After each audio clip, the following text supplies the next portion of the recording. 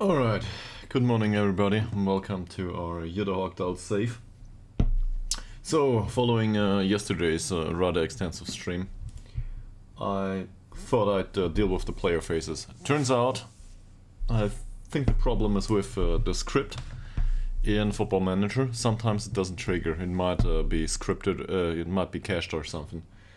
Anyway, once I finally managed to trigger it, I wasn't able to preserve the old faces. Now I obviously clicked preserve in new gen in the application, but it didn't preserve them anyway. So all of a sudden everybody has new faces. Well, not everybody, but most of the squad, especially the new gens. And for example, Hellstrom, a former he formerly had a darker complexion to him. Now all of a sudden has another face. And the same goes for the entire youth team.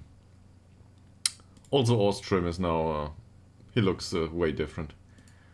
And whilst I did try to preserve the old files, apparently the information got lost while overwriting it at some point, I don't know.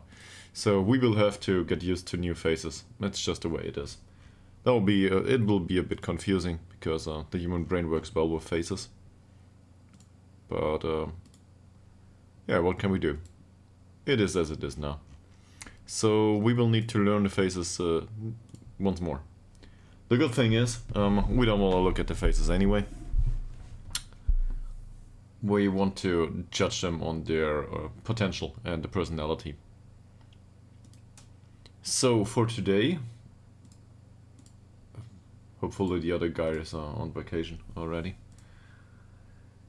But for today, the topic is to get rid of some of the players. And we gotta have a look into who's worthwhile, who's not worthwhile, who we want to get rid of.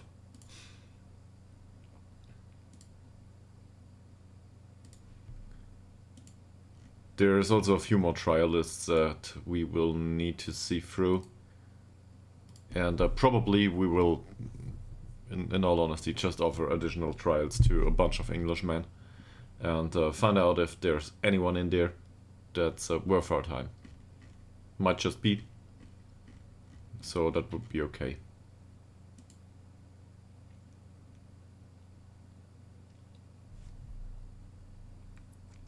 We also cannot forget about this rule.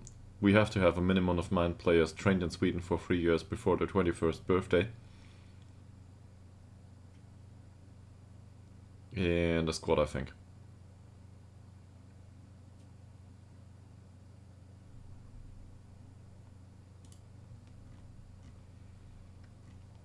So we cannot fill the entire squad of Englishmen. We can have 2 on the pitch and the rest on the bench, or whatever. So, so there's 11 players on the pitch. I think 9 have to be homegrown, but I don't think all of them have to be on the pitch at the same time. Let's have a look. So how does this work? Can we play Dylan Morgan at the same time? Yeah, it's still 9 players.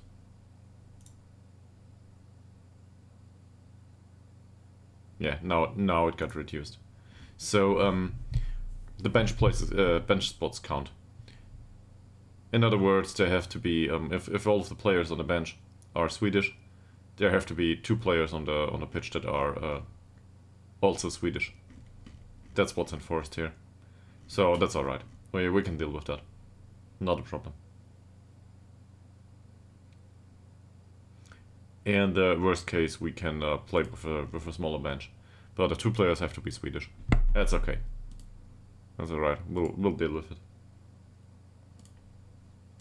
Now, obviously, the next match is far away.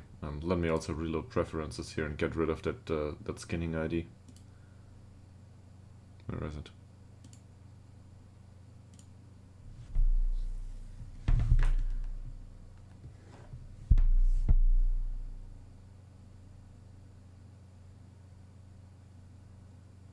This is where the faces get all jumbled up again.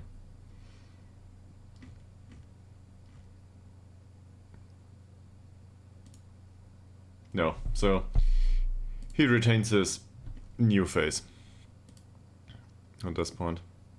Same with the U19. Same with the U19. Fine. So in the U19, there's a few guys that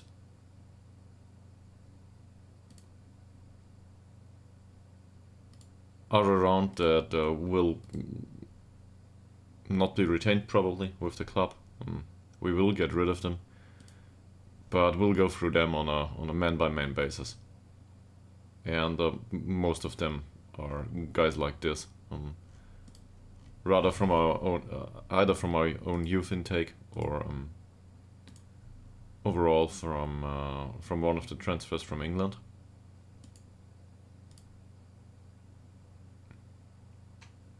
So we will offer them to clubs. Most of them anyway. Paul Coleman, for example, we will keep. Why will we keep him? Well, for the personality. I want to keep those that have a positive personality, so they can be a good influence on the rest of the squad. Also, he doesn't have any bad traits, so we can use him for mentoring purposes. Joachim Karlsson. So he would need to play like this for us.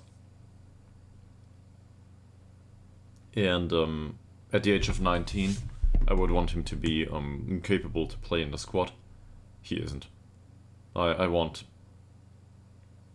let's say, at least 7s everywhere for him to make the jump. He's not good enough. So we will try to sell him, which probably will not happen, but we'll try. Craig Henderson. I remember his old face, so that's a bit weird. But this is his new face, apparently. We tried to train him as an inverted winger.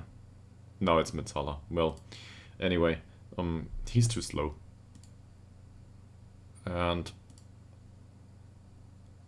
even as a poacher or some sort of striker or something, which would be his core position, he looks much better than most of our youth intake, but I think we can sell him. He's got a decent amount of flexibility though. But we'll try. Anton Andersson. He's 18 years old, he's balanced, he can go. Yeah, with these attributes, most definitely. I mean, we wouldn't need to play him as an inverted winger, and he's got dribbling 1, so at this point there is no hope for this guy. Not in our squad anyway. Probably most of these will not work for the time being, but we'll try it anyway, because the transfer window is not open yet. This guy, as a perfectionist, will be kept in the squad for now. Yeah. Peter Stahl. Ambitious, that's okay-ish as a personality.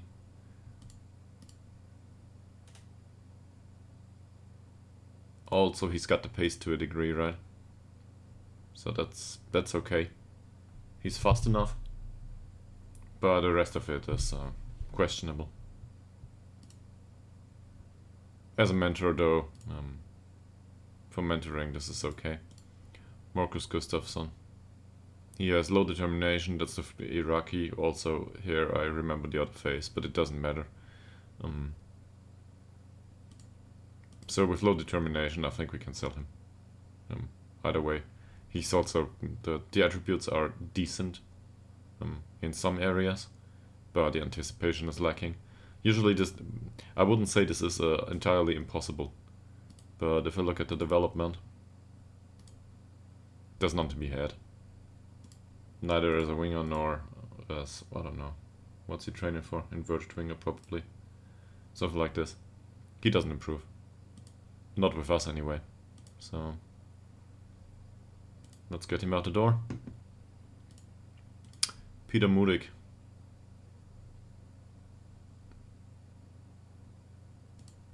Yeah, well, he's balanced.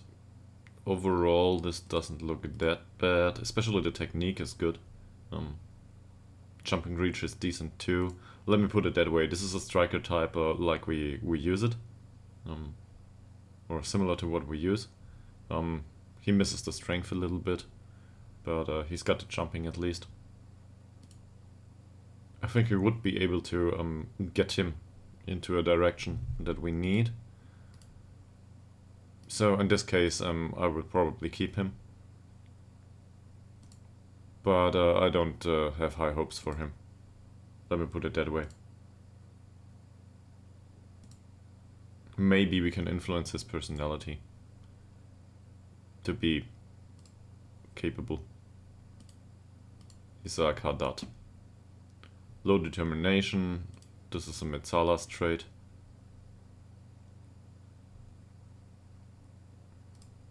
No, I don't think so.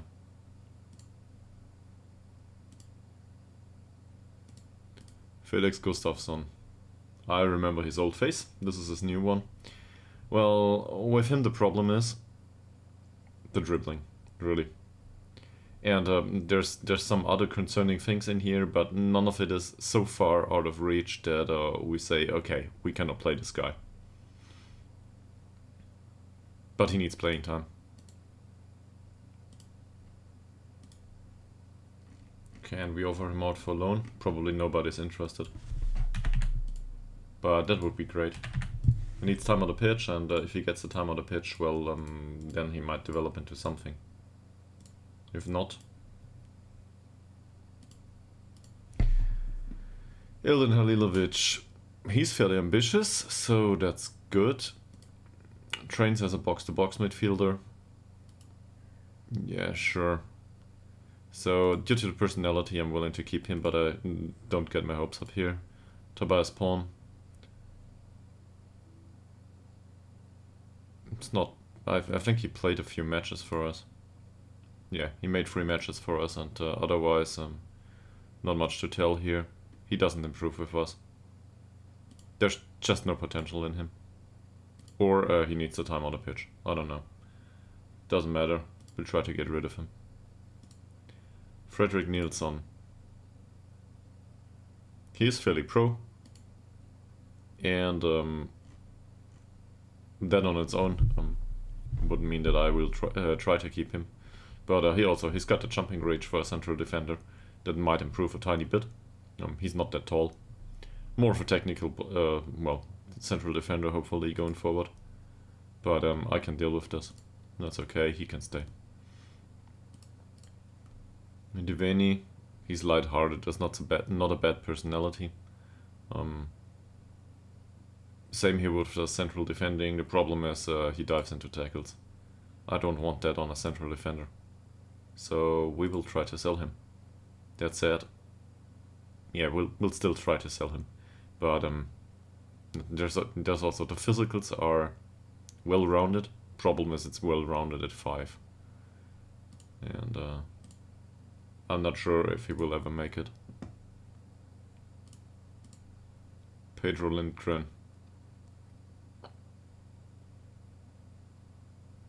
It's not a bad sample of stats for an 18-year-old. So I'm not too concerned about the mentals here. This will improve over time. Or with time. That's okay-ish. The jumping reach of 12, well, that's okay. Strength 6 and the physicals is a bit concerning, but it works. And the technicals are decent. So the report says he's trash, more or less. But I disagree. There's some minor... Sorry. That's my trash. In case you heard that, probably not. But I hit my trash under the... What's it called? There's a basket under my table that I hit with the foot. Anyway, got that sorted. Well, I think for him, we can probably keep him and put him in a central defenders group. David Person. So he's got low determination. Overall, the attributes don't look that bad. Just from a level of from the level of skill he has. In fact, that's probably one of the better players of our youth team. What's he training for? Box to box. I thought so. So the box-to-box midfielder is down to the fact that first, he knows how to play the position, and second of all, he's got the stamina, the work rate, and the teamwork. So if we look at this, he's got some of it covered to a degree. He can make the odd appearance in the team for the last 15 minutes or for the last 30 or something at some point. Physicals look a bit concerning, but if he improves acceleration and pace, and also a bit of his technique, he can stay.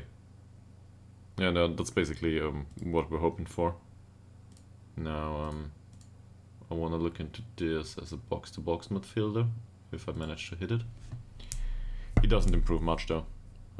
He probably needs match experience. How old is he? 18. So there will be some development overall from not from match experience, but natural development. But right now, I don't think he'll get it. So let's try to offer him out on loan. Noah Nilsson. He is a well-balanced goalkeeper, that's okay-ish. But for us, he will not play, not with these attributes. So he needs to develop, and he will not do it here.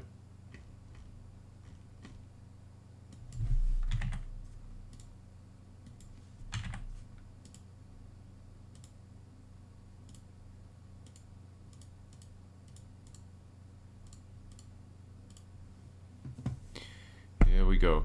Simon Larson.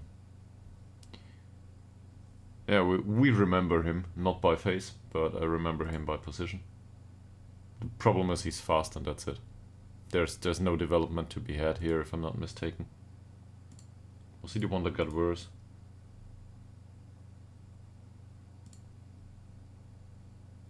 Yeah, he declined overall. Well, the physicals declined, but especially, and the rest didn't really go up. So I don't think this is viable, and he can go. Malte Antonsson. He apparently developed his physicals at some point. Trains as a box-to-box, that's hard on him. Apparently he counts as an advanced playmaker.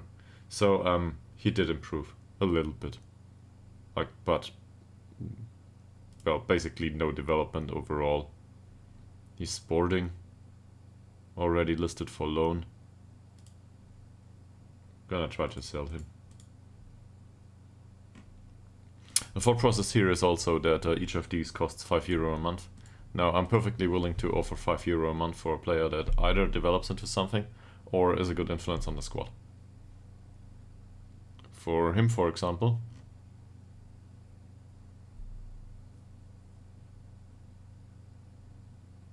one could argue that he might develop into something, but with that trait,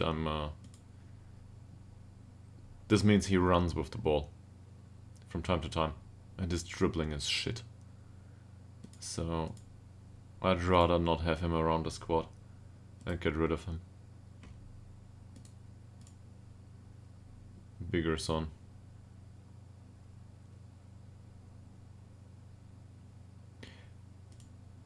We're hitting the 17-year-old category now.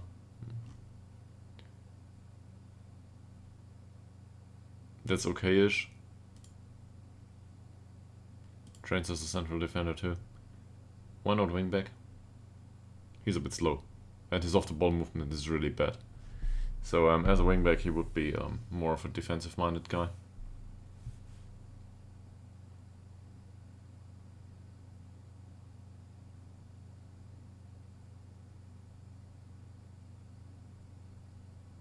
That's not too horrible though. On the other hand, his pace will never be good enough to be a decent wingback. Neither will it be to be a central defender, so we might as well train him as a wingback in this position, because he's not tall enough to be a good center back anytime soon. He's tall enough to play in defense though, overall. I don't think that's a problem.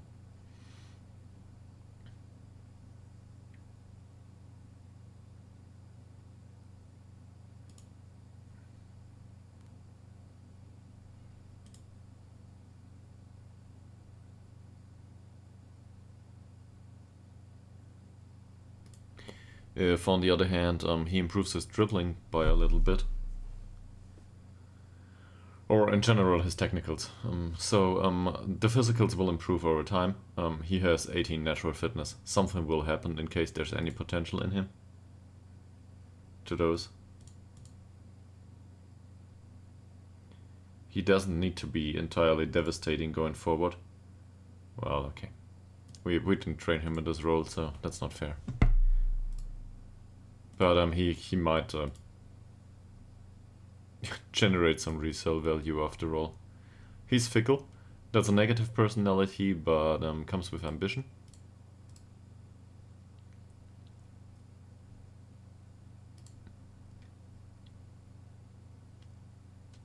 Not sure about this.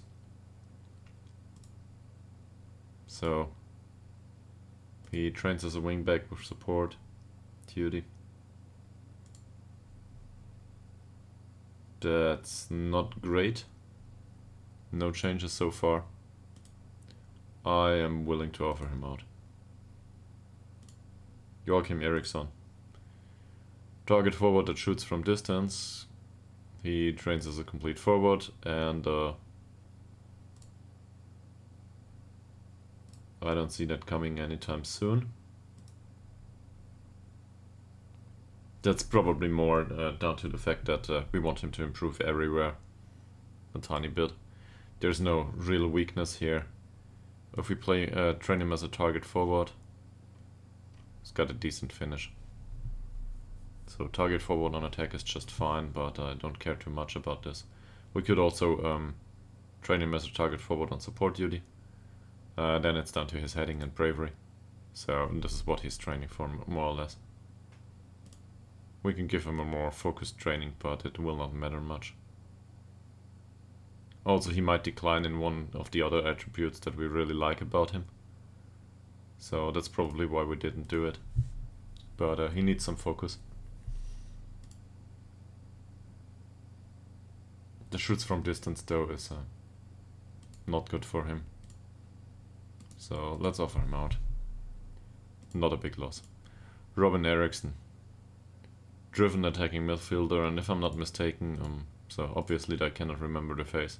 Yeah, that's one of those that we don't know what to do with. Because he's got decent free kick taking, and that's about it. Determination and leadership are good. But otherwise, I don't know.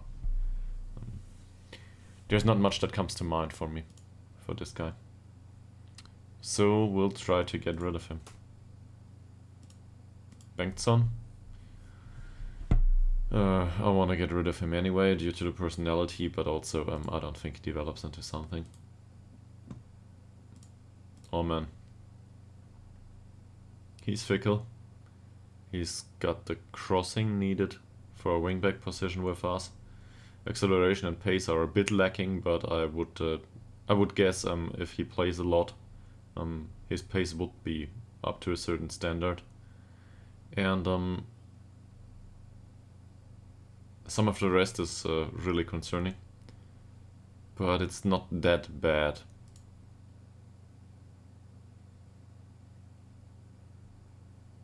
We try to teach him defensive stuff right now, but we might as well go with dribbling, first touch, technique. Okay.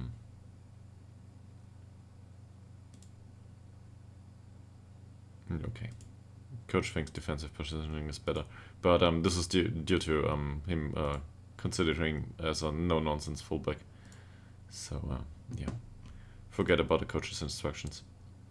Daniel Danielsson. He has a wonderful name, and that's about it. Jumping reach is decent. His strength might improve a little bit going forward. He trains as a pressing forward. He's got the first touch for it, okay. These mentals aren't great, physicals aren't great. He's unambitious. There we go. Jonas Ekström. So I will not receive a good offer for any of them. I will need to redo that once we have the... Well, he's only a dribbler. Not even that. Technique's bad. His flair is decent, but I will not trust this guy to do anything. We want to get rid of him. Matthias Nilsson. 17. That's not too bad for a central defender, right? 15 jumping reach is great. He also has decent decision making for his age. Positioning is fine. Anticipation is rather decent. He needs to improve his technicals and the strength. And more, well, also the pace. So he's really slow. But for a slow guy, he has decent mentals already. So I'm willing to keep him. Jona Andersson, so these are the new ones. Him we will keep, most definitely. I don't know if the star rating is warranted at this point. But he's got the stamina, the teamwork, the work rate, the tackling. This is all good. There's other things about him that need improvement, sure. Especially marking. Could do with him an improvement. Concentration. But concentration is one of these things that you really cannot expect in a 17-year-old. And also his long throws could improve. So we'll put it at that. But overall, I think he can make an appearance in the first team at some point. And get some match experience. This is one of those that is also perfectly capable to play out on loan. Or be improved in personality. We can play around with that. So we'll offer him out for loan. Maybe somebody wants him. Not yet though, probably.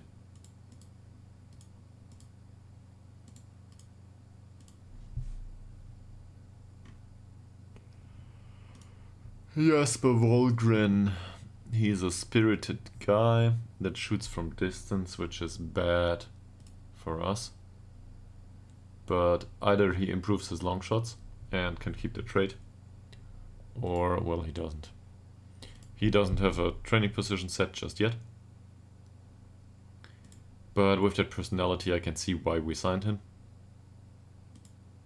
It's mostly due to the personality at this point. And, well, his long shots will not improve by much. He needs a lot of training and some focus there. On the other hand, that's a trait I like.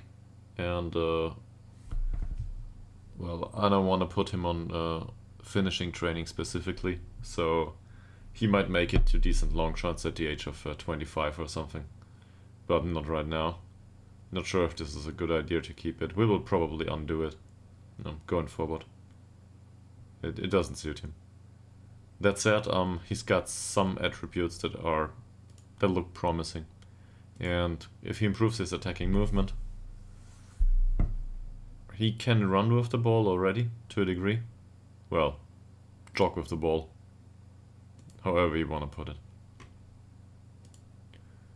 Then there's this half Greek guy, I guess. Yeah, he's half Greek.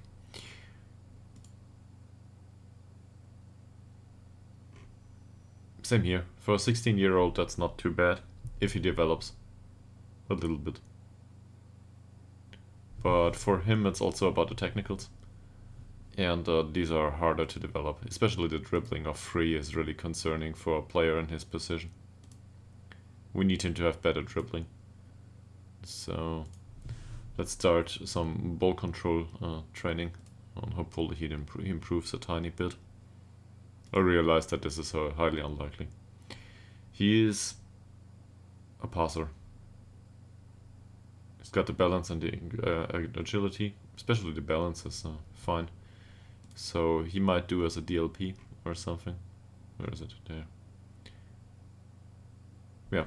If I look at this, this says technicals are okay-ish for a 16-year-old. And I don't care too much about the mentals at this point, but he's got some of the mentals covered too. This is a playmaker type. and he will train as a register for us. If I look at this, none of the mentals are really bad for a 16-year-old.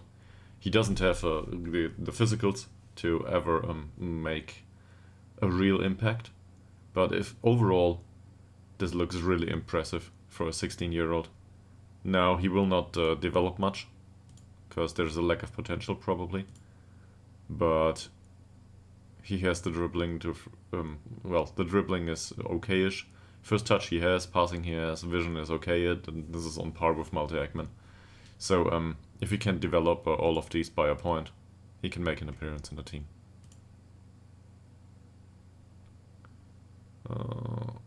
This was Lukic, right? Yeah, this was Lukic.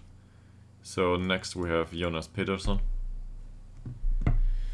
He's fairly pro, that's why we signed him, and that's all of it, probably. He can remain though, that's okay. Ole Pedersen. Are they related? Apparently not. He's got good personality though. He's reserved and determined. So this implies decent pressure and, well, good determination. Wouldn't say that we are proud of that personality. But well, he's not a striker for us. But overall this looks fine. With that acceleration and pace he can outrun probably most of the opponents. So he's left-footed, we will train him on the right wing. That will be hard on him to learn a new position. But on the other hand, he reminds me of Tellander's potential.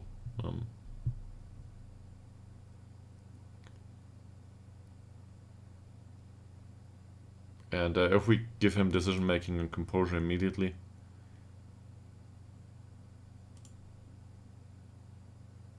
well, he will need to reinvent himself. But on the other hand, with that acceleration and pace, he's got the physical side covered. And stamina and work rate he can improve. But he's very focused on pace so far. And then there's Peter Westin. He's a pro. That's most likely the only reason we signed him. Doesn't have a training yet. As I said, we just signed him.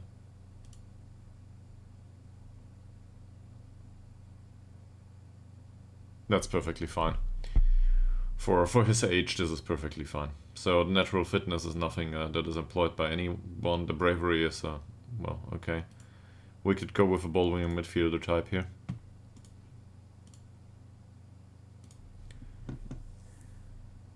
Do we want to though? I don't think he deserves to be ball winger midfielder only with that bravery.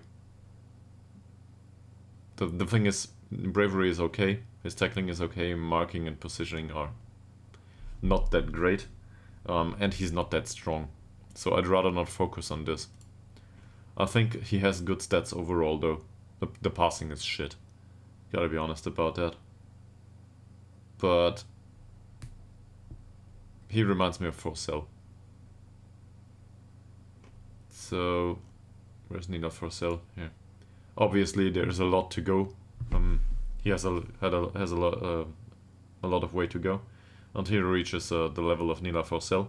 On the other hand, if we push the vision a little bit and the defending a little bit, it is all of a sudden a well-rounded player. And I like well-rounded players in midfield. They can contribute to all phases of play, and that helps out the team overall.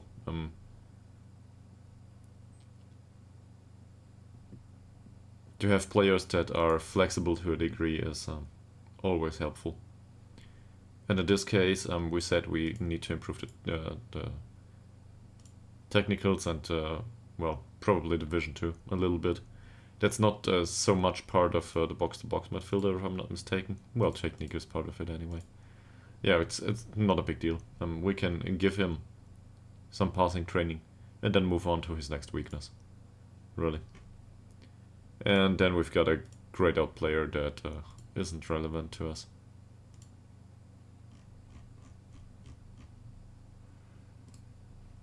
Okay. Now we will not get any answers.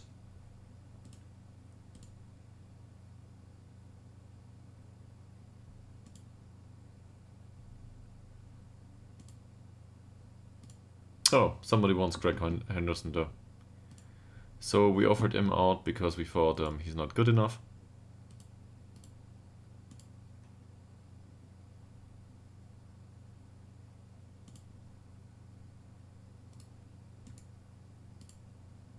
They want him for free though. And I'm not willing to have no negotiations about him. So I will offer him out.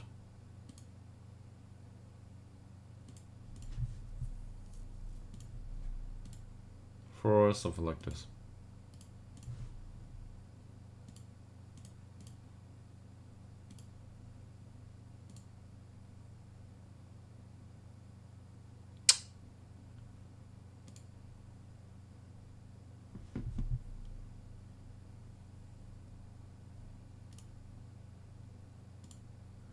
Apparently his asking price was way too high for his taste.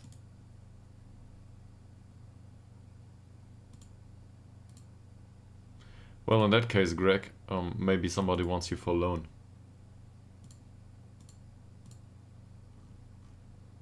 How would that be? Because if they want to buy him, well, or if they want to have him for free, maybe somebody wants to play him anyway. The rest of them didn't draw any attention, as it seems.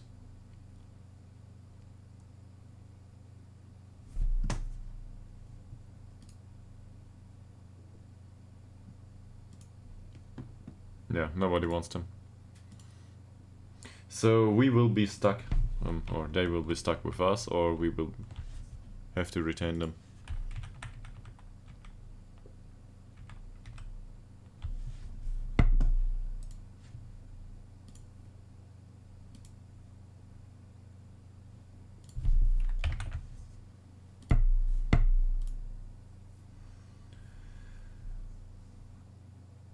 Okay, so there is a lot of stuff here.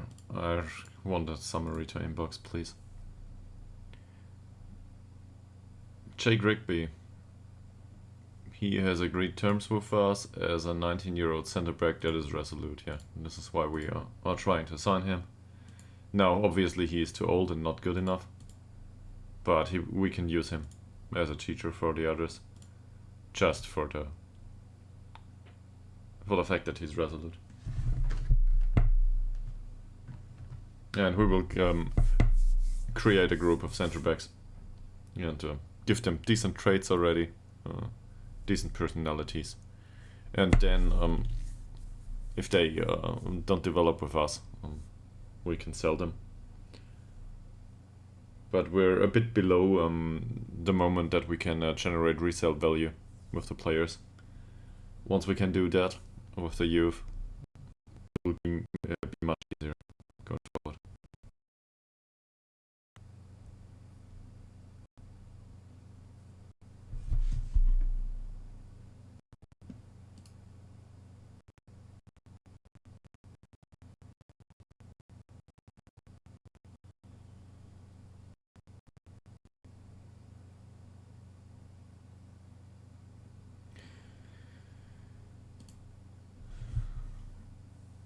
So they don't think he'll ever be good enough, I agree. But this is not what we signed him for.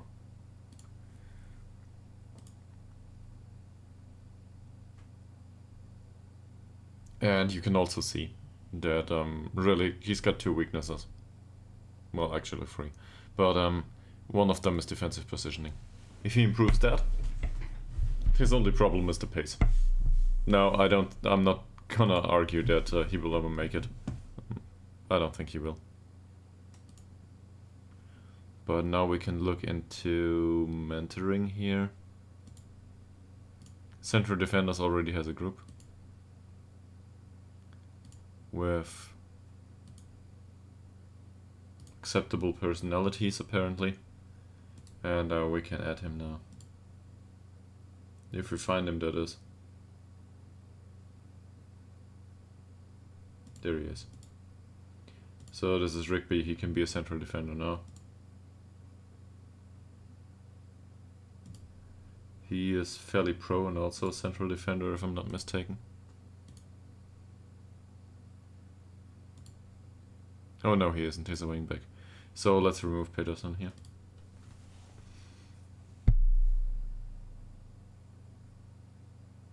Okay, he gets a significant influence from the group. Well, that didn't work out well. Probably due to his skill level. And he's not in there because he's got that trait. Goalkeepers are only 2. What's this? Wingback, wingback, and another wingback, so we can add him. He's a wingback too, and Peterson, which we just had a look at. They are both wingbacks. Some of them might lose their fairly professional personality. Oh, he's got no influence on the group, but also he's not influenced by them. So that's okay. And these guys, they are wingbacks or playmakers. What's left? Midfielders, definitely.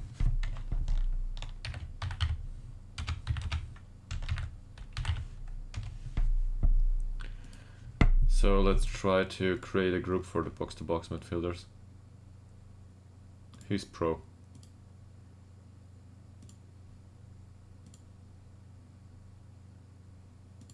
What's with Nikola Lukic? He is more of a regista. He avoids using the weaker foot. Right only footed. Weston is also right only footed, so that's okay-ish. Let's add Lukic. That trait will not suit him that well. It doesn't matter really. He can have it, that trait. I don't specifically want him to have it, but it's okay if he gets it. Not a problem. There's a few really bad personalities here.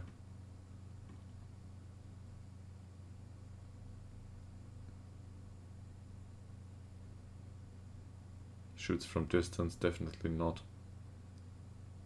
Ante Anderson. Left-footed attacking midfielder. Yeah, we're trying to loan him out. He's an inverted winger type. Balanced personality, it doesn't matter much.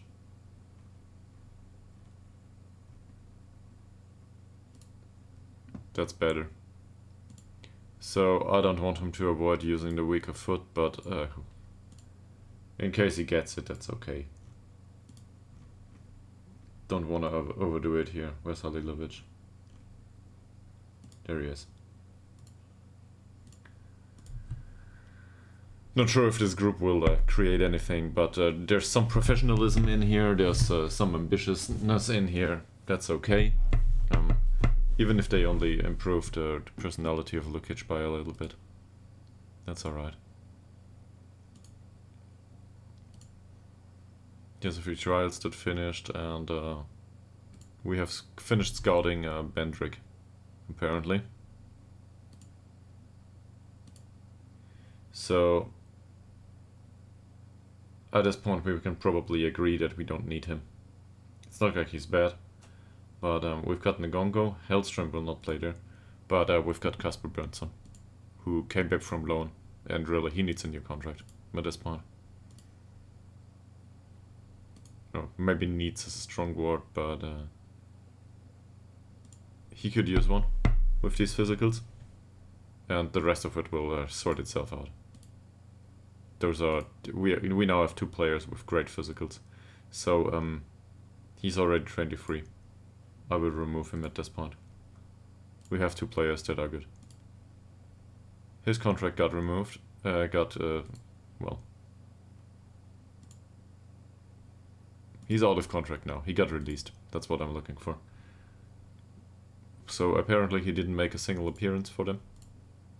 Maybe he's good though. Who knows? This stuff happens.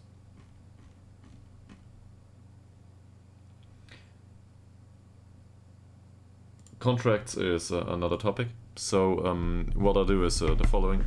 I will run this over 1st of January and go for a bathroom break along the way.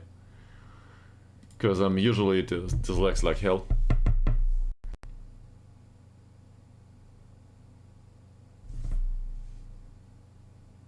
Yeah, I'm not dealing with this right now.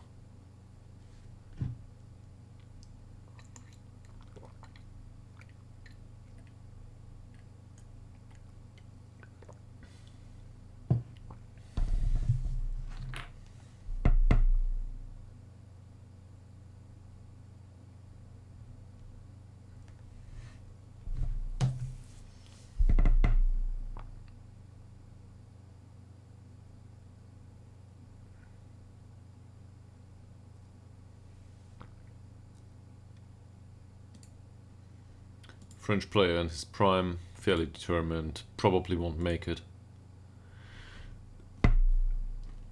Well, this is the English guys though.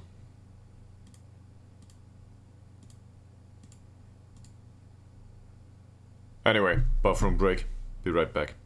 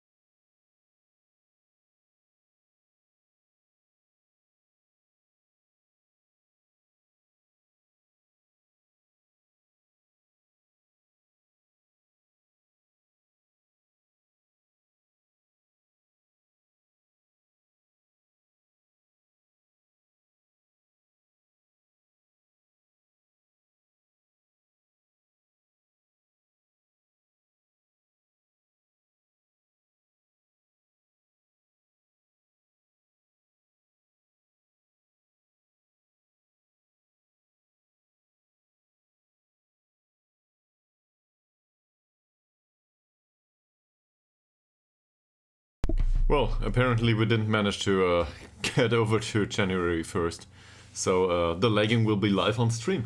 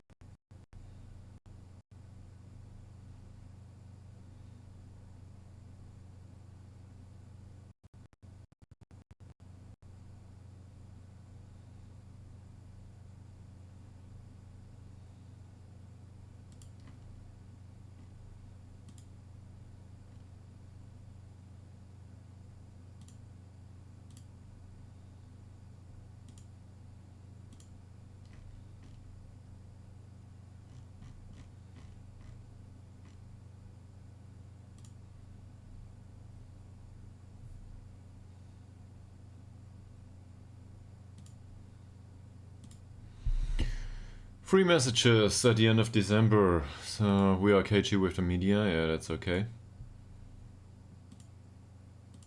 He has no business being transfer listed, but he's unhappy, isn't he? Oh. And then there's an update on the homegrown players. I don't care right now.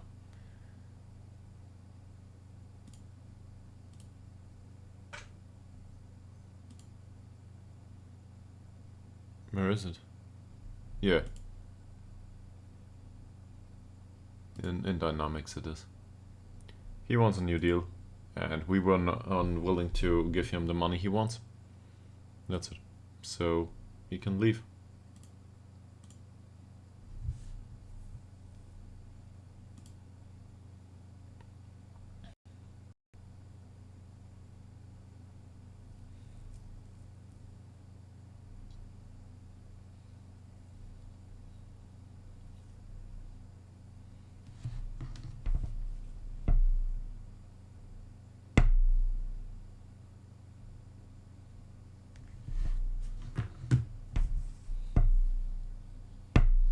Nobody wants him. There were some offers for Zinedine Smolovic.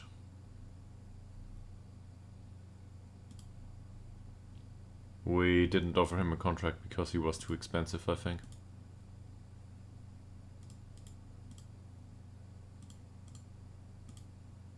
Yeah. So I don't even think this is that bad, but I'm not willing to part with Ytterhogdals for him. Because Ytterhogdals is much cheaper and still has a decent quality.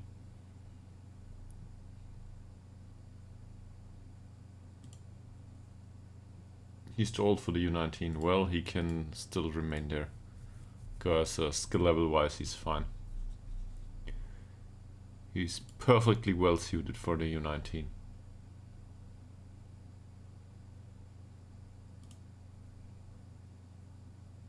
Oh, Puga has another phase too, no. Okay, sure. I forgot that.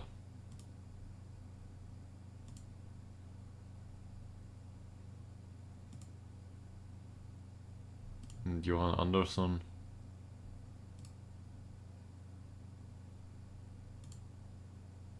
Apparently they both have very high potential. With Puga I can certainly see that. With Andersson I wouldn't have expected. But he's not far off, yes. Contracts in the first team though are a thing too. So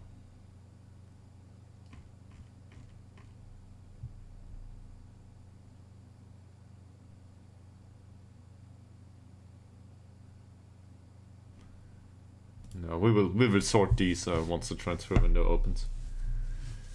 On the other hand, if we want to extend contracts right now, those of players that we absolutely want to keep under any circumstance, we should probably extend now if we want to keep them beyond 2027.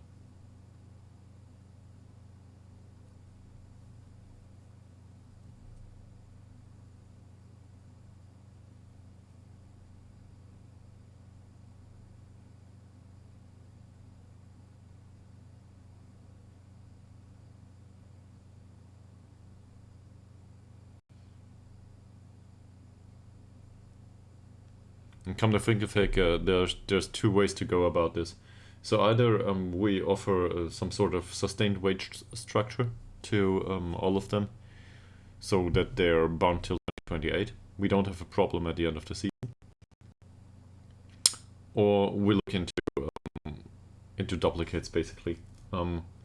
Whoever has contract until the end of 2027, and there is a duplicate with a contract till 2027. We hope that we can just extend one of the two, and the other one can leave in case it gets that bad.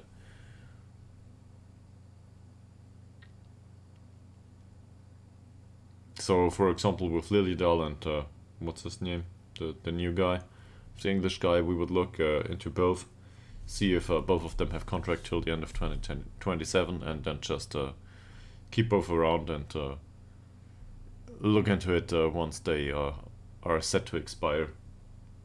So in half a year. On the other hand, if we can extend the contract now and reduce wage overall, that might still be a good idea to do it sooner rather than later.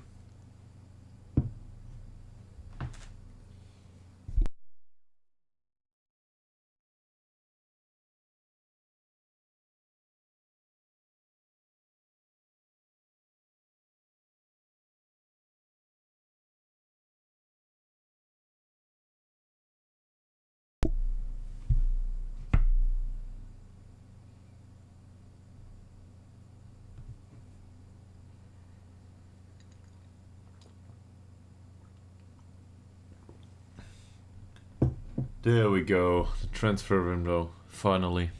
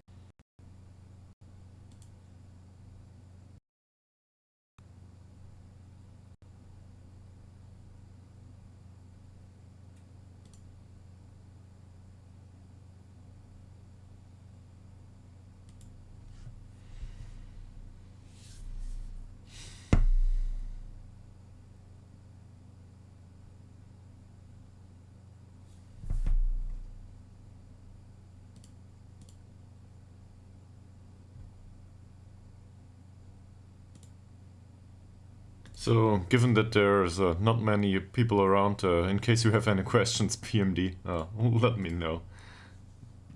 I realize that you enjoy the lurking, so that's okay too.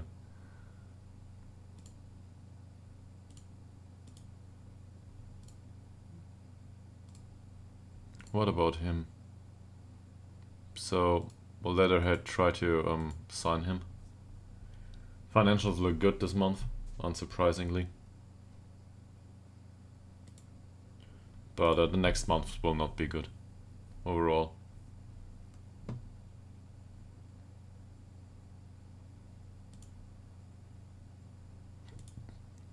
Let's offer him a trial. Just for fun. They also want him, so let's offer him a trial too.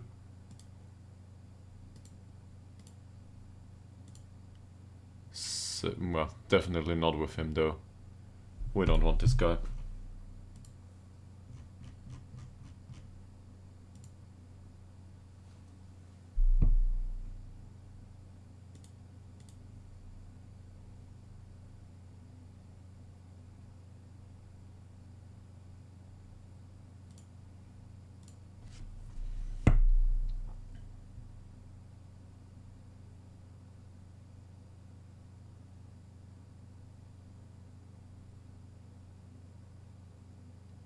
Hopefully once the transfer window opens, we can make some deals, extend the contract.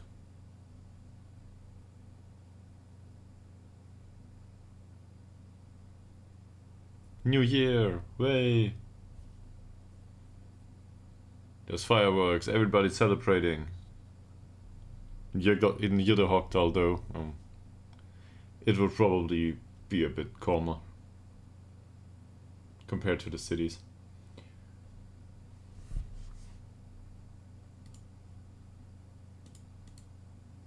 The home screen is all jumbled up.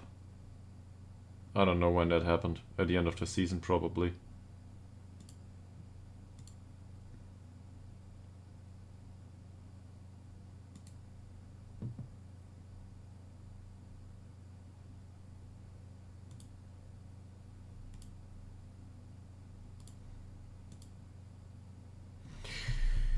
Okay, I think we can go with the squad hierarchy at this point. Probably not hierarchy. Oh, Anderson's got a new face too. Great.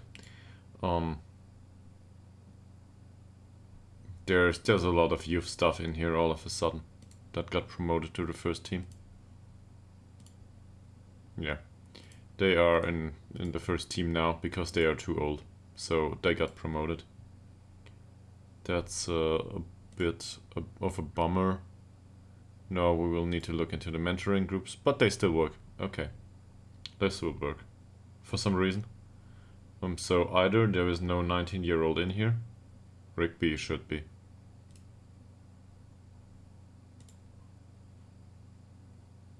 Well, he didn't get promoted apparently. Yeah, we put him down there anyway. Okay.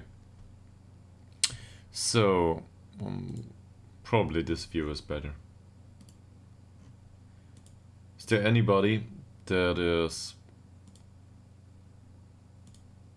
Great.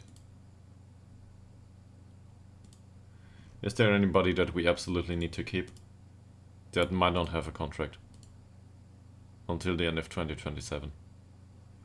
So he's on a really cheap contract for a star player. Still confusing with the new face to me. Till 2029. Absolutely no problem here. The only thing we could do is extend his contract on cheaper wages. That would be worthwhile. No, I'm willing to... I don't think he needs a longer contract, really. 2029 is 3 years out. End of 2029, so that would mean he's 23 at this point. 1 additional year of contract is probably not a bad idea. Yeah. We will not be able to extend his contract, so we will need to sell him in 2 years. Latest. Because he thinks he's too good. Kasper Björnsson. First of all, let's remove that transfer value. I don't want to sell this guy. He's on a €6 per week contract. He's got clauses. And even though he never made a game for us, if I compare him to Ngongo, both have the physicals covered to a degree. And both are perfectly fine to develop as a wingback.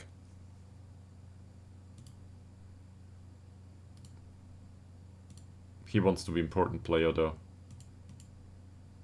I'd say squad player is fine at this point. And probably his wage demands, yeah, 75. That's not horrible, but that's a bit too close for my taste to what I'm willing to offer.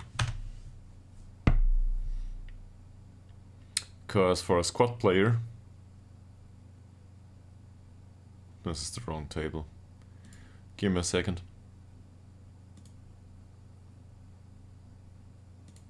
This is it.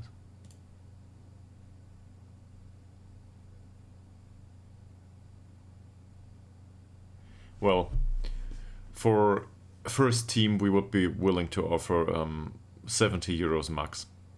If we go with a wage budget of 1.5k, which is already a lot for us, so rather less.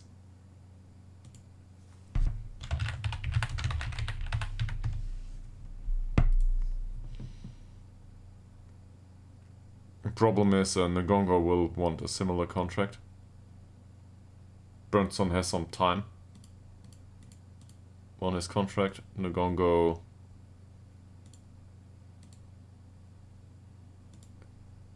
he will probably consider himself a squad player at this point.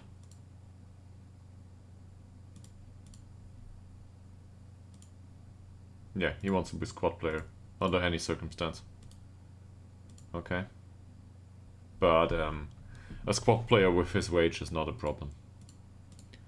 How's his old contract though? Yeah, we got an extension clause in here. So let's do Ngongo first.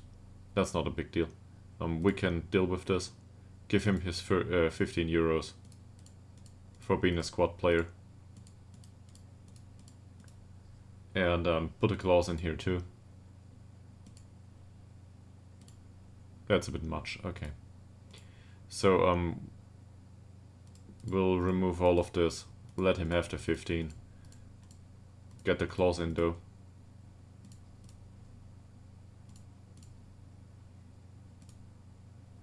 And that's okay. Now we have some security there. And now we can move on with Burnson.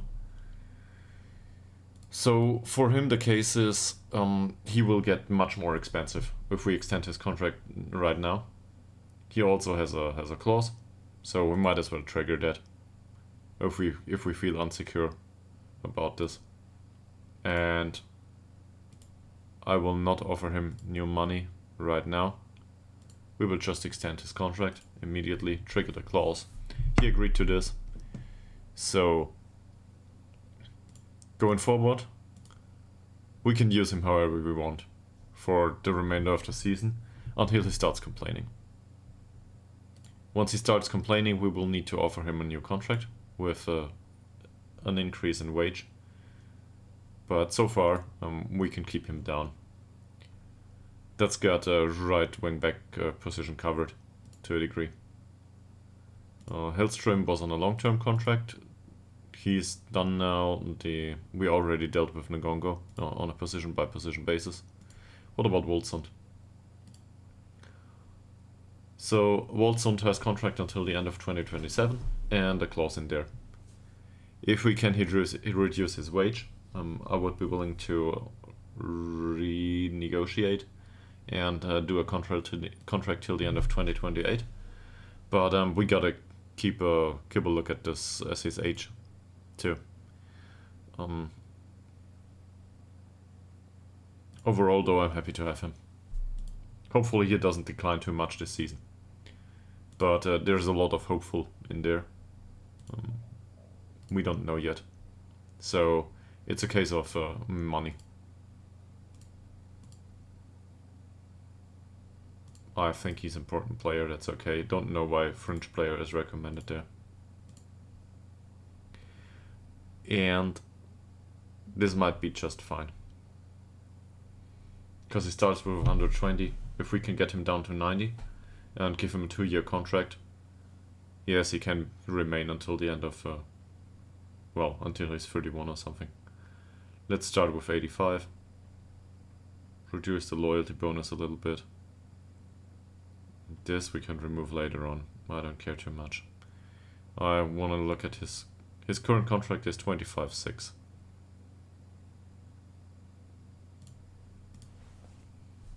So that's okay.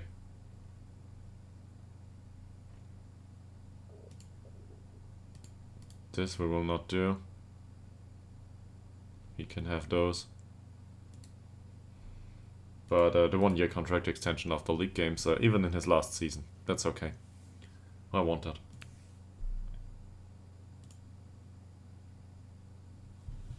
We will get him below 110. We'll get it done, probably. So let's go with 90, give him a decent loyalty bonus, he can have that too. This is all performance based, so that's okay. The unused substitute fee is... I don't care too much about that.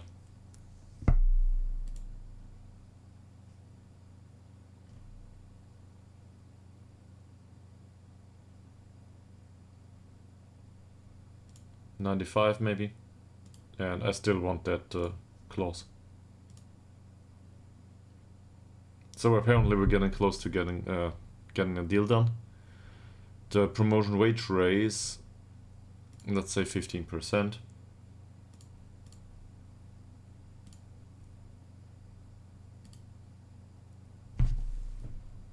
Perfect. We just saved money. We extended his contract by a year to save that money, but we got it done.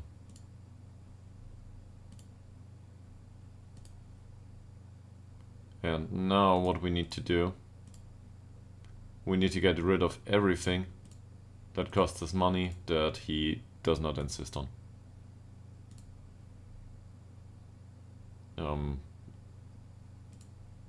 I should probably be reminded that we also need to do this for Ngongo. For example, a relegation wage drop should really be included in any of these contracts.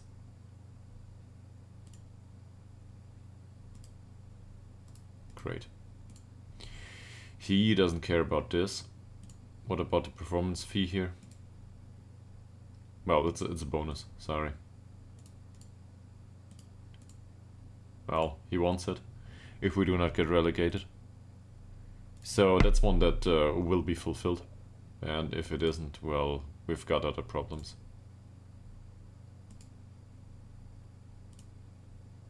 But I think this will be fulfilled. Now we need to include a relegation wage drop. Too much. Maybe he accepts 5 or 10%. To be perfectly honest, if we go down, he will not play for us anyway.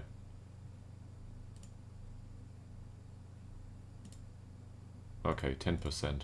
At least that's something. That's something. There's always situations where you wish these kinds of things would have been included.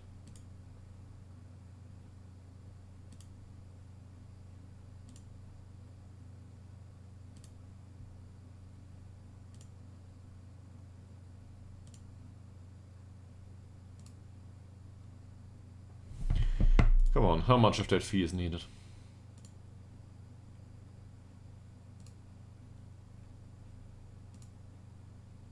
None? No, he insists on something.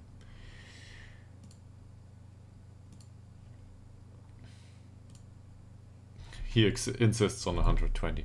Okay. So overall, did we get a better contract for him?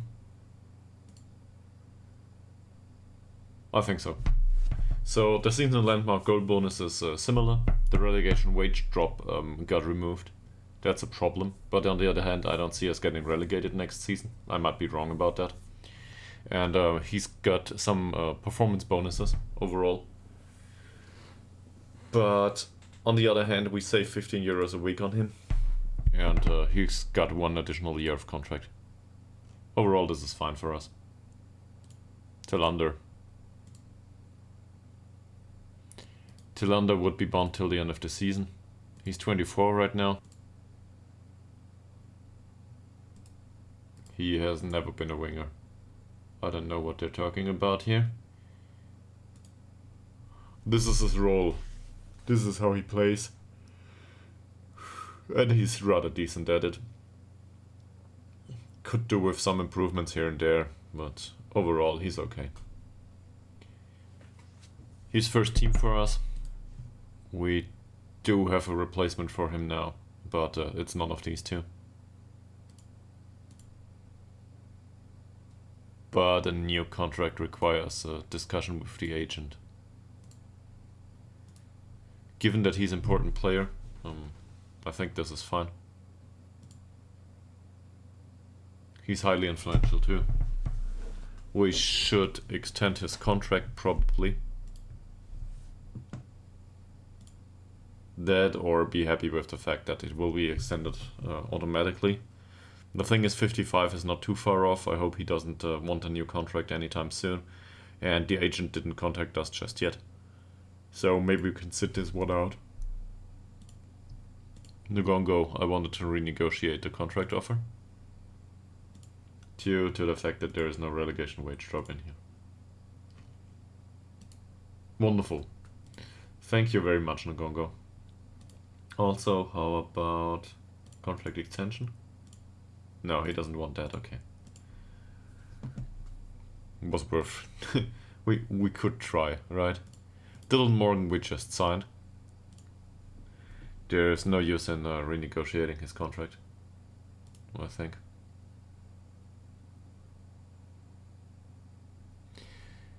He's an inverted winger on attack duty for us. He's 24. He's got contract till the end of 2027, and there's a 1-year extension clause.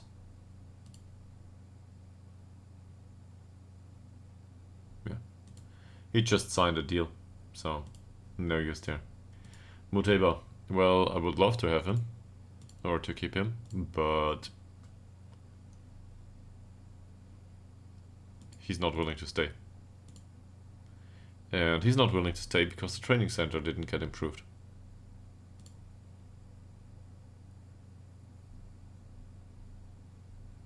Important player is probably a bit much at this point. Yeah. He wants to leave. That's okay. It's just what happens. Hopefully somebody makes an offer for him. But he wants to leave. Ytterhogdals. Now here's the story. All of a sudden we have somebody else that plays in his position and might be just fine. Ytterhogdals is susceptible to injury and his form last season was really crap. Do we want to extend his contract at this point? Probably not. We want him to play for a new one. I hate to say this though. I'd love to have him with the club going forward. For another 5 years really. As a fairly pro player that's okay. But maybe I'm too idealistic about this. Apparently Westberg is considered to be better than Sederberg for some reason. I don't know why. He's on a really cheap contract, we can extend it anytime. No use in doing anything here. Nathan Lowe, we just signed him. Same here. He's on a rather expensive contract, he will not renegotiate that just yet. Yeah. We should give him a new contract once we realize that we want him for another season. But at the age of 30, we gotta be careful. Even if he plays every single game, he declined. He came in and the first thing he did was decline. So that's a problem.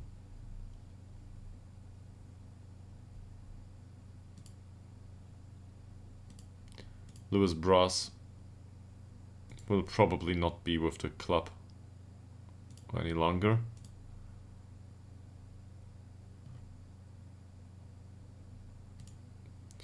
So then there's Puget.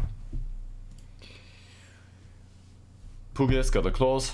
Puget's got a 1 year contract extension. Puget is really cheap. I don't see much reason to change this. Also, he's not... Performance-wise, he didn't do well. Whilst he has the skill set, and I think we could play him for the entire season, he just doesn't perform well. So far. This is our new replacement on the right wing, Mr. Jonathan Speedy Boy Bengtsson. His face changed too. And as an inverted winger,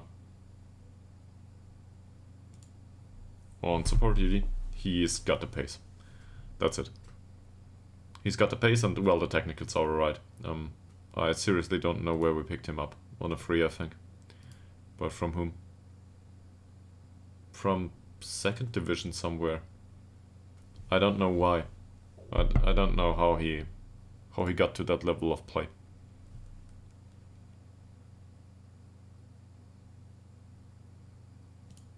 And he will not be available for loan going forward. Definitely not.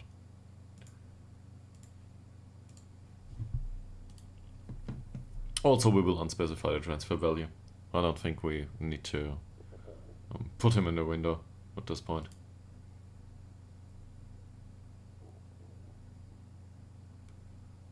So I'm not so sure about the corner taking decisions, and well, if he improves corner taking to a degree, his crossing is decent. That might be a good idea. But for him, contract-wise, he's bound for a long time. There's no use in changing that just now. Malte Ekman, that's a different set of circumstances. So overall, we gotta be honest here. Malte Ekman, we decided to develop as a register. That's okay. It works fine from a development perspective, I think. That's all right. He develops into the right direction. On the other hand, progress has been slow. We cannot do much about the teamwork, so that drags on. Off the ball movement, dribbling, and vision, that's fine. Hopefully he trains on off the ball movement. Yes, he does. Performance-wise, though, 6.97 is one of the best ratings in the squad for last season. I realize that this is poor, but we had a poor last season. but overall he did well. And his passing would go missed. We would miss it if we didn't have it. Bound till 2027. Is he an important player for us? Not sure. I guess regular starter is more like it, but he considers himself an important player and he's already influential. He's got the traits though, and he's only 22. So even though I'm not a big fan of his personality, he grew too fast for us. We can probably put it like this. But an important player is fine. I'll try to go with regular starter. Yeah, he goes with it, that's okay. And this is fine, money-wise. So, as an important player, we would have gone as high as 125. He considers himself a regular starter. This is first team for me. So, 71 I would be willing to offer. And he wants 70, so that's okay. We can probably reduce these by a bit. And maybe the loyalty bonus, get rid of it. And put this down to 50 for starters. And see if it is too much. So we'll go with 55. He might accept that. Leave that in. Go with 15% here. And slap the 1 year extension of the weekdays on top. He doesn't want that. 60.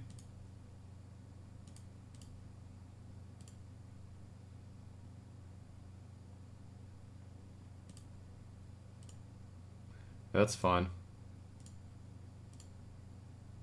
Okay, so we will need to renegotiate this stuff. He doesn't want an automatic extension. That's probably okay for him. He sees himself career-wise. This binds him till the end of 2024. So he realizes that we will need to sell him in case, well, he doesn't extend his contract. So first of all, let's look if we can have a relegation wage drop in here. I'm not too concerned about the increase in wage actually.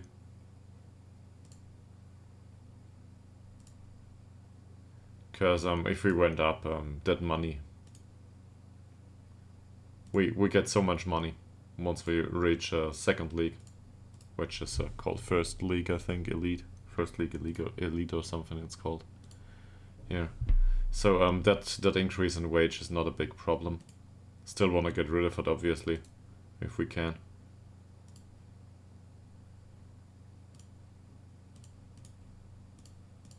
Fine, unused substitute fees as a regular starter, you don't need it. Definitely not. How about the loyalty stuff? The assist bonus I'm fine with. But that's probably the one that we can remove.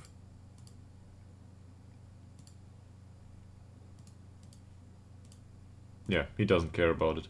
He cares about the appearance fee. Can we remove the loyalty bonus altogether? Sure we can. Fine. So now he will not accept any other nasty clause in here. But this is a much better contract than what we had previously. That's alright. That was Malte Ekman. Skillermo. Apparently Skillermo is on the same skill level as Malte Ekman. I disagree. But Skillermo at this point is absolute emergency backup. We have two players in this position. Hopefully one of the two will perform. We have Puget behind him and Skillermo is just not needed. French player is alright with us. And that's way too high. So he can be retained on his non-contract. We don't need him specifically. And then you can already see there's a bit of a drop between the two central defenders. I'm not sure if this is good. So Ytterhogdals has been a loyal servant to the club though. He's bound till the end of 2027. I'm not sure if I want to keep him later on. So if we would be willing to keep him, it would probably be for a lower wage. He's already 24. We might need to sell him in case we find another capable central defender. Ishak, same problem here. Not sure if we want to keep him long term. He's bound till the end of 2027 for cheap. That's okay. He can remain like that. Zetterberg, he's bound for a long time, and this is due to the fact that we want him as a staff member. That's it. No other considerations. Nila Forsell, hopefully he's bound. He's not bound for a long time. So, with Nila Forsell, the thing is, I think we will find a better box-to-box midfielder going forward. The thing is also, I think we will not find a better box-to-box midfielder now, and even if we find one, we would want Nila Forsell behind him as a backup. I realize that Nila Forsell doesn't develop into a great player anymore, neither due to age nor, well, you can just look at it overall, whilst the specific sample went up a little bit. Now this is redistribution of attributes. He loses the other stuff and gets better in as a box-to-box midfielder. He gets more focused, basically.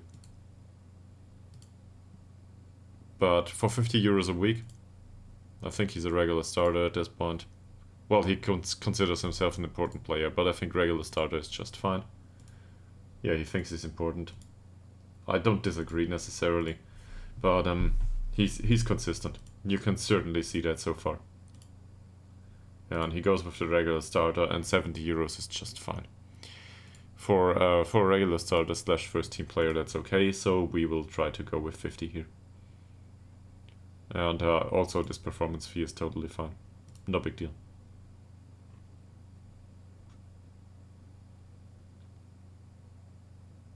$50 is probably a bit much. We'll try though. This is his current wage, right? So same as with Ekman, we will get him up to a level of maybe 55 or 60 and then leave him be. That's it. I realize that we increase his wages right now, but I don't want to lose him.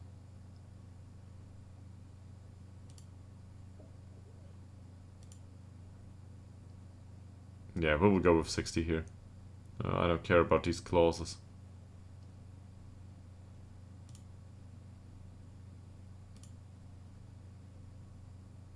Okay, so we need to force him into it. Maybe this works, maybe it doesn't. Who knows? And we will add a 1 year extension. Yeah, that's too much. Fine. So Nila Forsell is one of those that is, I wouldn't say critical, but is a problem. Hugo Vorolin. Well, for Hugo Vorolin, the thing is, I think we will use him as a wingback going forward. He has clauses in his contract. He probably will play the first team if Alp doesn't. But he's not great as a wingback just yet. That said, if I compare this to Ngongo, we will probably find out that there's not much of a difference. What's his name? Is it Isla Ngongo? Oh, it's not Ngongo. It's Muteba. Dunge Muteba I'm looking for. Here we go.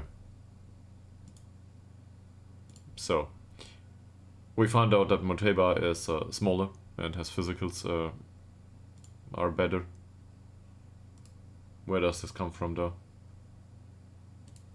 Well, as a wingback on support duty, Muteba is a tiny bit smaller. Well, tiny bit. He's a bit smaller and has better stamina. Acceleration is decent. And the rest of it really is due to the fact that Vorolin lacks the strength. That's not good. On the other hand, Muteba is small, so that's not good either. I won't say it's a wash. He's a bit of a... he's not as good as Muteba. So it's a bit of a decline in quality in that sense. The mentals are of Vorolin for a wingback are bad. Especially the positioning. It's concerning. Same with the marking. He's not a good option in defense. We gotta attest to that. That's true. On the other hand, he's got the technical skills. to make an impact going forward, which Muteba was lacking. So it might come down to a similar performance overall if we look at rating.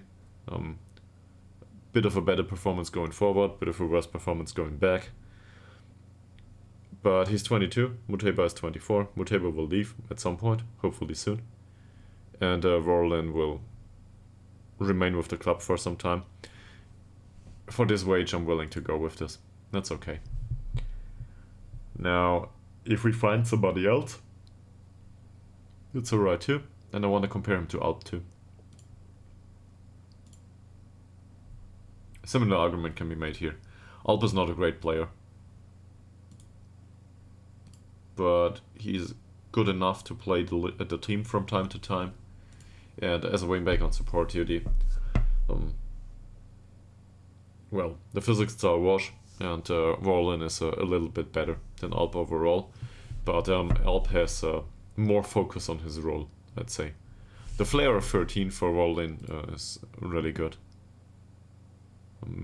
I realize that he's more of a Metzala, but he doesn't have the finishing for it. But we can play him there from time to time, and same goes for box to box. We can play him as a box to box from time to time. So he brings a decent flexibility to the team, but I don't want to extend his contract just yet. I don't think it's worth the effort right now. And then there's the trash. Like, this is second team, or I don't know. They will not be around the first team anymore.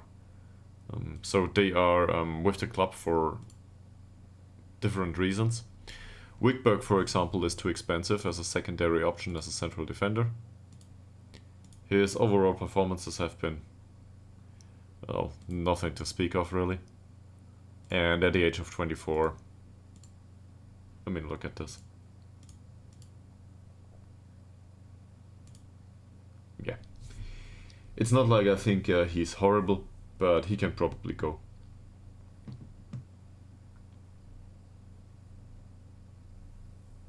It's a bit sad. He lost mostly on the physical side and on technical side, and he didn't improve that much overall. So he's open to speaking to other clubs. We will offer him out. Hopefully somebody comes for him. But the contract offers might be something like for free, and I don't want to do that. We need Alp as a backup. Same can be said for Wickberg, by the way. But with central defenders, there's always somebody available in central defense that might not do as well as Wickberg, but we will deal with it. So Khalili, he still has 1 year of contract. I don't think he will ever make an appearance for the team right now. That's not good enough anymore. It's not like this is horrible, but in comparison to Alp, for example, yeah. So Alp is better on the left side than Khalili is on the right, and same comparison can be made with Anderson. Confused by his new face, but one could argue that Khalili has the mental side covered, but that's it. And if even Anderson is better, and he's one of the he's not that good. Is it Verser? No. He's worse.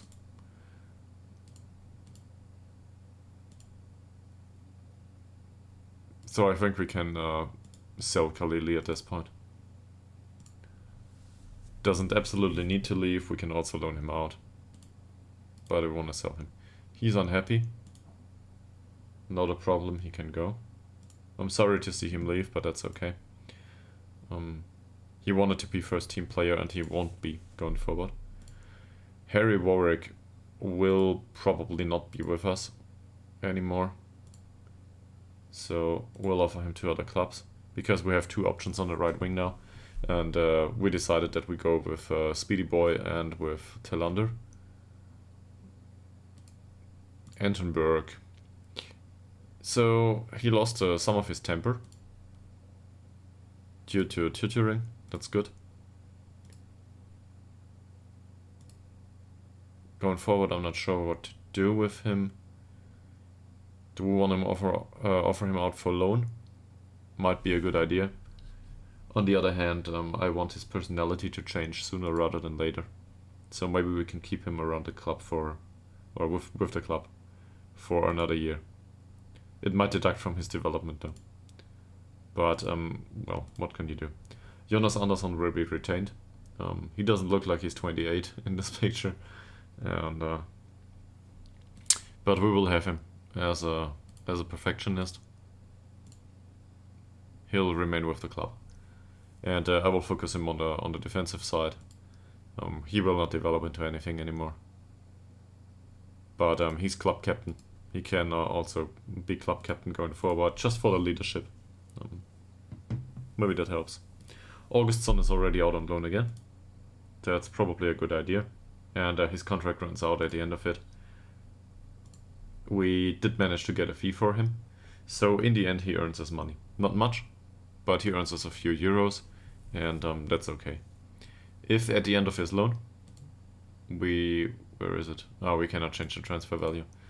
If at the end of his loan we realize that we want to keep him for some reason, we can just try to extend his contract, but I don't think so. That said, that's the wrong one. Where is he? There. That said, he might do as a box-to-box or something. I just don't want to play him with us for this. He needs every single game, and we've got a decent box-to-box midfielder, so no deal. Alas Auberg, I'm willing to sell. So it is. And his wages are on 20 per week. To me this is too much. But he can also go out on loan, and we take a fee. I don't care. Hopefully somebody offers a fee in that case.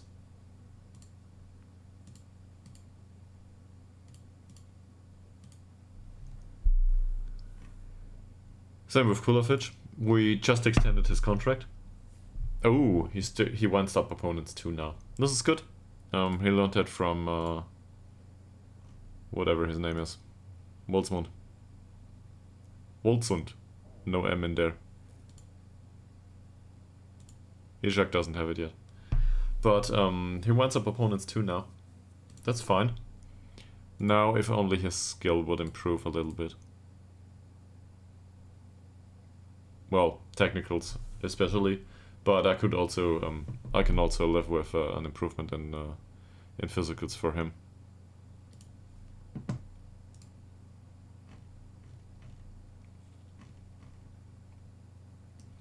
He is open to speaking to other clubs. I'm open to getting him out on loan. He's got a trade now.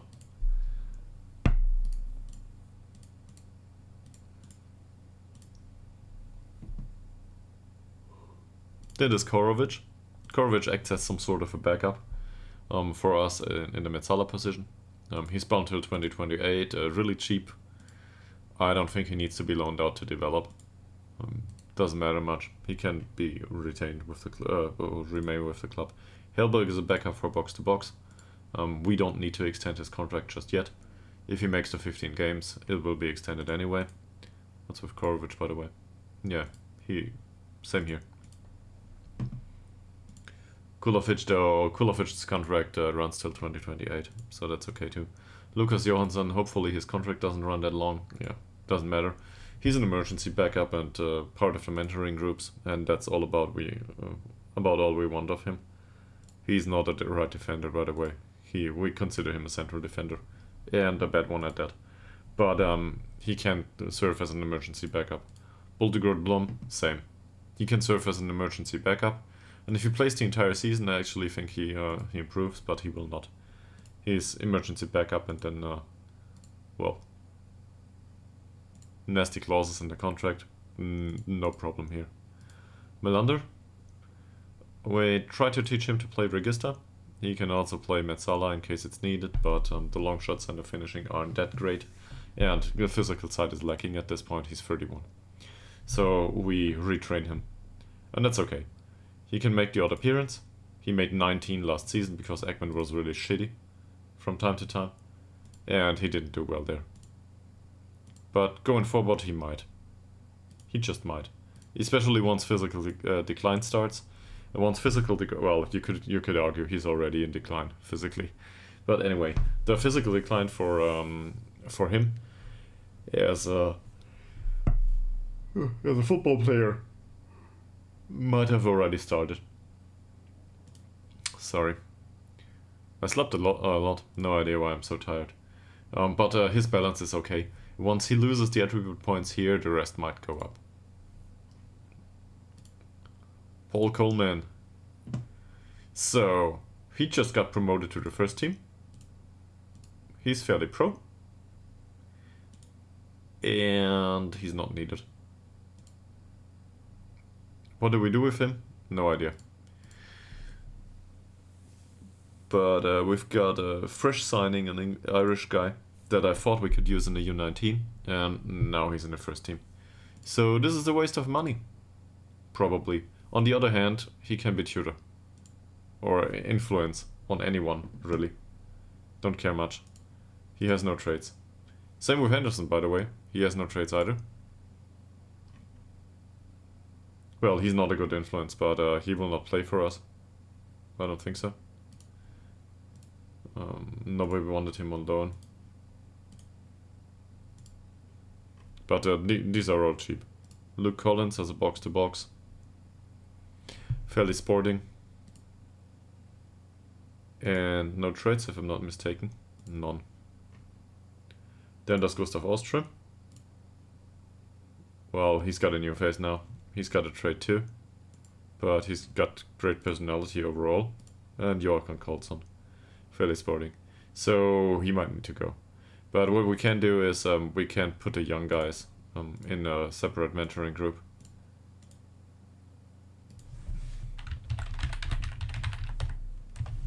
Cause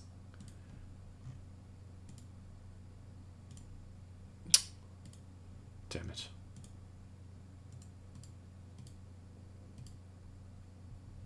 Here we are.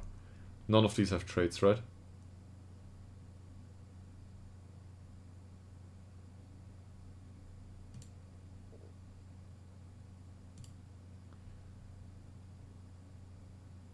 We might even include Speedy Boy in here. And Casper Brownson.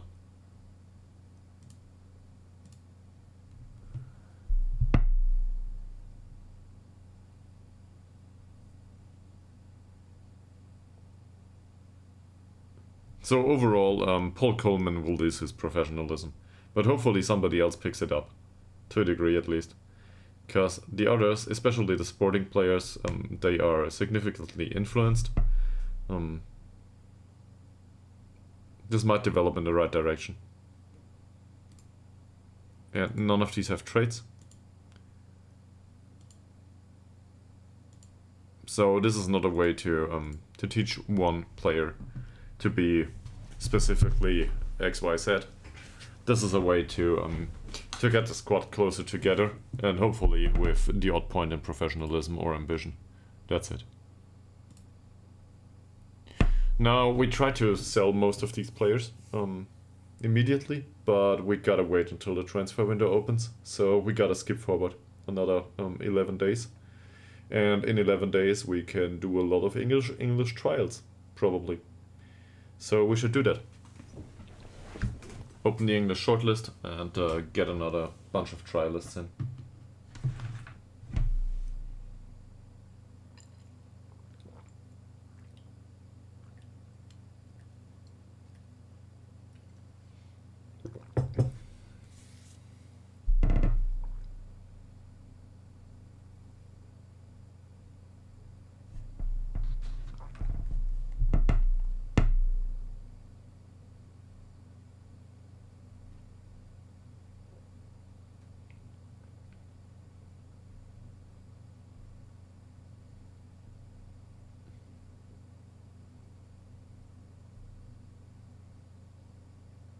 This takes a while.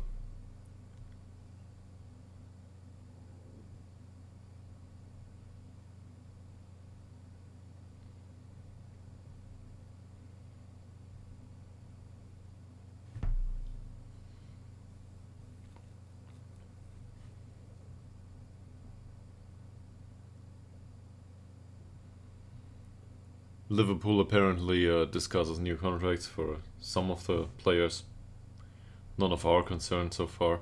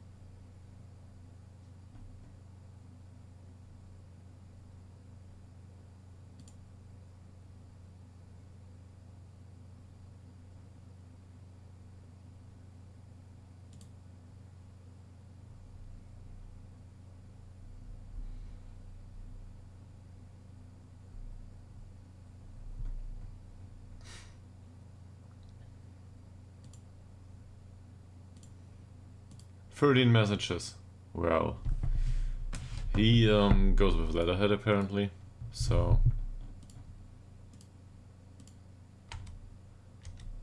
same with the other guys. His contract got extended. Yeah, this is fine. There are no transfers and no matches to be played this month, so no deal. Nobody offers for these. Kellyn and Mai. Yeah, he was decent, I think. But we've got better at this point. Melors. I wouldn't say we've got better, but that pace is really concerning.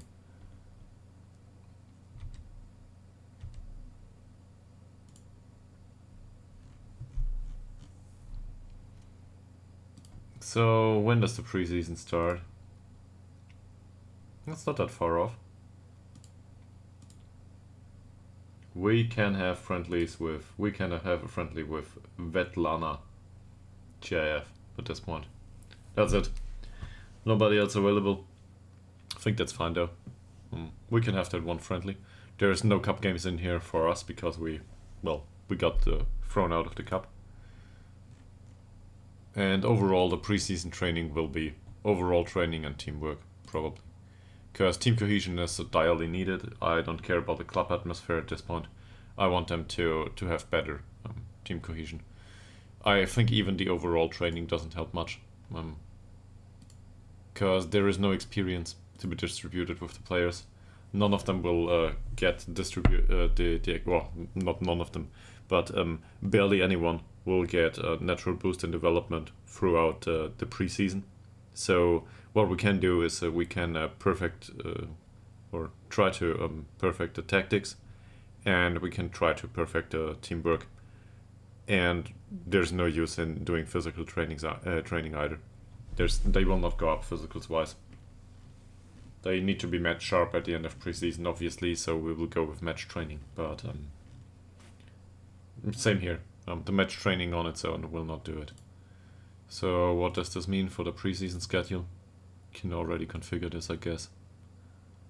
Here's preseason. Yeah. So we did this last time, and I'm willing to skip this. These two. Especially the physical session is entirely useless. We tried this, but it doesn't work. What can we do here? Another session of teamwork, maybe? And then another session of teamwork, because teamwork is really important. Also, as an attribute, it helps them to follow tactical instructions. We can also put in a little bit of maybe overall here.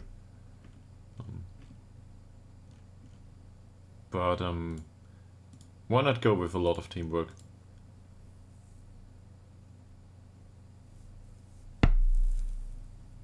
that should do. So this makes it also that they are more prepared for Sunday's matches, and we will have the matches on Sundays, the friendlies. Well, if we have any friendlies to speak of. And I want to look into the squad overall. So where is it? It's probably in squad planner at this point. No, it's not. Squad comparison?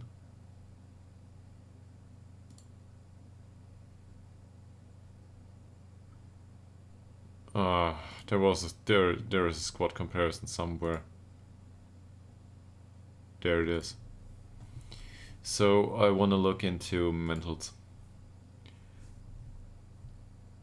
Where's teamwork? Here. So teamwork isn't bad, but that would increase a little bit, hopefully, due to the training.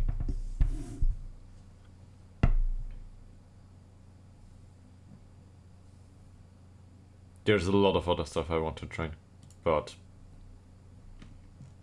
it's the only thing I see that can go up a little bit.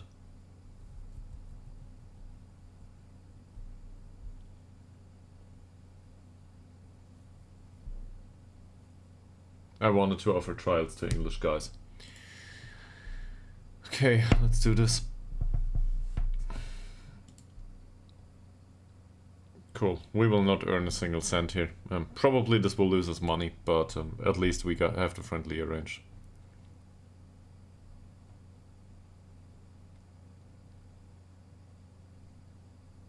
And do we have some clauses left?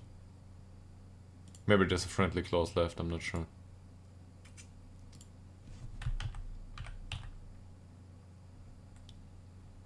Carlson's needs to play one.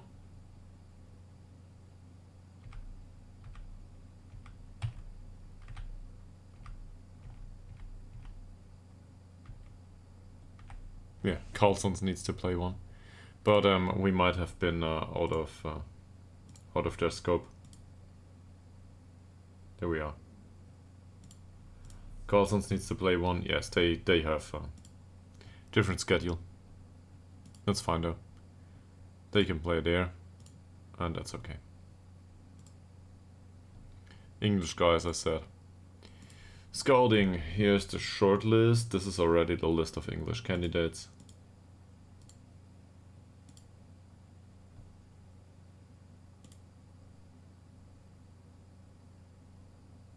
With unattached status. At this point, we have one player that we don't know about.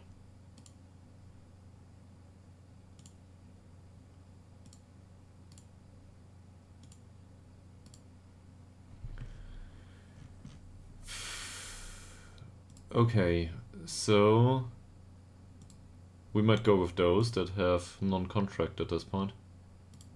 Can we go with well, amateur is nice too. None of them has an amateur contract. So is there non-contract or youth? No youth contracts, obviously. Non-contracts, there's 3. These are players that already re-signed for somebody else. Doesn't mean that we cannot offer trial to them. Maybe they come in, maybe they don't. I don't know.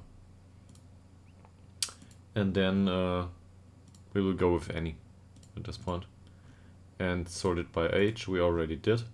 Now we're gonna exclude everyone we already know about. It's only 25 players interested in a transfer alone. Though. No, it's 84. Is the list that small? That doesn't make sense. That's more like it. What did I forget? I don't know. Okay, so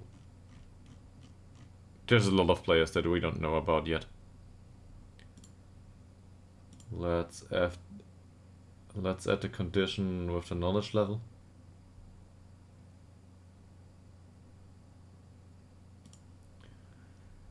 So the knowledge must be at most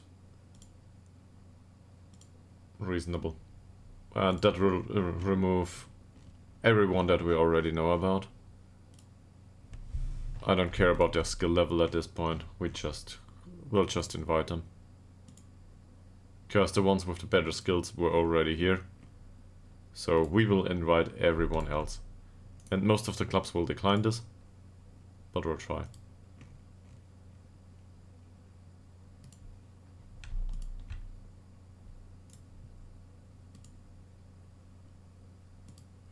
Also, it might be that we add another few players to this list.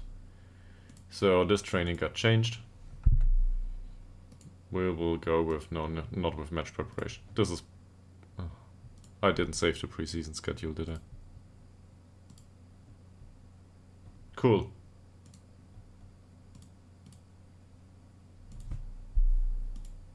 Thank you very much.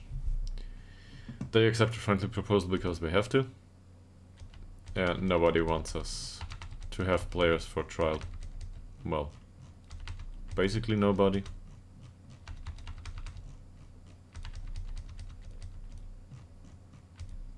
Seriously, nobody. So we cannot have them. No trials for these players. Let's get back to the shortlist immediately. We were here? Cool. Let's move on with it. They will, somebody will accept a trial. And at this point these are not even young players anymore. We're just looking for English additions to the squad. That's it. But given that they all decline it, well, there are some without a contract at this point. So some of them might feel it's worthwhile to come in. Some might not. Also, most of them are not interested in a transfer with us. So maybe that's my problem. But we'll just skip through the messages anyway. And really offer trials to everyone who cares. Ah, too many players.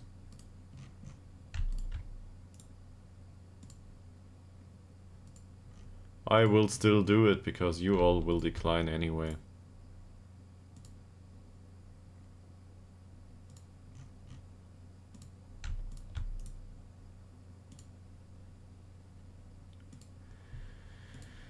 So hopefully this does work. That's good. Yes. Let's get the preseason schedule in there. There's some offers that get accepted. Some get rejected.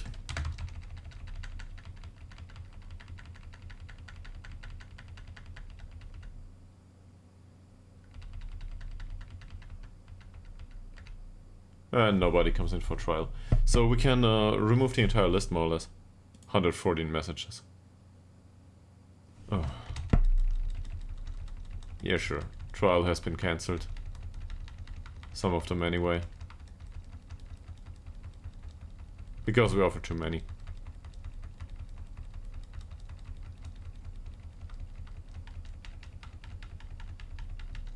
There we go. There's some trialists coming in at this point.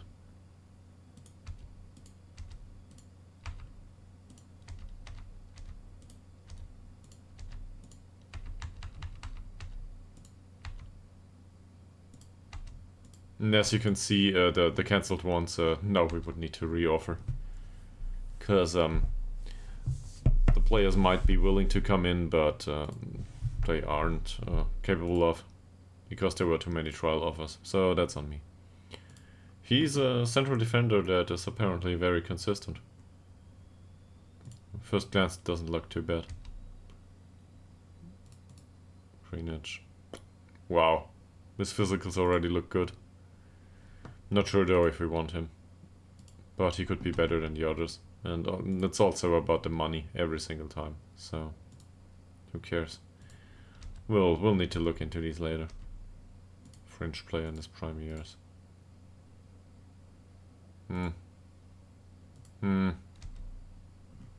Laurie Bell.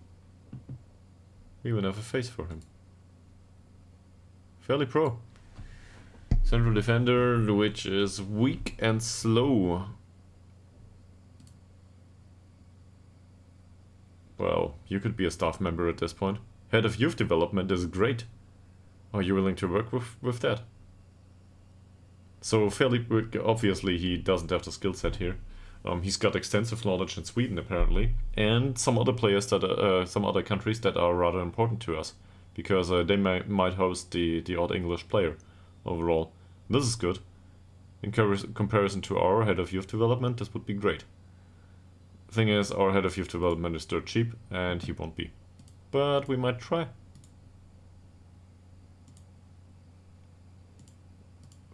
Well, how about emergency backup? Well, no. I thought maybe he's available for cheap, and we can also sign him as a head of youth development, but we cannot do either.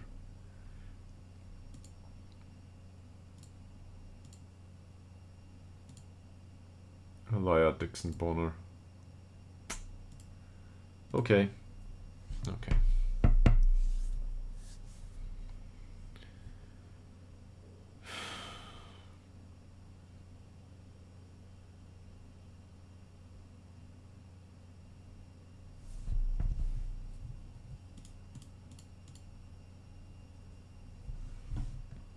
$18 messages. So first of all, we will accept the trial here, and then we will look through these. So, Lina Björk.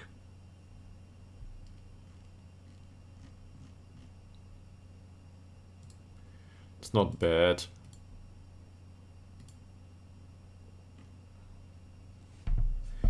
Anticipation is missing. And we have a player that's better, and well, actually we have two players in that position that are better or on par. I don't think we need him necessarily. So we can move on.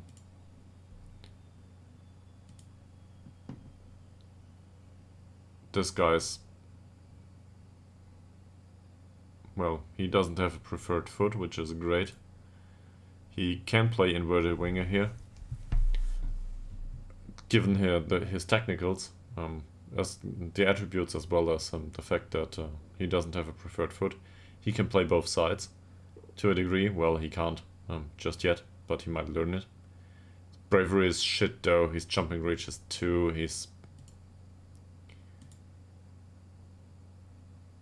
I would say he's a dwarf, but he doesn't have strength, so I don't know. He's a gnome, I guess.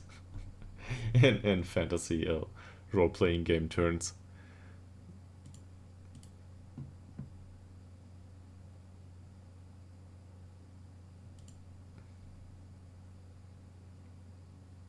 Also, he's balanced and too expensive, so I don't think we'll sign this guy now. But as a let's say as a backup, it's probably not the worst of ideas. Theo Eriksson.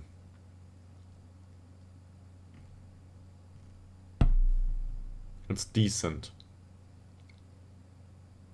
Is it better than what we have? Definitely not. Kicking is shit. No, that's not too concerning. Not that interesting to us. But the personality isn't great, so is he an improvement to Zetterberg or Westberg?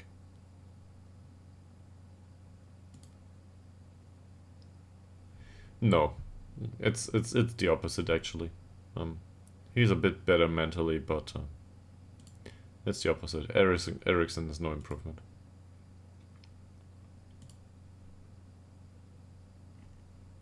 This is horrible. The knocks ball past the opponent. Yes, he's got the pace, but I don't want to deal with somebody knocking the ball past the opponent in central defense. So I am not interested in this guy.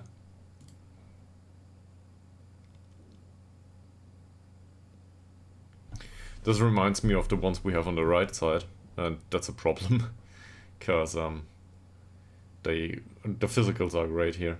Well, pace, stamina, and so on. We could use some improvement in strength and jumping reach, probably strength only, due to the size. So he needs to gain 5 kilograms of muscle. It's not too bad. Brunson will not play there, so this is bullshit. Yeah, it would be a signing that could be worthwhile. If I compare this to Svenjer, to Vorlin,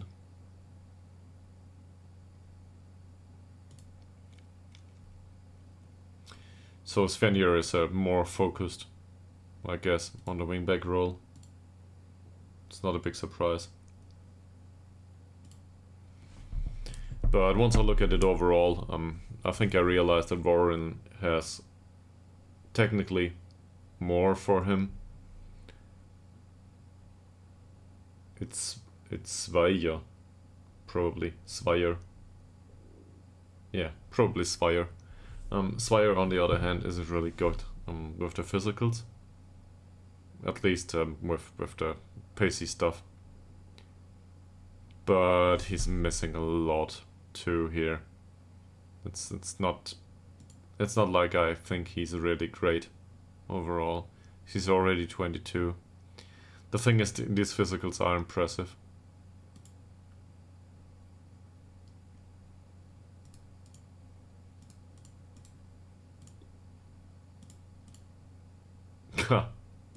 So it's about the money in the end. 170 I'm absolutely unwilling to pay, so no deal there. But overall I'm interested in this guy to a degree. Shortlist, probably not. It's not shortlist material. Shortlist material for me is somebody that I absolutely want. Well, the general shortlist. He's too weak. That's it. He's too weak. And I will not wait for another 5 years until he grows some muscle. David Murat. It's not bad.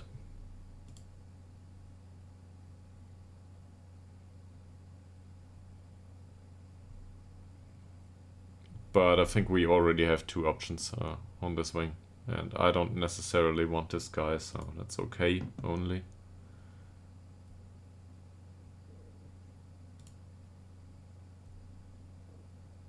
I don't know about him.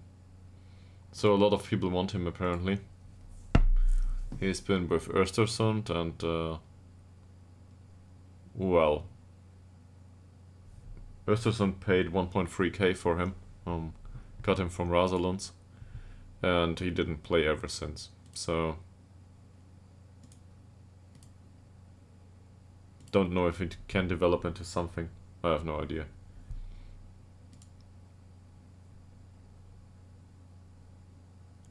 Early signs of a priority signing here too. So let's offer him a trial. And seriously, if they don't want to come in, doesn't matter.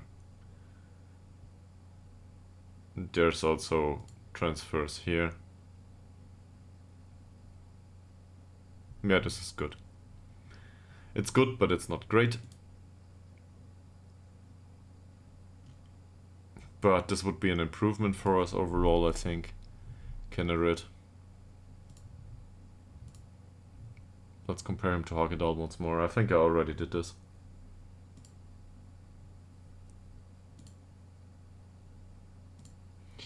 So in the role as a central defender, specifically, Kennerid wins. Overall, technically though, Ytterhogdals better.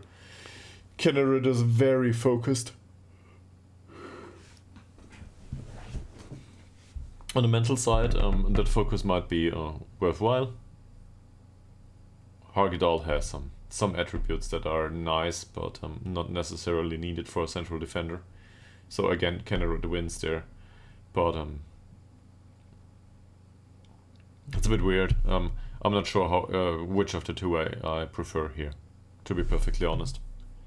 Yes, in his role as a central defender, Kennerid is better, but overall, technically, Ytterhogdals is the better player. Like in aggregate, Ytterhogdals is the better player. He's missing the focus. And here, well, the 2 points of pace are really interesting.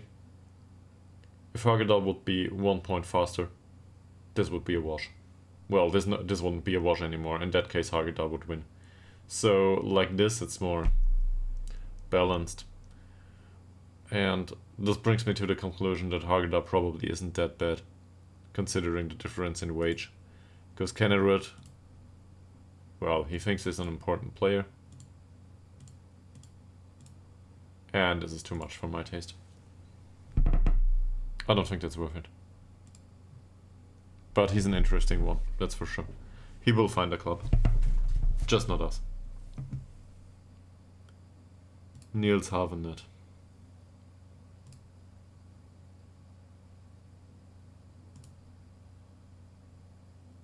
Ah.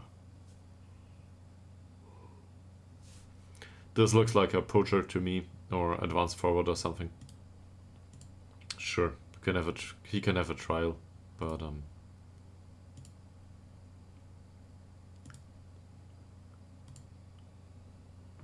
I don't think he'll make it into our squad. Max Gummerson. Well, we have 3 options on the right wing, in the wing back position. But why the hell not? Let's offer him a trial and see how he does. There might be a hidden gem in there after all. Pontus Hartula.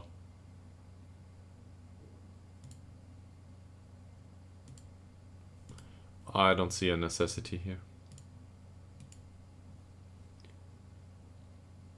Simon Johnson Bengtson. Left-footed, right wing, so far so good. But okay, this is... So he played 25 games for the entirety of his career, every single season in the lower leagues. That's good, he made a lot of appearances. Maybe he can serve as somebody. Rino Nushi.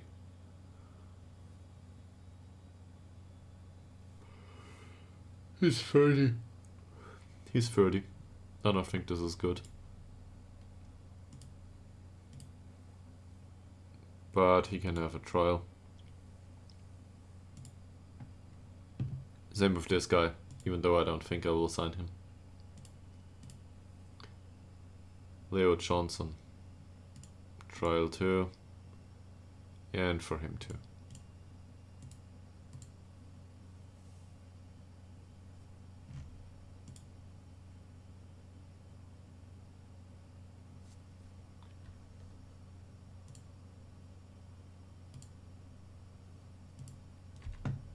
Yeah, okay. Let's skip through these.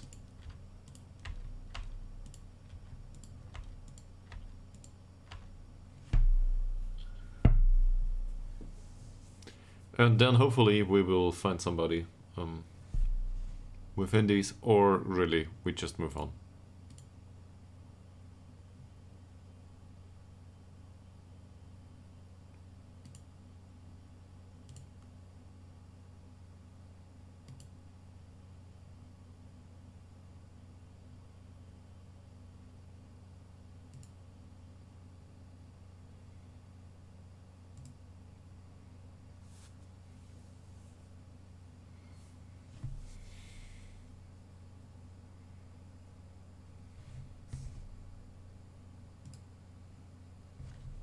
So I will not... Oh. Maybe I should have a look into him. Ah, he's balanced though.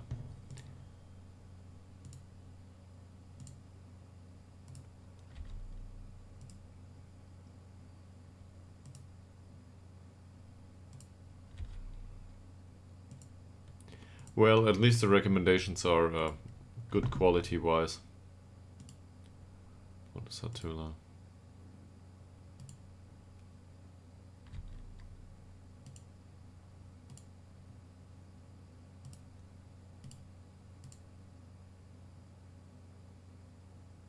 We might have acted a bit preemptively with the playmakers and the extended contracts. Not seriously, I think we can deal with the player base we have. We do not have to redo the entire squad every season.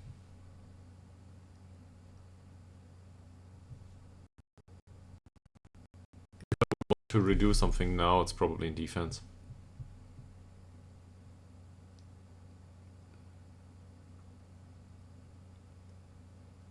I don't know, get a really good central defender, get really good wingbacks, but especially with the wingbacks, I'm not sure about this. There's a meeting here. Cool.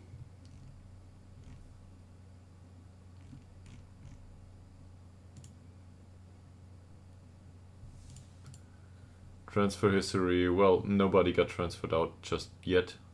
That's right.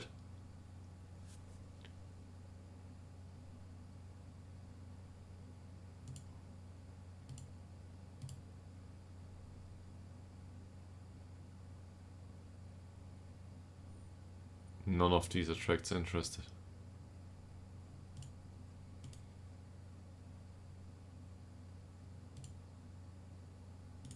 Cool. Great meeting. Thank you very much. No. There will not be any activity until the transfer window opens. The computer apparently doesn't do business until transfer windows open, and once transfer windows open, all of a sudden there is interest for some players.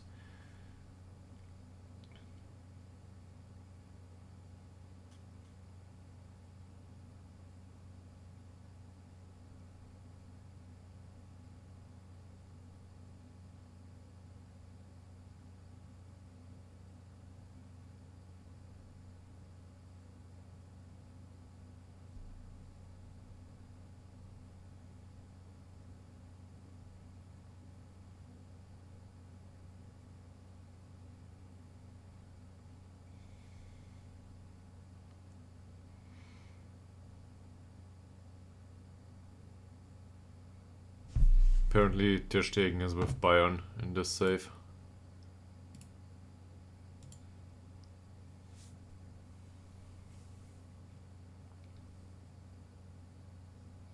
We also get a few more signings here.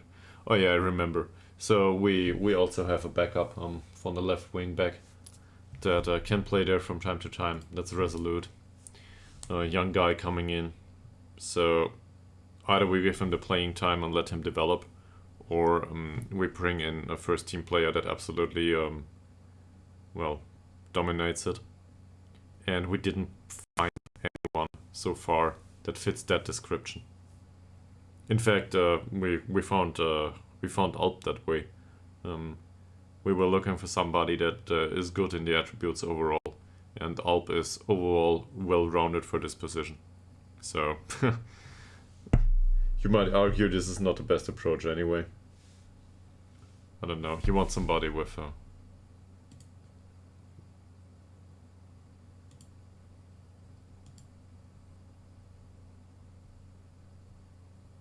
yeah, I wouldn't want them. Hi Concord, welcome back to the stream. This is down to two people basically. The first is Huckleberry Finn, I guess. Yeah, Huckleberry Finn. By the way, I have a book. I have the book that this name is based on. Huckleberry Finn. This is right here in one of the cupboards. A really old version too.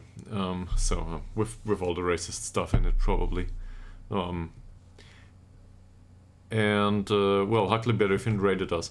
And the person suggesting it, at least as far as I got it, was Veggie. So our first follower brought along a rate of 48 people yesterday. And that happened. And so these 48 people didn't stick to the stream, obviously, not everyone. But some of them kept watching for some time, and some of them followed.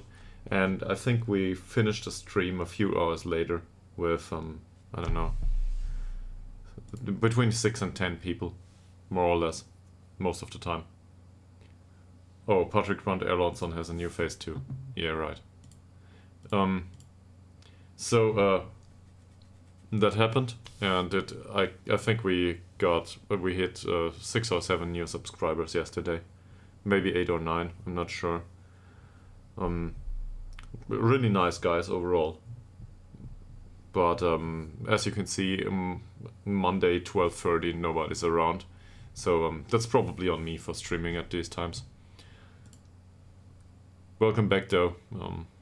I don't know. Did you miss anything? We're just in.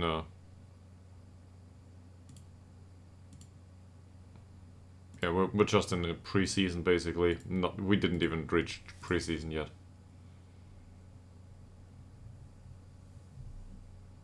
I will not remove him from the shortlist. Maybe he goes.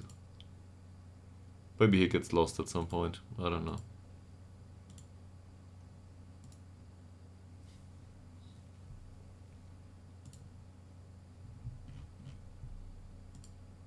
But anyway, the usual. Let me know if you have questions, kumquat. Or, I don't know. Are interested in some small talk, I guess.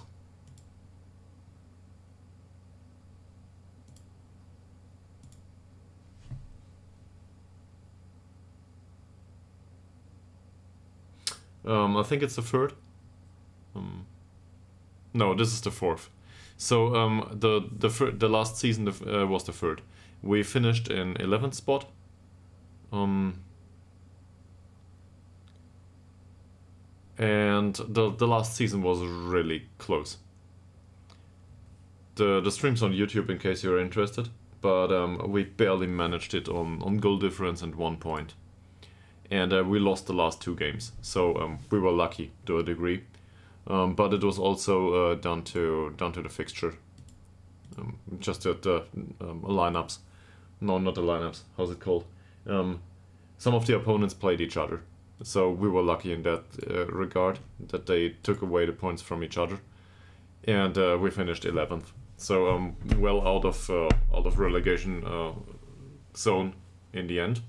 And the worst case would have been us going into the relegation zone, but we would have needed to lose by 10 goals or something for this to happen due to goal difference.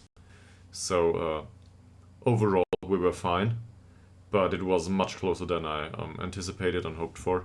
And there's some players in the squad who were really bad over the last season. We also made a signing. We signed a new striker at the end of last season, Wolz, who basically has the stats for a complete forward, more or less. Stream's lagging a bit. There we go. That guy I think can score I don't know 10 goals the next season. He will not replace an Holmström, who will forever be in our hearts. But I guess we can deal with the striker.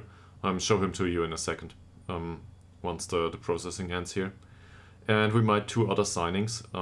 We basically filled the holes in the squad that appeared throughout the last season, or that appeared due to player sales. So yeah, I don't care. This is other stuff. This is what the first team looks like now. So I'll start with Wolfsund. You might have already seen this guy. I don't consider him to be a poacher. I like deep lying forwards, but he's not that focused on a specific role. He winds up opponents, this is great. Could play target forward, but really he's not dominating enough for a target forward. He's highly mobile though. And he's got the mentals to roam from position and find a spot where he needs to be. So even though he's 29, I signed this guy. I signed him for rather much money. And we renegotiated his contract down 2 times. And now he's on 95 euros a week. For us, that's a lot of money. But we got him down wage-wise. He started out with 250 or something. And really was, I don't know. I was basically devastated by how the season went, and I found this player and I realized that he would be willing to sign for us, and he started his contract demands with 350. But this was somebody I wanted in the squad for the overall skill set and the personality and the trait. The trait's not that important, personality is good overall. This implies, I think, professionalism between 11 and 17, if I'm not mistaken. I might have that mixed up though. Spirited is good anyway. Then there's 2 other guys. So Volsund you probably already knew. The next signing we made is somebody that finally replaces Oliver Swan. I realized that this guy is 30 years old. I'm perfectly aware. But last season we didn't have Korovic wasn't a good set piece. He was a decent set piece taker, but not a good player overall. And I don't think that, how do I put this? Korovic will not develop into what this guy already has. And this is mainly due to a difference in physical and a bit of in mental capability. So now Korovic can have his time on the bench and take his time to develop, maybe to get to his level at some point. If Korovic doesn't, it's not a big deal. He can play for a year or two. He might be in decline though. I'm not. I don't consider him to be available until 35, right?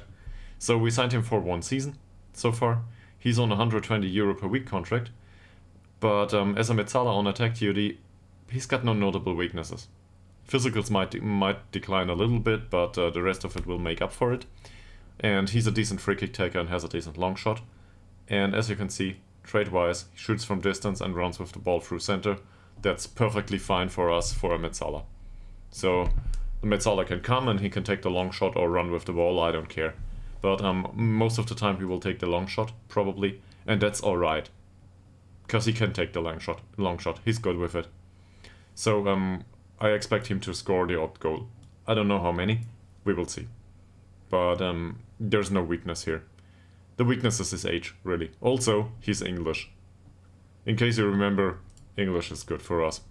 We found this one in a bunch of English trial lists. We looked into everyone that got released, basically, and brought them all in. He had a long career. The last station was Dartford. But he had a long career in the lower reaches of England. In the lower leagues, that's it. And then there, up front here, we have Morgan. Morgan is just better, I think. He's 24. In comparison with Ytterhogdals, his sample of attributes is not that impressive. He's a bit better in everything, I guess. But he's especially better with the finishing and the long shots. Now, he could play as an inside forward, but that would employ him without the defensive duties. So, if we look at it as an inverted winger, he's lacking some of the mentals. As an inside forward, though, he probably will do. Oh, no, the anticipation is lacking. But even if he doesn't anticipate situations, acceleration and pace are fine for this league. He runs with the ball often, he runs through center, that's good too. No big deal there. And he's got a good finish, and he's got a decent long shot. And for somebody to cut inside to have a decent long shot is good. And that's something that we were missing most of the time. Also, Englishman again, and on a €120 per week contract. I don't know if we will retain him afterwards, due to money concerns, but for this season we will do with him. So these two came inexpensive. We spend a lot of money considering what you are used to with the save, but we went up in monetary policy, I guess. We increased the expected wage budget to about 1.5k. I was at the start of the preseason. Preseason didn't even start yet.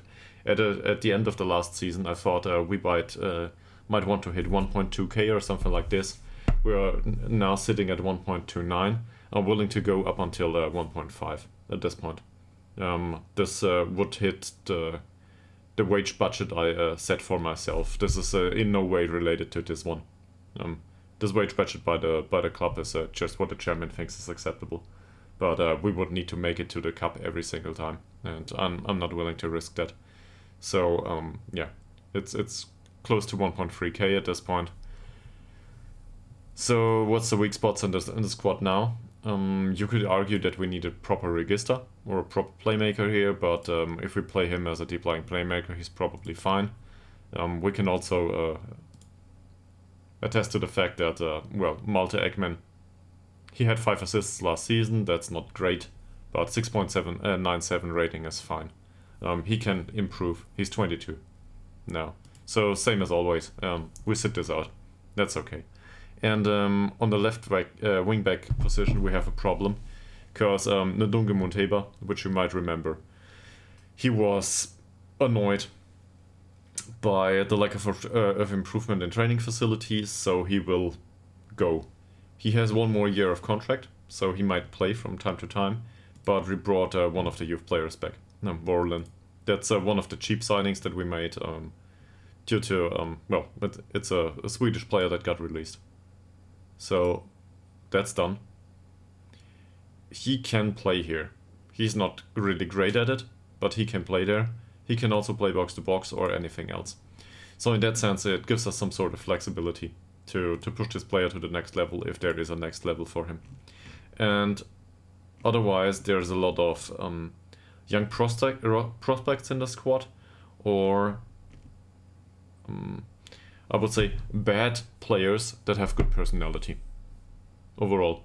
There's also the odd player that might need to leave, but most of them are either emergency backup or, well, emergency backups with a good personality, or they are trash that needs to be sold, to be frank about it, at least for this level. Or some of them are U19 players that got promoted to the first team, because there is no B team. And these are also, they fall in the trash category, basically. Yeah, that's the squad overall. I think at this point we do not have to improve midfield or striker. We could use a second striker on the same level, but really we cannot afford it. Or we might be willing to afford it, but I cannot play both at the same time in this formation. So it's not the most important things. And if I want to spend another 200 euros a week for an improvement, it would be central defender, one of the wingbacks, or goalkeeper. And the goalkeeper's rather good. So goalkeeper will be hard to get, just because he's decent. And we've got a second in line, Westberg is available, who's also really decent. He's missing like 5 points in aerial reach, if I'm not mistaken. That's it. Otherwise, he's as good as Zetterberg or even better. So the two are on the same level. And we also have a third goalkeeper, who I think ironically is called Berg, 17-year-old, who lost his temperamental personality recently, and who be tutored to be just a good personality, and he might make the odd appearance from time to time. No, maybe not in a cup game, because these are really important to us. But once it doesn't matter anymore, for example, if the season goes for mid-table, then he might make an appearance. Or just sit on the bench, really. So that leaves us with wingback positions and central defense to find improvements. Left wingback position is obviously a problem, because we have somebody that's not natural there, and we have Alp. But Alp, on the other hand, is not that much of a problem. Sure, he could be better, but I think he's 28 or 29 now. Overall, he's a well-rounded player. He will make it through the season. I don't think he'll impress much, but he'll make it through the season. And on the right wing-back position, we have too many players. There is two really young guys who are great physicals-wise, like overall. They are, well, the one is Ngongo and the other I think is called Burnson. I'm not sure. I confused him. But they are both really fast, and they might develop into decent wingbacks on attack duty. So if we don't give playing time to both, and one considers himself an important player already, well, when will we give playing time to young players then? Because they are both good. So right wingback position, not a debate right now. That is, if we don't find somebody that is like world class for us, or I don't know, has a resolute personality all of a sudden. Jumping back to the left wingback position, we also bring a young guy in there who has resolute personality. It's one of these here. I think it's Dirk, if I'm not mistaken. He's a 2-star player who has resolute personality and is like 19 years old.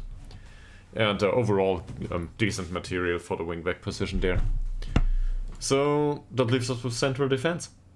And here we have one central defender who considers himself too good for the team. That's Hellström. He will not renegotiate a new deal with us, but he's on 45 euros per week, bound till 2029 or something. He's got clauses and stuff in his contract. We basically renegotiated his deal at the perfect time, because now he thinks he's too good for us. There's Hagedal, who's been with the club forever, and he's rather strong and he's got wonderful jumping reach.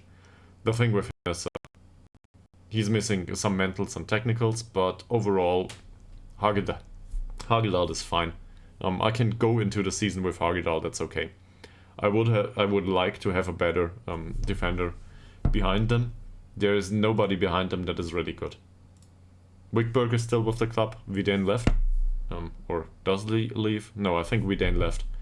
So the 30-year-old central defender, Eric Vidane, he just left. But he was on a cheap contract and, balanced personality doesn't scream Tudor to me.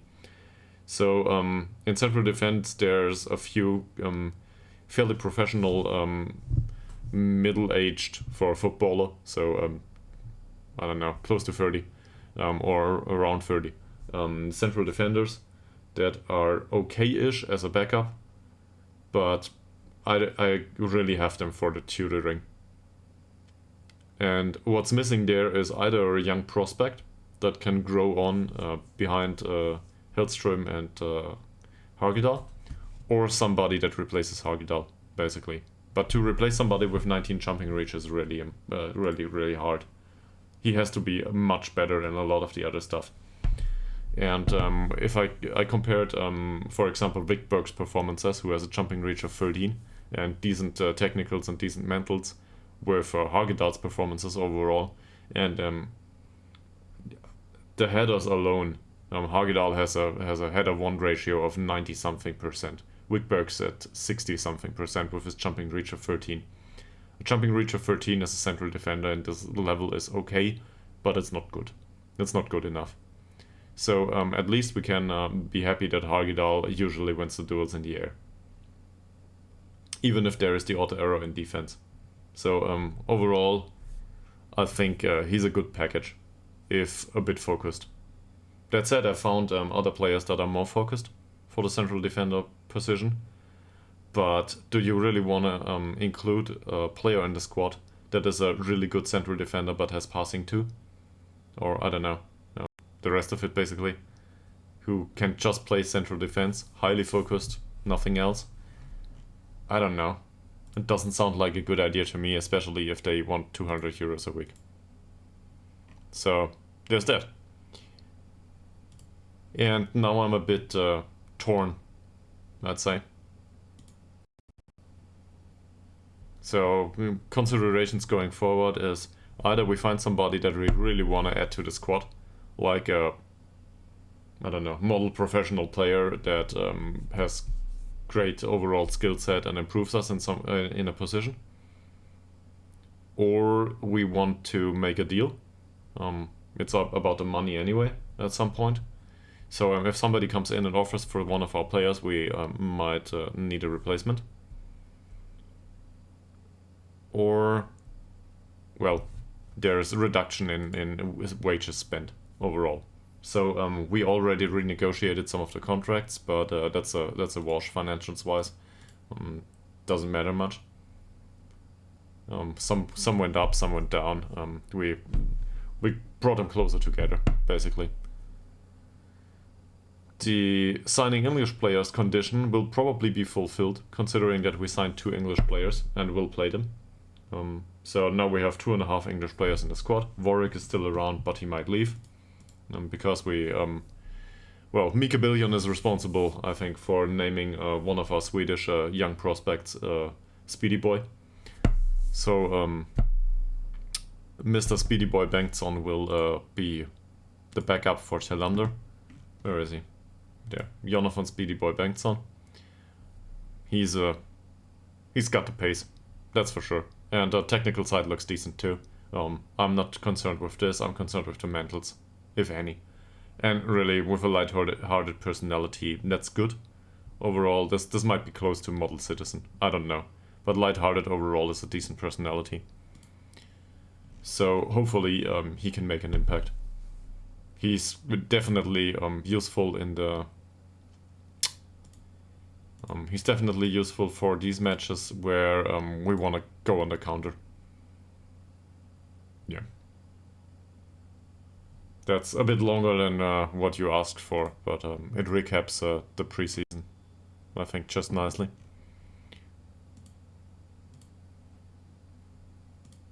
Is there anything I don't know, any thoughts about all of this?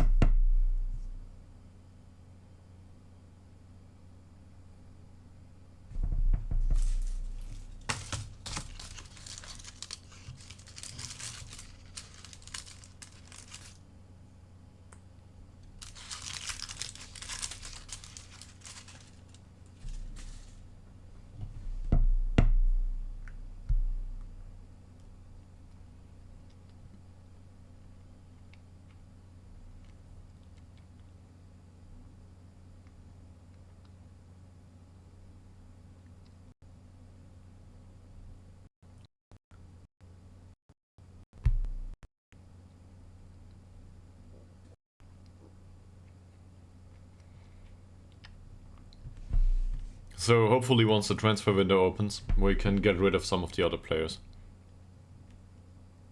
I don't know how much we want, money-wise, but some of them at least.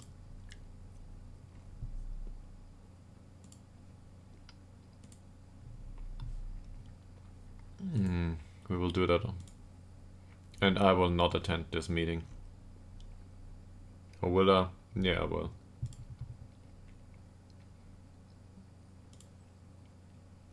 This is all, I will all do this by hand anyway.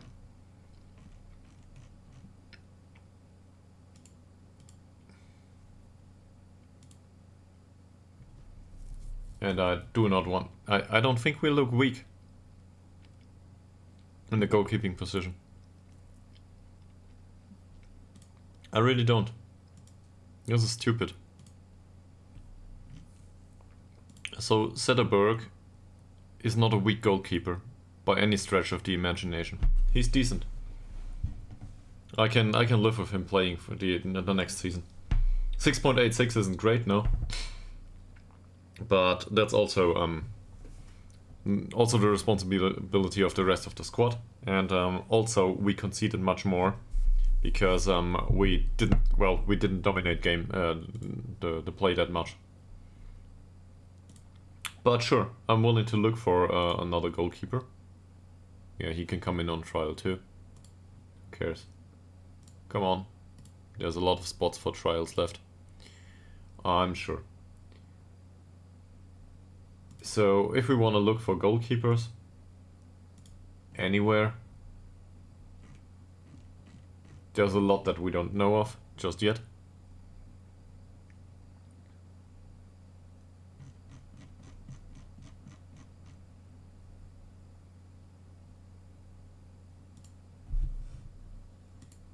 So let's have a look. Let's look into all those that are unattached first. And that we have no, well, where knowledge is lower than reasonable, I guess. Where is it? Scouting, knowledge is at most reasonable. That's a lot of goalkeepers. If one of them is better than Zetterberg, we might make an offer. I don't think so though.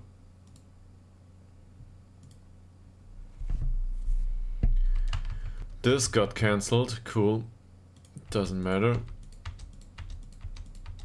So now we bring in a lot of goalkeepers, why not?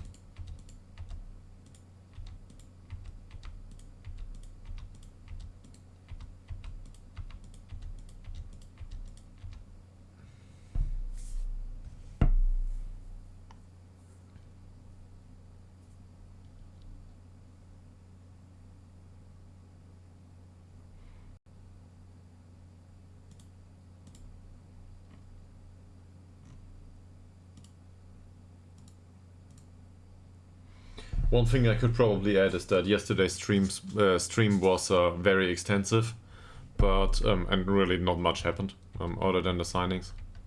So I think I aggregated it for you nicely, and at this point, because the rest of it was basically small talk. But overall, I think it was one of the funner ones. just because there were people around for chatting, and we were having a good time for the entire Sunday, more or less. It was really fun. At least I had fun. So yeah, maybe I should start streaming on weekends more, but my girlfriend will probably not agree with this.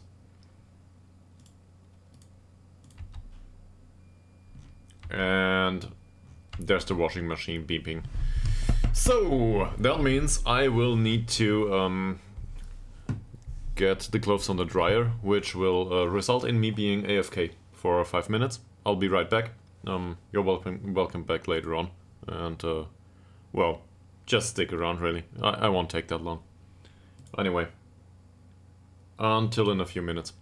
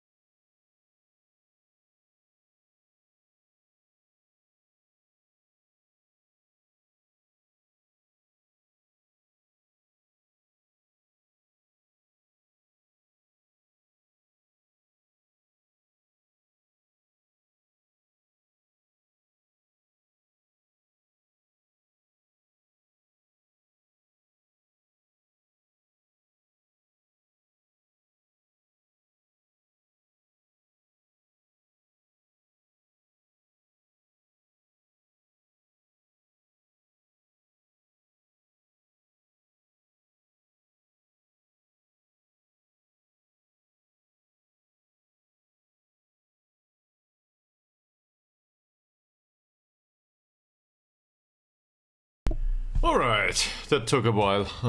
Sorry. Took longer than I anticipated, to be honest.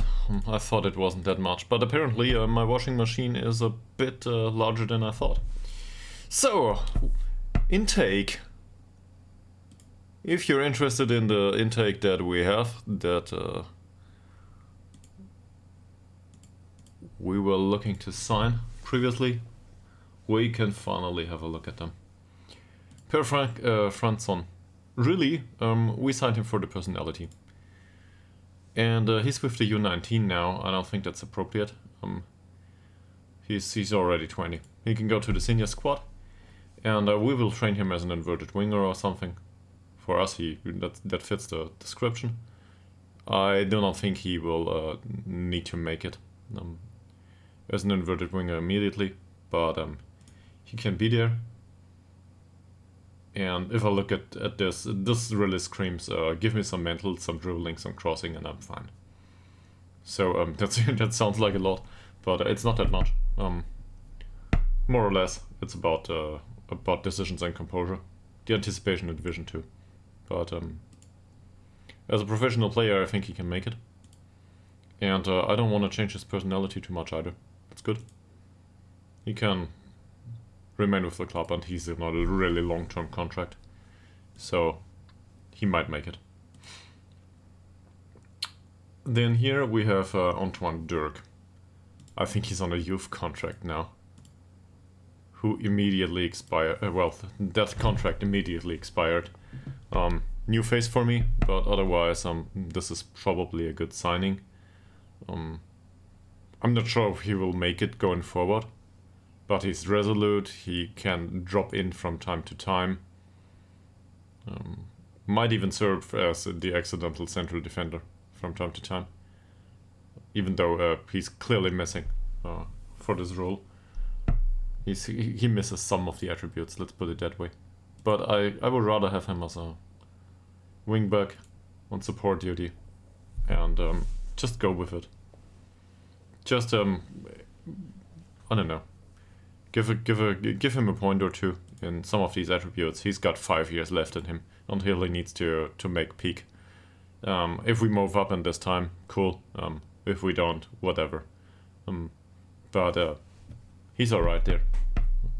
He can play for us from time to time, so same here. He can go to the senior squad. Well, this would result, by the way, in a large senior squad. But both of them have great personality, so that's good. Now for him, his contract expired. We cannot leave it like that. Nobody's interested in him, but... Is he Swedish, by the way? Yeah, he's Swedish. So, we will renegotiate this, sign him as a youngster. And that's just fine. He will get one of these adhesion contracts on a...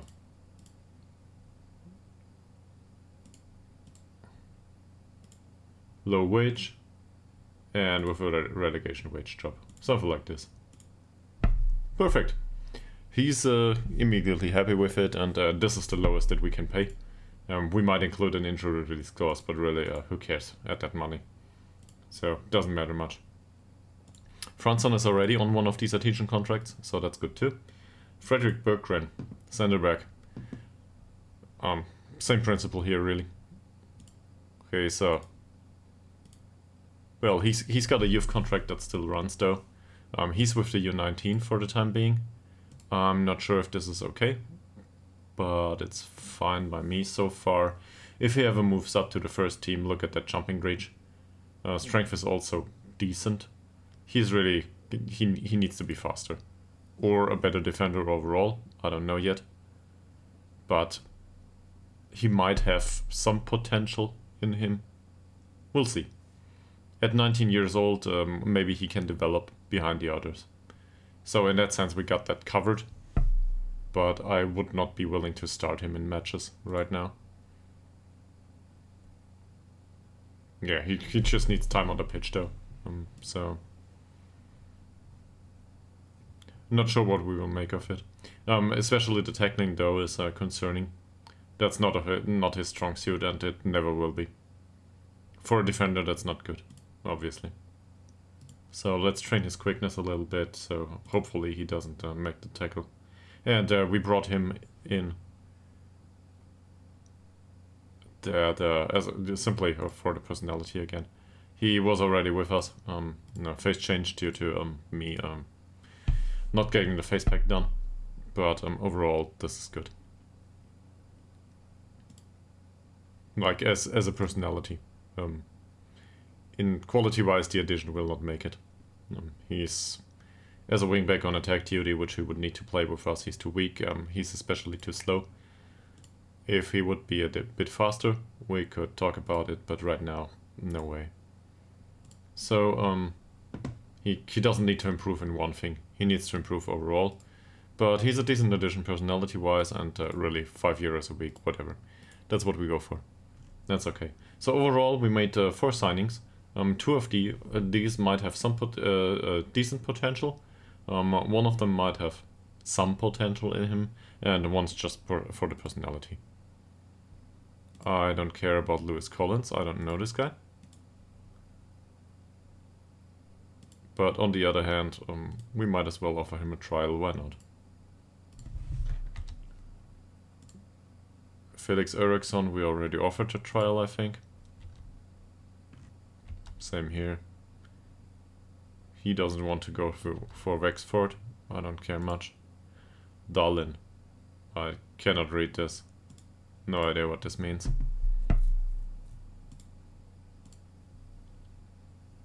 You are already on a trial, right? Yeah, he's a driven player. Central defender. Already on trial with us. Great.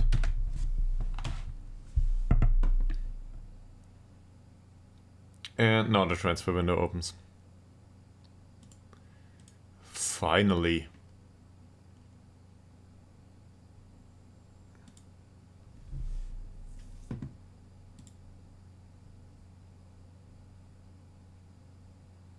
So he didn't want to come in on trial. Great. Let's remove him from the shortlist because he's no longer a candidate and neither is he English. In fact, he really is. He's Welsh, so wouldn't have fit our usual scheme anyway.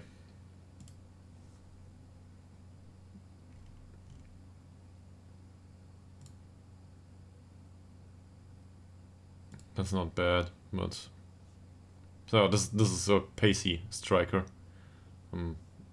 also strong, but well, seriously lacking in some of the other areas. I can see why they released him there, but he might still do a good job, but probably not for us. We have other options there. How on that? Yeah, for a 24-year-old this is great. Also more of a striker. Advanced forward would be really good for him. He's got bad anticipation though. And the passing is bad. So inverted winger is not a thing either. Due to some of the technical limitations. Previously I would probably have gone with this, but at this point he's not good enough for the team. He doesn't improve it too much. That's a weird thing to say. Decent player overall. For him, don't think so. Same thing here. He would need to play inverted winger for us. And, well, with that flair, I don't want an attacker. So there's some things that are concerning to me at this point. That's good. But he's 27 already. So this would be a backup for us. And as a backup member, I don't think he will do too well either. He's left-footed, so well, okay. We can employ him as some sort of pressing forward, so on and so forth. For the other stuff, as a deep lying forward, he will not work. Well, actually, he's got the technicals for it. So technically and mentally, sure. Physically, not so much. And I don't think he will improve much. Jumping reach could increase a little bit. But he's 27, really. Where do we expect this guy to go? Well, technically though, overall, that's okay. If we look at it from a complete forward level, he's got a lot of what we want in a striker. Let me put it that way. But really as a backup option.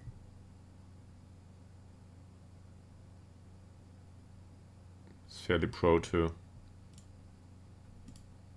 Emergency backup is just fine, and now, yeah. This is where we part ways. So if he would have been available for 15 euros, I would have signed him, just as an emergency backup. Was it this guy? Yeah. So I'll actually add him to the shortlist for a year, in case his contract demands go down. Because if he's willing to sign for 15 euros, I will use him immediately.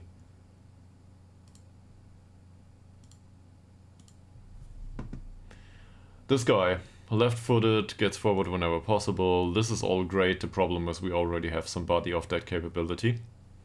His name is Speedy Boy all of a sudden. Where is he? There he is. By the way.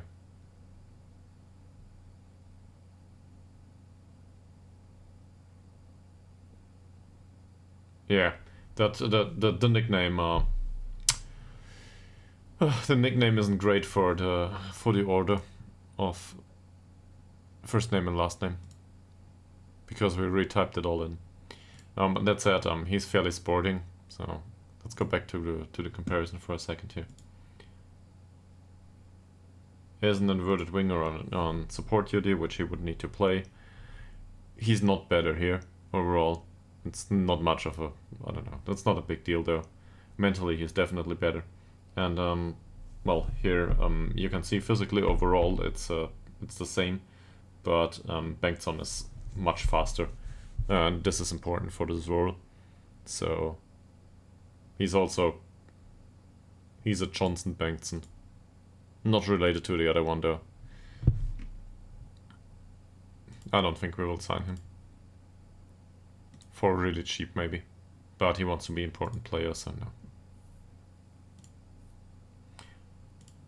Mohamed Ishak, left-footed, good inverted winger. That's decent. It's not great, but it's decent. And this is coming from somebody who plays a striker on the left, on the right winger position, or a former striker anyway. This is decent overall. If I compare this to Tillander, who will play there. Where is he? August Tillander, where are you? Under T probably. There we are. Yeah, physically he's better, but otherwise he also has his deficits. His vision is a bit better. I agree that we could play this guy. It's okay. The thing is, we don't necessarily need to, and he would want to be first team player, I guess. Yeah, star player. We don't need another star player in this position, so we walk away. Rino Nushi.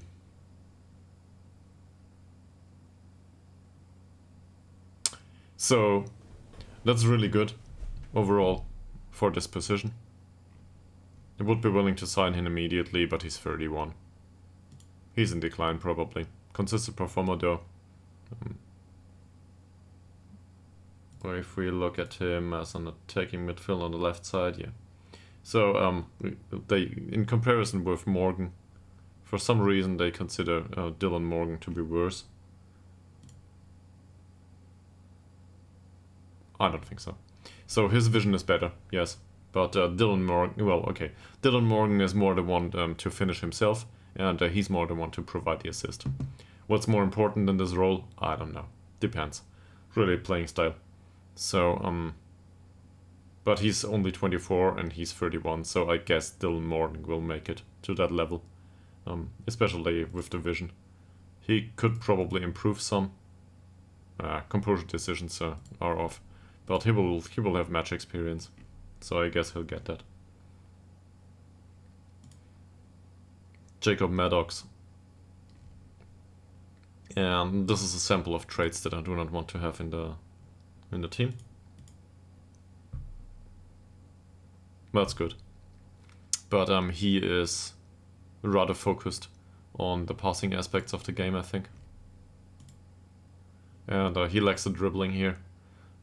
I'm not too concerned with this. He's got the physicals though, so what does this tell us? Box to box maybe? But it's always the same. Finishing long shots, dribbling are missing. I'm not too concerned about the composure. As a ball-winning midfielder he would probably do. Yes, he would, but he lacks the bravery and, well, then there's this. So, don't think so. Stefan Griffiths. Overall, that's too weak. He might be, if he came with resolute personality, I would look into this, but at this point,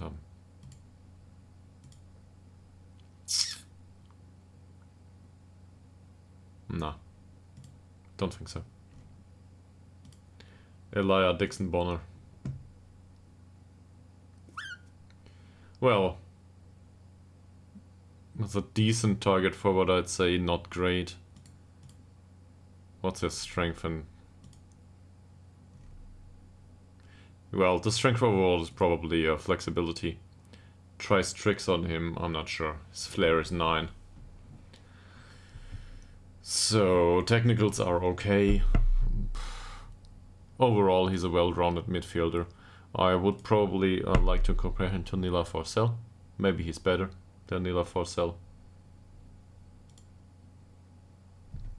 Yeah.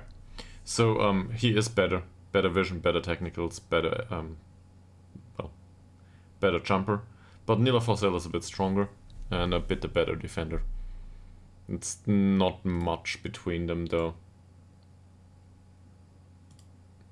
I wouldn't say they are on the same level. I don't think that's fair. Dixon Bonner is probably a bit better. Nila Forcell still has a year to go though, in comparison. So if this guy wants a contract, it needs to be somewhat cheap. He's not. I don't know, squad player maybe. And then we are at 600 euros a week, which I expect from an English player, so no. This guy, really great physicals overall, but we've got a player with much higher flexibility in this position. With the same physicals and at a much younger age, so we don't need him. Bainbridge. Bainbridge, not Brainbridge. I was confused. As a defensive midfielder or anchorman or something, this is good. We don't employ somebody in this position like that. Now, ball-winning midfielder or something, sure he can play.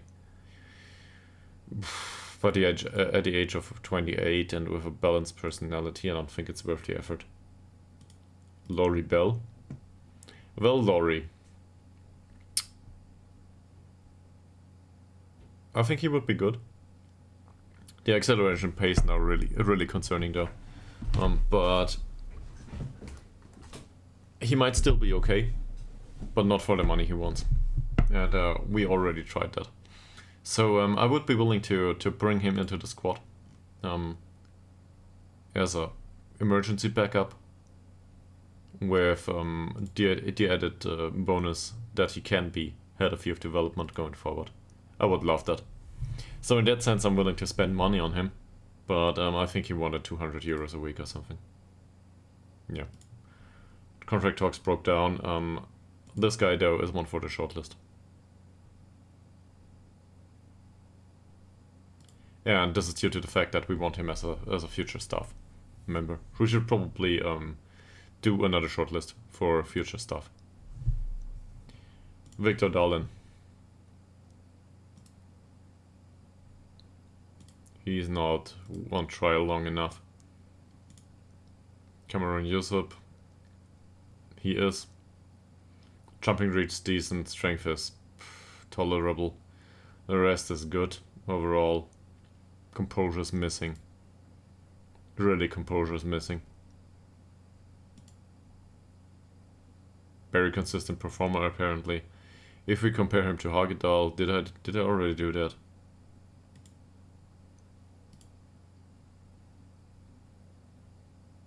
Yeah, I guess I might have, but I can't remember this profile. So overall, he's a worthy replacement for Hagedal in case we need it. But he's 24, Hagedal is 24, so there's not much of an improvement there for the future. Physicals could do with some improvement. His passing is better. I realized that for a central defender this is not a core attribute, but... So, let's see. French player? Yeah, maybe.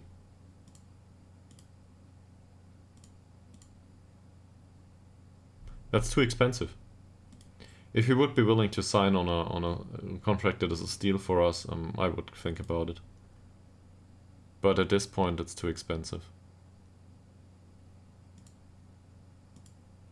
And I don't want to offer 140 or I don't know 100, 110 for an emergency backup and then deal with all the other emergency backups that all of a sudden want money. And the entire sample of keepers will not have enough scouting knowledge aggregated just yet. So the ones we look through right now are the ones that are coming up with the finishing trials.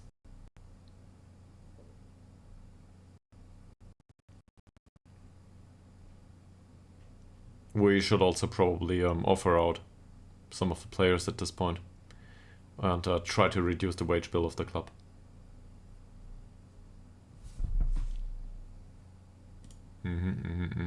We don't know anything about him.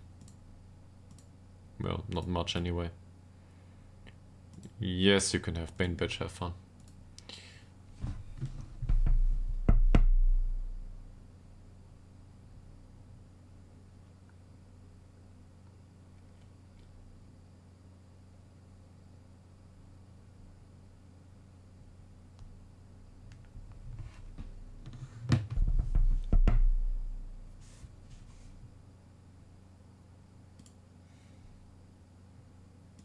Lewis Grass left us.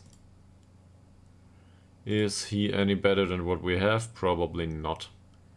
He doesn't even have staff attributes. No, especially the one-on-ones and the kicking are concerning. The rest of it is decent, but I wouldn't want to play him. And somebody signed this guy. Sure. Early in the save I might have been interested. At this point, not so much.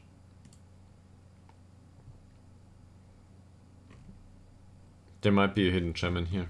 I don't know.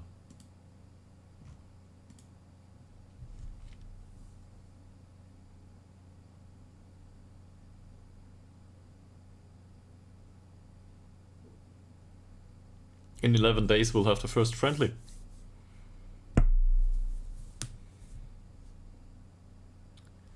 Transfer window's finally open. We gotta trim the squad now. This is what the episode was about anyway. Hopefully we can do some of it.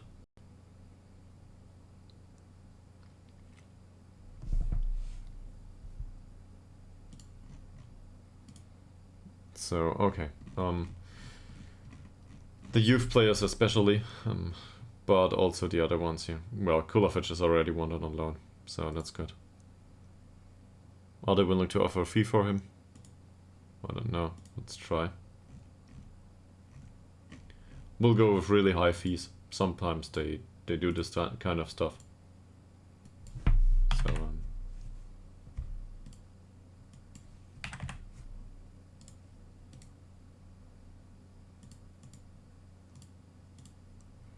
yeah, that's okay. And obviously we want him to be played as a striker, but they will not do any otherwise anyway. And if they do, who cares? He might get a bit of flexibility, but I don't see him making it in either position for us. So we offer him out on loan and hope to make some money on him. With Anton Ishak, so here's the thing. Anton Ishak can remain at the club for that money, not a big problem. I also think he can play this league, not a big problem. He was decent last season. We've got a better one though. And Is there anyone else that's perfectly capable to play striker? Yes and no. So Ytterhogdals might make the odd appearance here. And Dylan Morgan, the same. Dylan Morgan is a natural striker. Now, same here. This is not the type of striker we're looking for. Ishak fits this bill more. But we might as well find another striker. I don't specifically need Ishak to leave, neither do I really want him to stay. Per Franson just came in. Might develop at the club, might not develop at the club. Is there... Yeah, he doesn't want to go out on loan. But on the other hand, if he plays out on loan, he might become really good. Not sure. Probably he needs to play out on loan. Because we have enough players for that position. So despite me being excited about the personality, I want him to play out on loan. Somebody might want to have him. So let's give him playing time.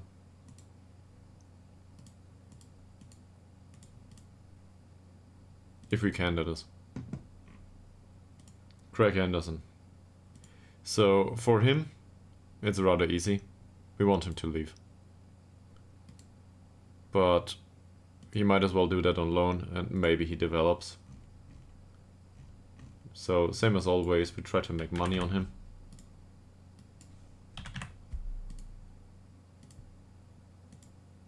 I don't care so much about the position, especially not in his case. Just include him in the squad. These three are trialists. Harry Warwick. So Harry is already wanted for loan. We will offer him out once more. And well, he would prefer to stay at the club. I don't care. We have somebody else that plays this position now as a backup. We can always recall him in case we need him. And really last season he didn't do much. That convinced us that he needs to play here. So sorry Harry, you will have to leave. And Pouget? For Pouget I'm actually quite confused that nobody wants to have him just yet. He's got a decent skill set. Maybe somebody comes in and pays for him.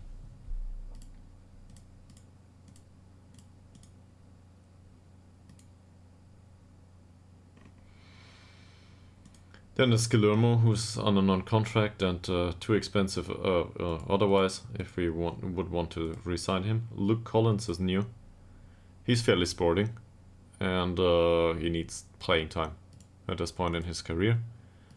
I don't care too much about the fact that his contract runs out.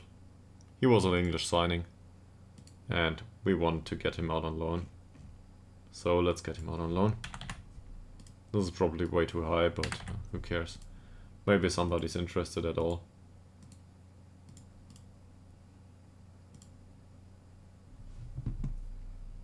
Collins we had. Gustav Ostrom. Changed his face recently and well, I can deal with him not being with the club anymore. Yes, the personality is great. But, well, it was great. He was a model citizen. But he needs playing time and I think nobody was interested in him due to the lower skill.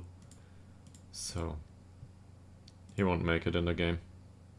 Not with us, not with anyone else. Elias Auberg, same as always. So we want him to leave really. But he's offered out on loan. He can have his, I don't know, 4th season out on loan. Not a big deal. They will probably not offer any serious money for him though. Which is a problem. So it's just a case of getting rid of the wages and we will not make a buck on him. Helberg will remain at the club, Korovic probably too. They want him on loan, but I don't think it's worth it. He can make the odd appearance with us. Melander is also wanted on loan, will stay with us. Asason is wanted on loan too. He's unhappy at the club. So he can go. And we want money for him. In case this works, this would be wonderful.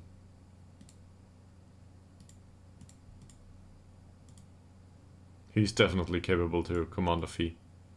Carlson, youth player. And out on loan you go if we can help it. Is there... No, he's just a youth player. I'm sorry. I thought there was an icon for him being wanted. But nobody wants him for now.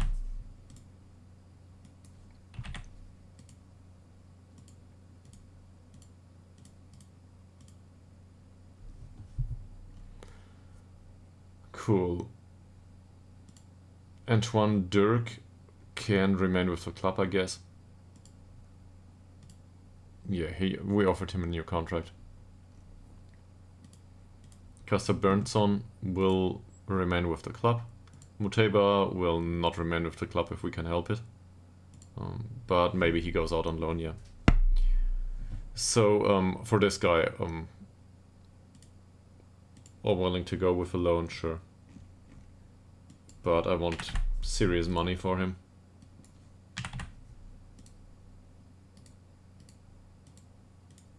And he's willing to go, so hopefully they offer money for him. If they don't, we might need to let him leave anyway. Alp can remain with the club. I'm not sure if he will make that many appearances, but it doesn't matter, he's a French player at best. Yeah. And also too old to develop into anything, so who cares. Wickberg can remain at the club. Khalili, next loan you go. Not a big deal. Same here. So overall, I will not be able to get loan fees everywhere, but sometimes they are available in the weirdest of circumstances. And to cash in on this stuff is useful. So we need to try, at least. Bengtsson will stay. Lucas Johnson serves as some sort of mentor at this point. We could loan him out to Sandvikens though. We've got an extension clause. He's not really needed specifically. In fact, he played 2 matches last season. So it's probably good for him to play. How's the mentoring group with him? Here we go. So, yeah.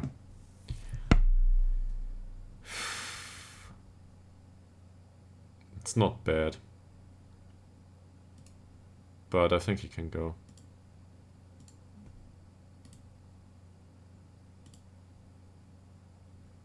He's open to speaking to other clubs for loan. That's good. If they offer money for him, it's Sandvikens after all. So maybe they have money.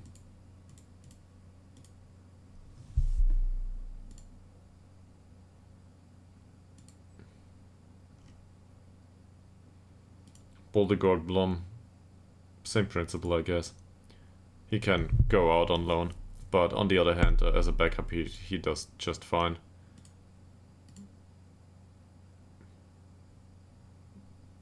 He's too bad though. If we can get another backup that actually challenges for the first team spots, that's okay. And we will determine this based upon the money they offer. If they offer to take his wages only, we will not let him leave.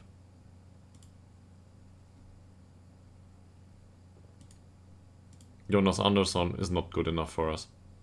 That's how it is. Do we want to loan him out? Don't think so. He still contributes to the personality of the squad. He's really cheap, is he? At this point. 30 per week is not that cheap. For somebody that will not play.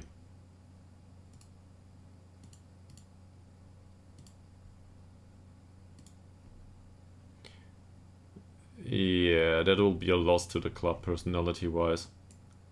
But maybe somebody comes in and offers some serious coin for him. I don't think so. But maybe somebody does.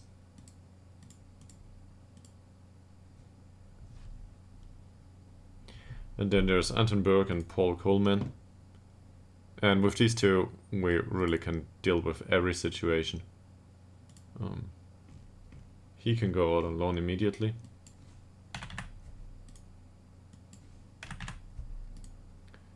And if he does, the other one can stay, or the other way around. I don't care. Anton Berg has a new face too, probably now. Well, he looked differently last time.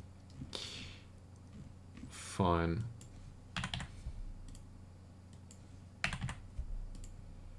There we go. We want him to be star player and he can play against your own team. I don't care. Get out the door.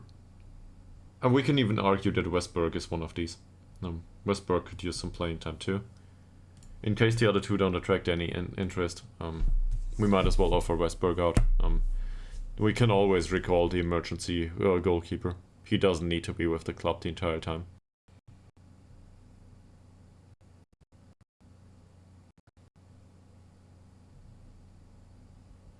At least I think that's how it works.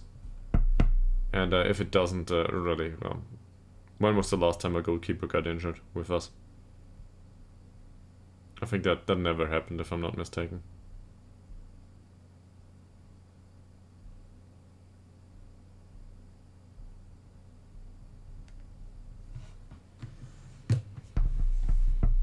Fine. There's a few loan offers for some players.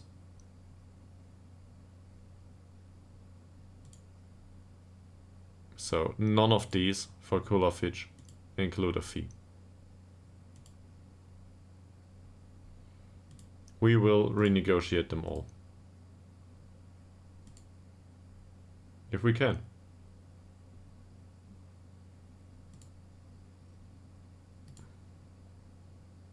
Respond to all offers. I will not stall all. I want to renegotiate all.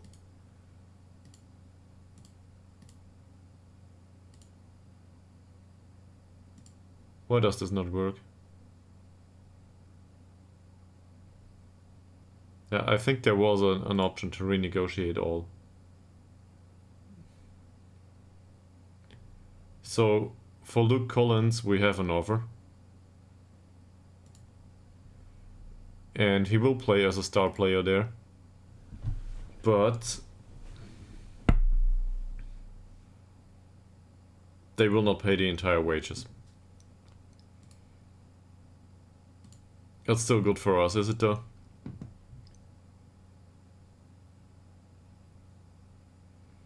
On this skill level, there is not much interest in him anyway, so we can accept this, yes.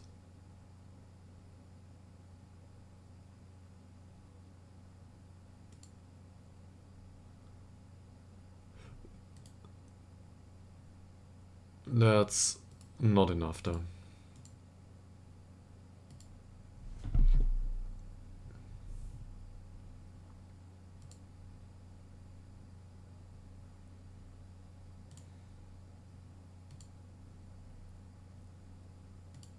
No offers for 10 players. Great.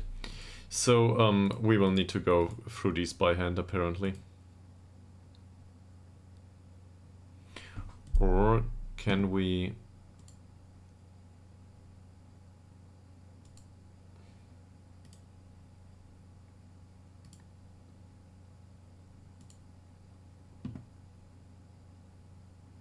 So obviously we need them to pay the wages.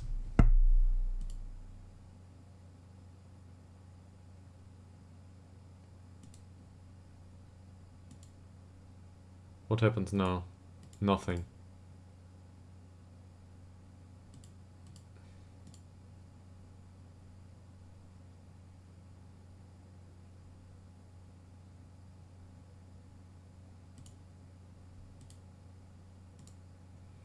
We'll stall them all, and maybe there's another menu, but I thought I could renegotiate them all here. But this is only for transfer fees, probably. That's the problem. This is not for loan fees. So, okay. We want them to pay the entire wages and to earn some money on him at least. Regular starter I'm fine with. So, entire wages and the rest. Same here, 10 euros minimum. And the entire wages. Fringe player, we want him to be regular starter.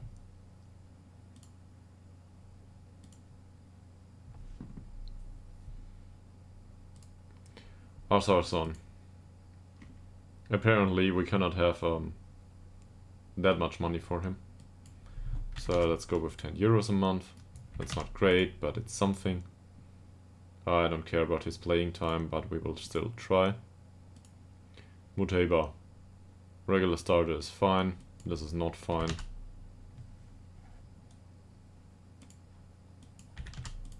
But given his mental condition and well, he's not happy with us. So we will probably make a deal. And then there's Lukas Johansson. We will try to get a minor fee out of him too. And for him to be regular starter. Is there somebody we forgot? Sure. Luke Collins. Oh, we accepted this one.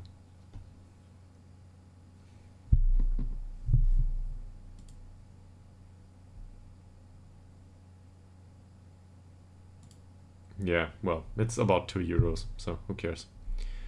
These ones were stalled. So, for Kulovic here, at least they pay the wages, that's fine, but I think we can command a fee here. Maybe not 25, maybe it's only 15, I don't know. Same here, regular starter please.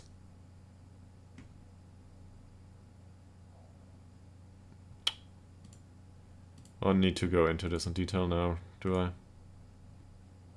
So this was negotiated, cool.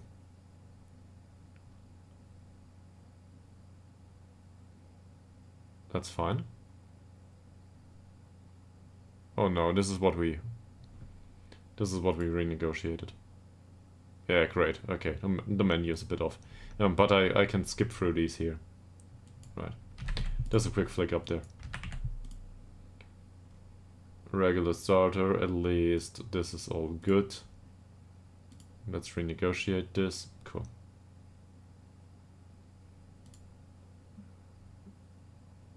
This is also a possibility.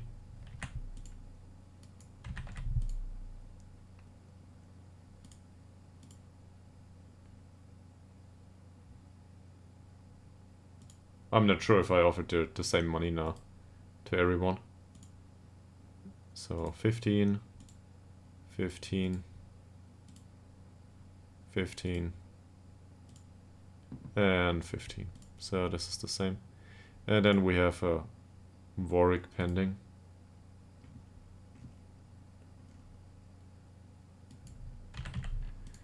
We will need to reduce some of these demands though. But we'll try.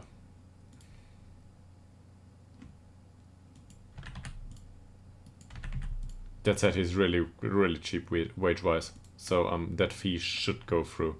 It's not that it's that expensive. But clubs are weird. Sometimes they offer to pay the fee immediately for players that are not up to the standard of anyone. We have one of these players in the squad actually. Here, where is he? Isaac Augustsson. He didn't really improve. He was injured with FC Gude. He broke a rib. He was out for 7 weeks. His loan performances haven't been good either. 6.57 is not great, but he keeps playing for them on loan. And for the extension of the loan, they were willing to offer 15 euros a week for no reason really. So I don't know. Money well earned, I guess. At this point, I think maybe sometimes you gotta be more. How do I put this? More offensive about the fees. And, well, we will offend them from time to time, but who cares?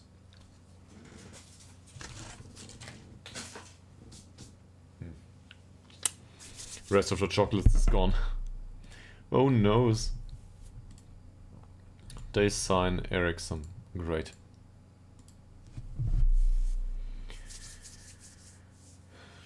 Hopefully we can get some of them out of the door and get some money for them.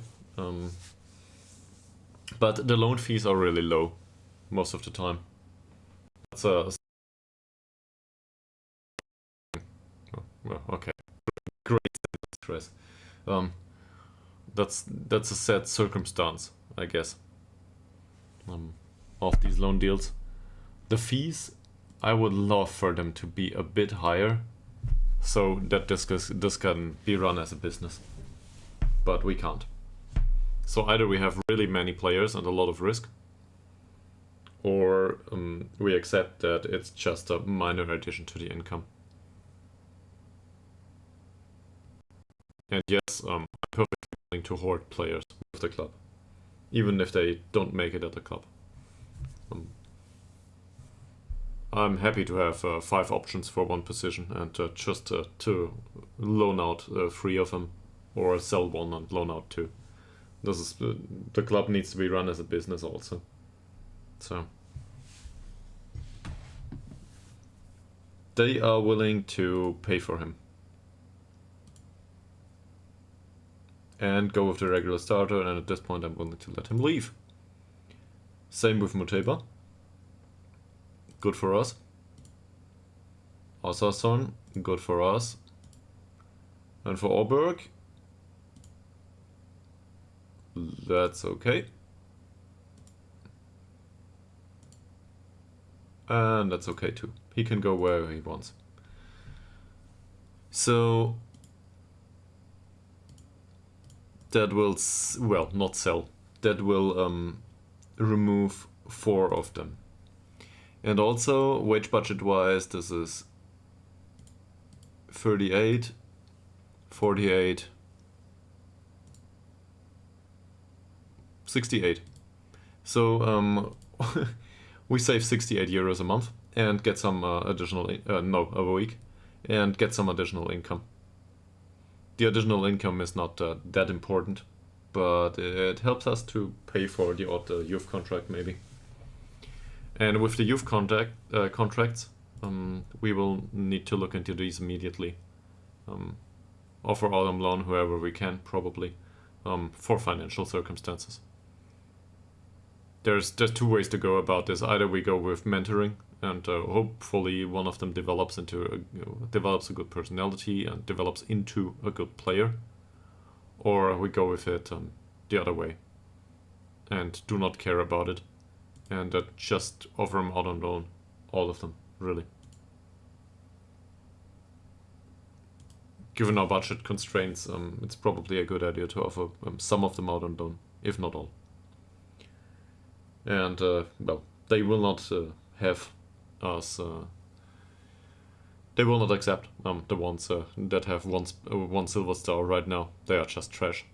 They are bound with the contract, and... of them, other than on a free transfer maybe. So we might have them leave, or I don't know. Maybe we can include a 10% sell-on clause in case any of these ever make some money, which is would be highly unexpected. Is the 15 trials the goalkeepers? No, that's 24 back there.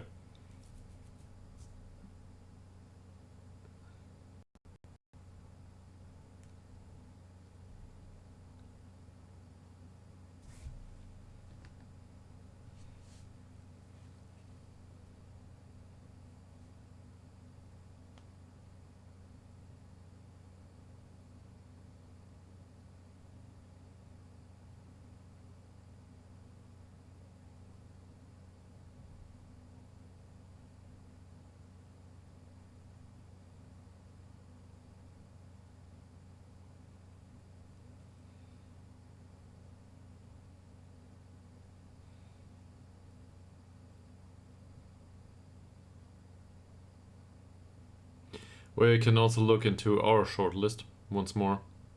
See if there's somebody on there. That's interesting.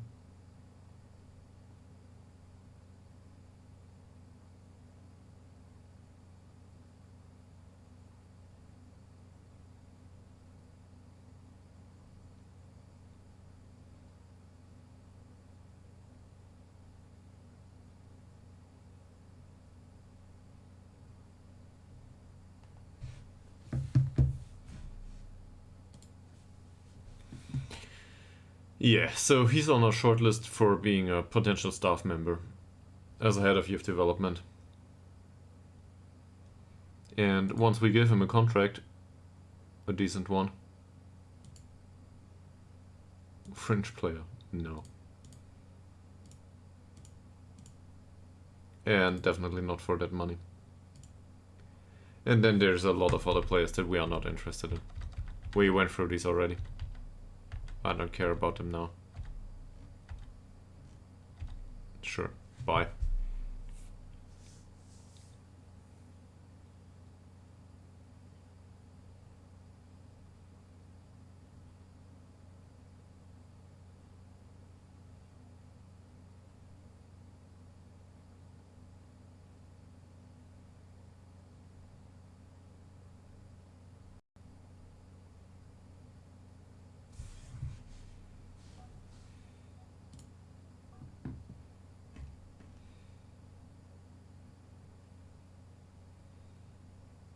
Nobody wants Puget.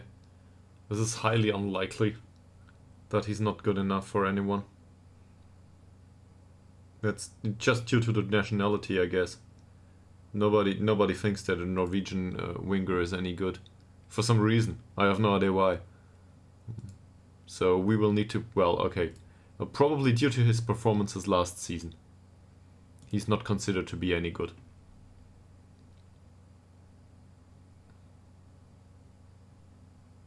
There's also other players that do not attract any interest. What we can do is, if we have the space throughout the season, we will give them 1 or 2 appearances in the first team to attract some interest.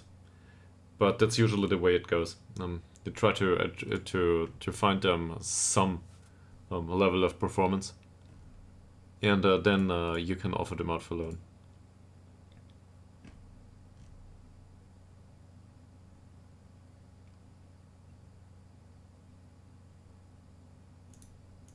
Okay, let's be absurd about this. So none of these are squad players, and if they are, we will just retract that.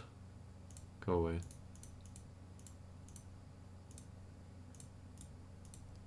I just want to have a look. None of you are older than whatever. Cool. At the age of 17, you can start to go out on loan. It is your job to do just that.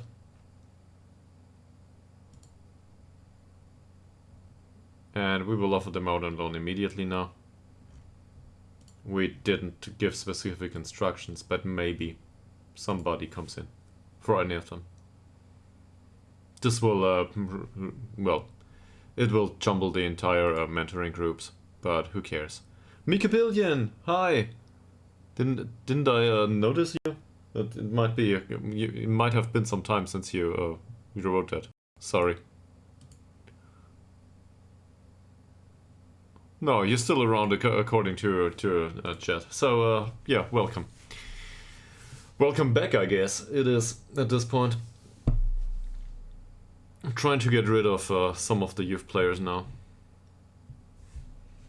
You didn't miss much otherwise, I think.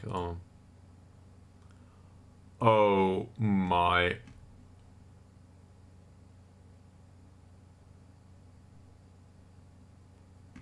Well, you came back just at the right time. Oh my. Yeah. Oh my. So, they don't want to pay any wage for him. At this point, we'll reject it. I will reject these and offer him out again. We expect I don't care about the player really. But the playing type doesn't matter to me. I want a wage to be paid for every single one of them, and I want a 10 euro fee. Will this happen? Probably not, but maybe one of them. Same here. We will reject these. I shouldn't have offered them out in bulk. That's on me. That's my problem. I shouldn't have done that. I need a loan manager. Mika Billion wanna apply? I can play for the parent club. No, I don't care. He doesn't have to play for us.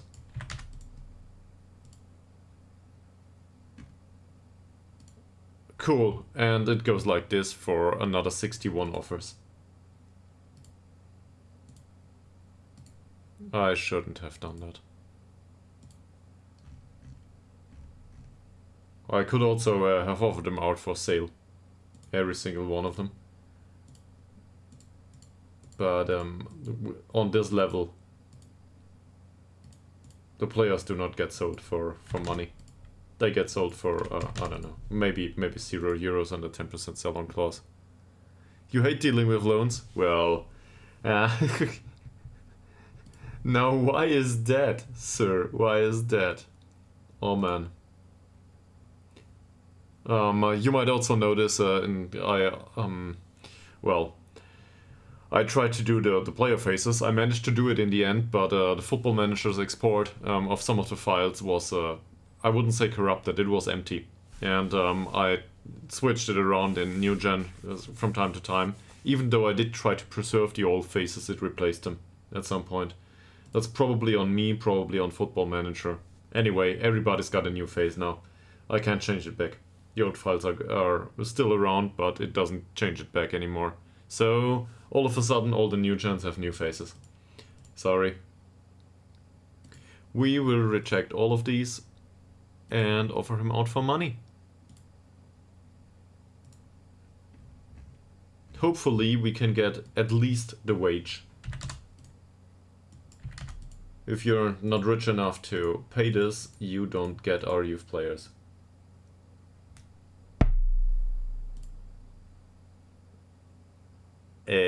Yeah, but the friendlies don't make much money, right? So you're thinking about free transfer and a friendly clause in there. That's not a bad idea. But the friendlies don't earn any money if the club isn't reputable. That comes in. And well, the 2 people that are interested in our village and the 1.5 people that come in do not warrant opening up the stadium. So, nice idea, but probably not for us at this point.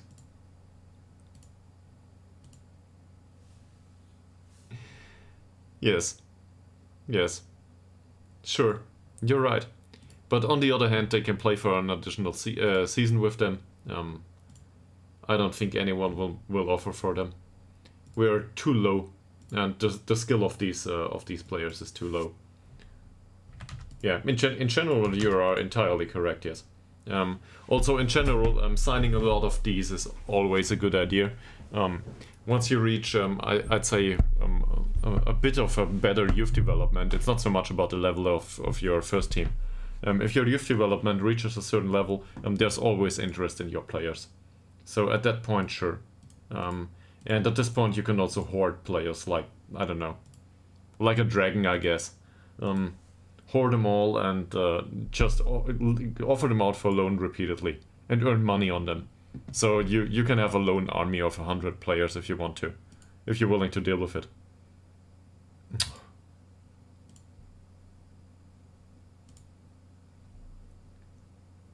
Oh, just in general. So in that way. Yeah, okay.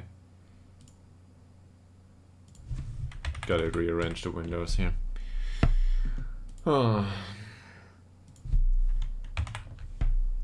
But given that we are not Chelsea just yet, was it Chelsea? Or Man City does this too, right? There's a lot of English clubs that do this.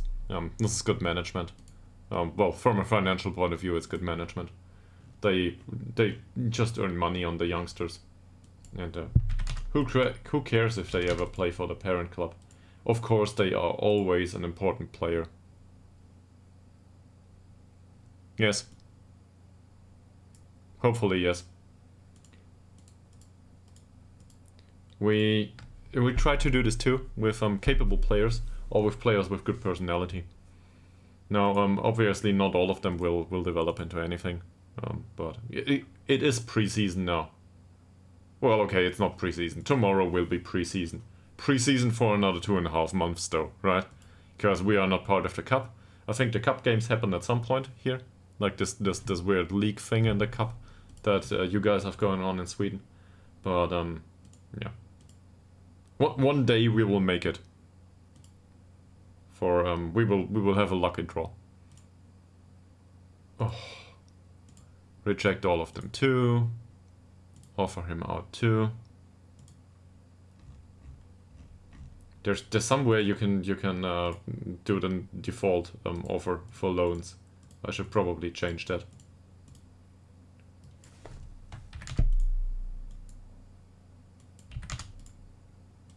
Okay. Where's the default offer for loan? This is somewhere in staff responsibilities, I think.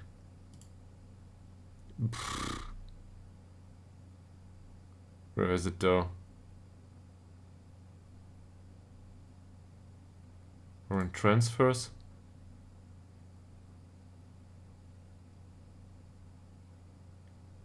You can set this up somewhere. The default money you want for a loan player and the default wage contribution. I know that this exists, I just don't know where.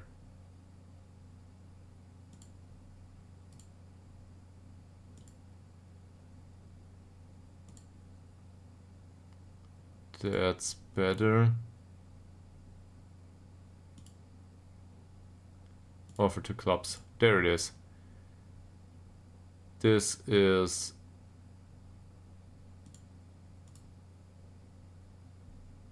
Here we go. So we want them to pay the wages in entirety, always. Playing time has to be regular starter at least. I don't care about the facilities at this point. And all of this stuff can be on, yes. And for the youth squad, we use the first team settings. Alright. Yeah, give me a second. That won't cost much to arrange. Ha! Somebody's dreaming, clearly. But I will do this for you, sure. Very large reputation teams, Gefle. There's income, 300 euros. Okay.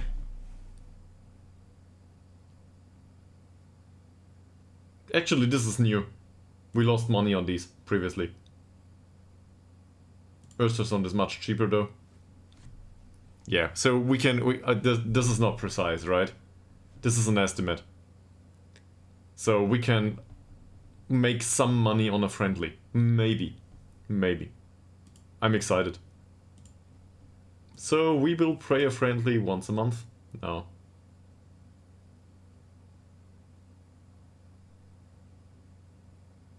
Yeah, this is all shit. Yeah, there isn't much more though. The other ones are here. You know, if we play Ytterhogdals, nobody comes. So Gefle is alright. And away game, this is too much to travel. But we can do something like this, sure. This will earn us money. Well, at least it will be on par, probably. So that's okay. These all can get rejected. And now we will offer him out once more. Well, now we have to type in this stuff.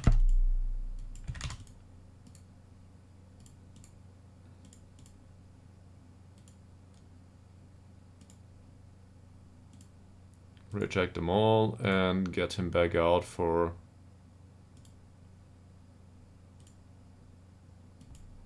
another amount of money.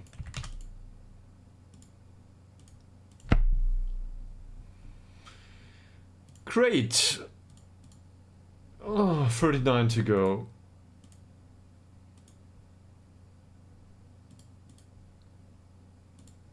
I mean, on the other hand, that means that there is some interest in some of our youth team. That's good. Yes, I think so. I looked it up once more. So I confused it. It's much, well, from a geographical point of view, Ytterhogdal is not that high up north. Considering how high up north Sweden goes, or extends, I guess is the right word. But for, I guess, the majority of cities in Sweden is to the south, right? Or the bigger ones, at least. So it's way high up north from that perspective. And the teams we play are even higher up north, I guess, from time to time. At least some of them. So this is, I don't know. We probably can't take the train. Or maybe there is a train going there, but yeah. This is like, get the helicopter, there's no road there. Something like this. Probably a bit, I probably overdo it a little bit, but I can certainly see the circumstances. Or imagine, I guess. It's imagine at this point. This is all fantasy football anyway, so we can imagine things. Yes, I am sure. What I do for money. That's good. Person. Reject. Finally no pop-up anymore.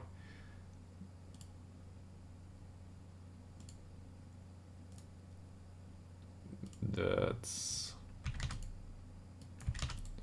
not okay. This is the 24 to go. Now we get into the single ones, do we? Pedro Lindgren. Some of these might, hopefully, some of these get accepted at all, or at least negotiated. Like, it might be that I do all of this, and in the end they come back and say, well, we're not willing to pay the wages. So, no offer. Nobody interested anymore.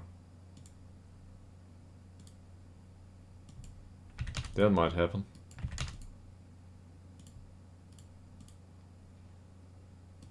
By the way, it was, I mentioned this earlier, it was really great for me yesterday. I had a lot of fun.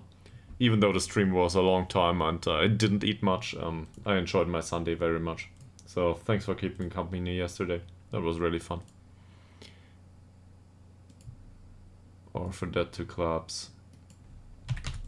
How's your save going, by the way, Mickbillion? Any news from your side?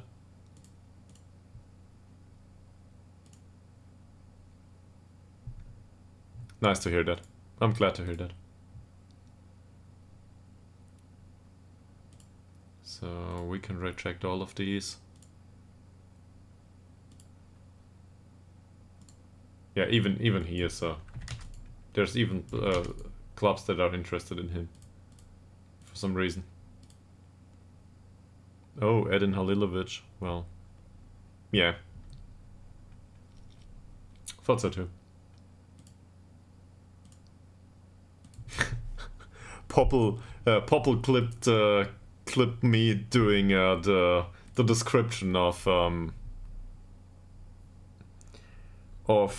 fake female streamers, I guess, or whatever you want, however you want to put it in a politically acceptable manner. I'm not sure if I want that on the internet specifically, so I guess this will not make it into a clip that I will feature on the page, but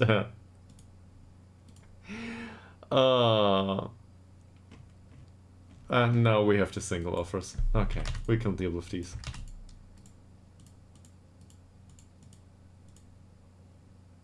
There we go.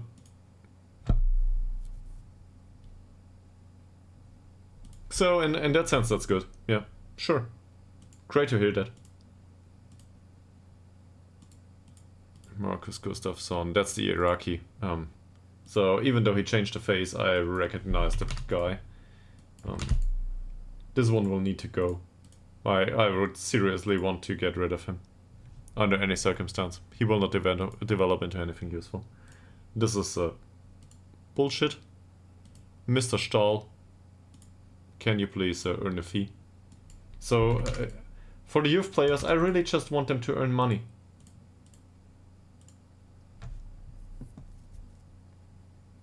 Oh, that's great. That's great. Well, that should bring in a lot of money, right?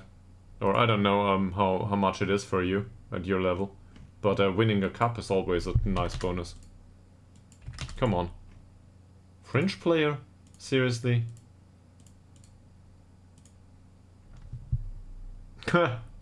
So, you were lucky, yes. That's true. We reject them all and offer him out once more.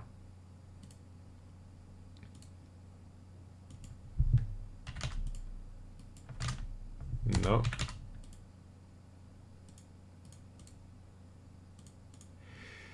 How many to go? 2!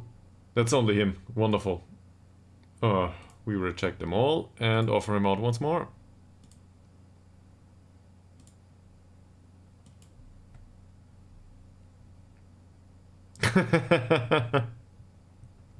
Great. That stuff happens. Also in real life, I guess. Sometimes cups are like this. Like, I remember... Well, I'm not sure if that's true, though. But I remember that one season where Bayern Munich got knocked out by a second league team, Holstein Kiel, in Germany.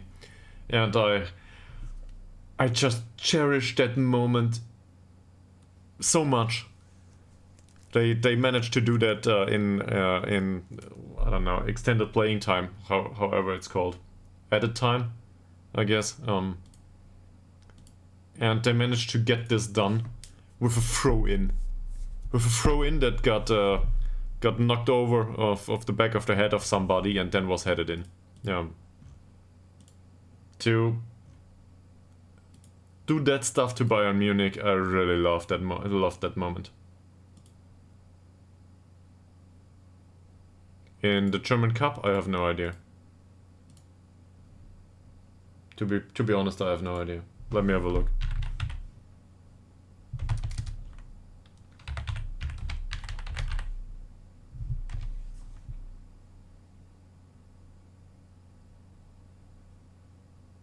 Not sure. Oh, there's ads. Well, they got knocked out, yes. I didn't even realize. No, they didn't. They didn't. Yeah, I'm stupid. So, anyway, no. Bayern Munich are still in the cup. But they play Freiburg now. Next time in the quarterfinals. And there's basically, there's only big teams left. And FC Nürnberg, for some reason. Which I wasn't aware of. So, actually, now here in Nürnberg, VfB Stuttgart will come over. So, the city I live in now will play the city I was born. That'll be fun. And actually for Stuttgart this is a great draw. They have to win this. He will go. Whatever. Bye, Mr. Collins. I realized they don't even pay the wages. But who cares? Let him go. Preseason begins tomorrow. Friendlies. I will probably watch some of these. Not so excited.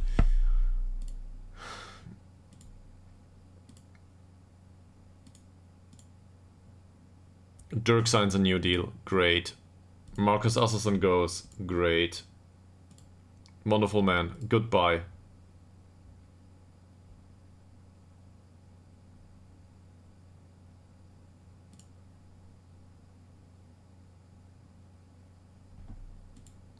He's confrontational all the way now.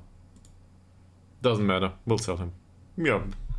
Phone's more important, right?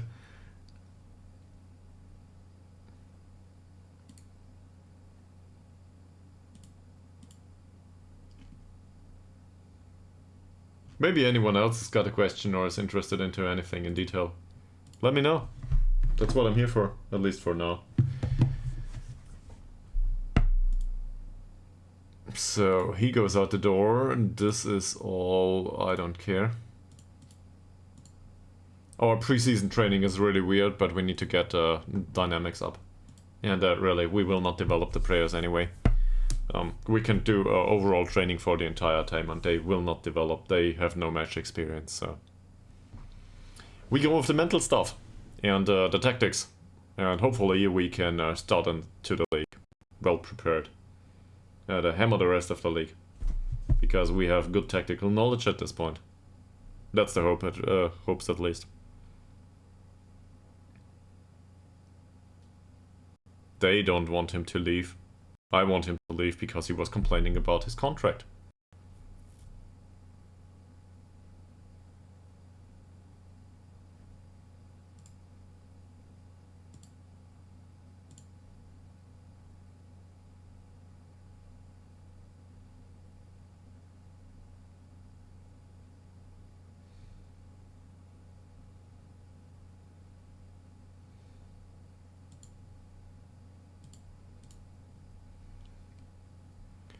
Alright, code of conduct.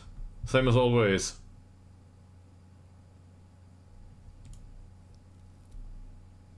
Yeah, same as always. We can deal with this is okay. No offers for 22 players now. We wanted too much money. Great. Great that I did it. Anyway.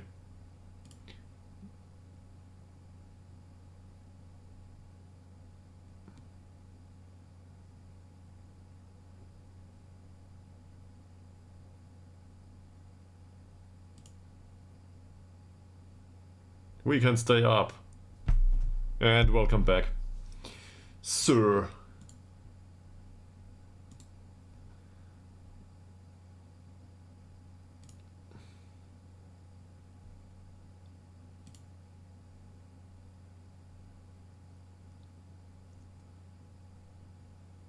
Anton Berg, as always.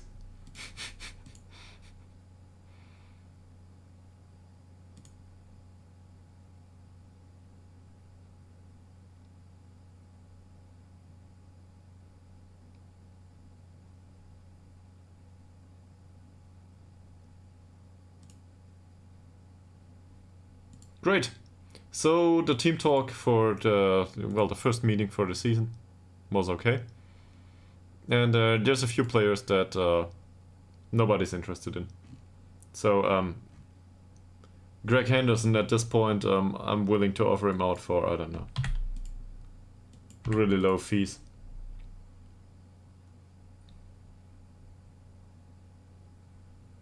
So you watched Sealand? That's not oh, new to the game. Oh. That's probably not C. Yeah. Yeah. How's he doing?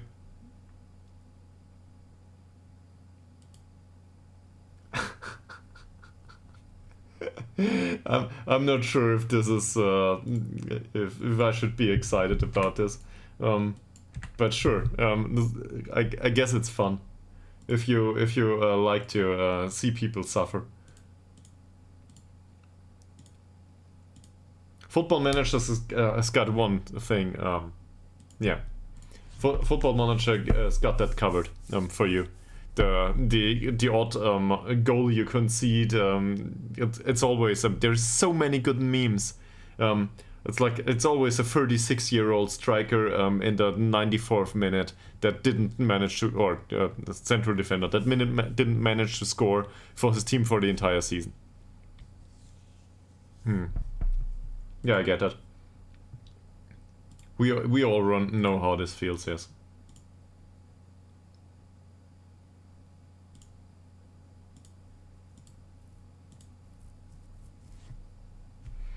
Okay, 2 players out. Can we get some other players out the door? At this point, we will probably try to sell players too. From the youth team especially. Yeah, he's happy with it. So the goal is to get the wage budget down.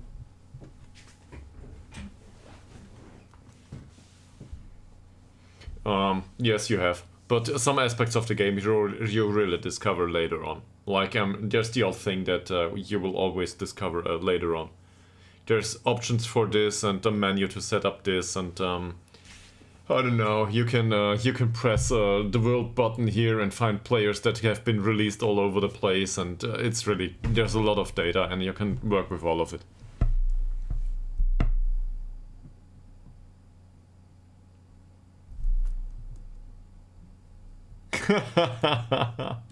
As a streamer, this is not an option. Not an option. So he has no interest in a transfer, none and a loan. But at this point, I'm not sure if we need Jorge anymore. So that's okay. There's a few players here that we might need to look through later on. U19. Is there anyone that's really trash? Sure. Sure there is. So these are all listed for loan. Nobody's wanted at this point. So let's go with these that are really bad. The 18-year-olds. And offer them out for transfer.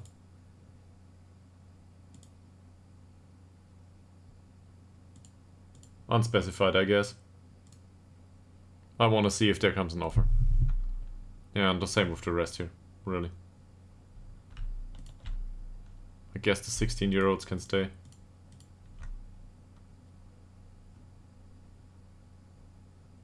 This will not go down well.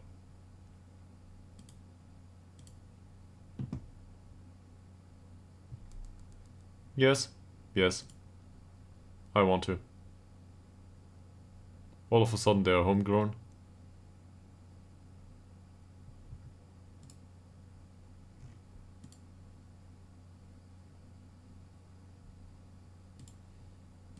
The game was a bit hung up on this. Me offering out 17 players. Or 13 or whatever it was.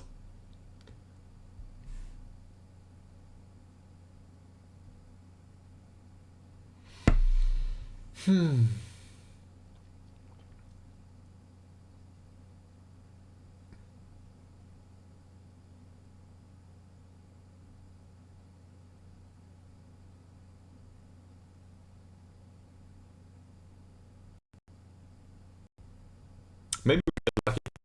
Somebody comes in and makes a real offer for some of the youth players for an absurd reason. I don't know why. But maybe we get lucky.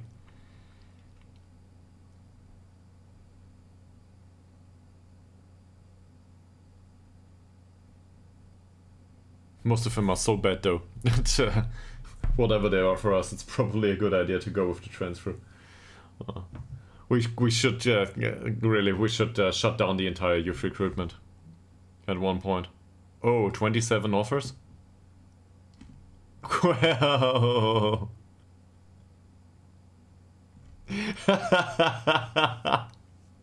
this is approximately what I expected.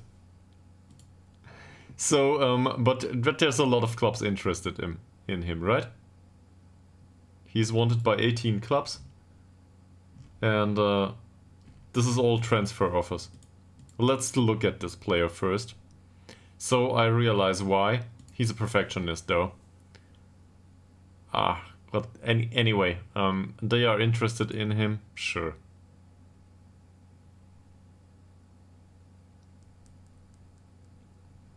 He's on a...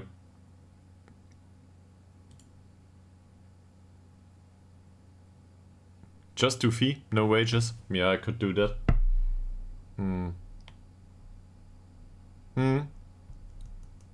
Yeah, I can do that. But in this case, this is transfers. So,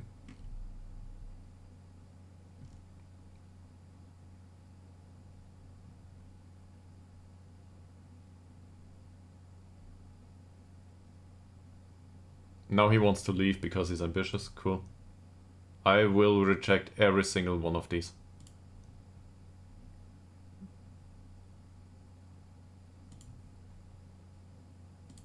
and offer him out again. But this time I want money for him.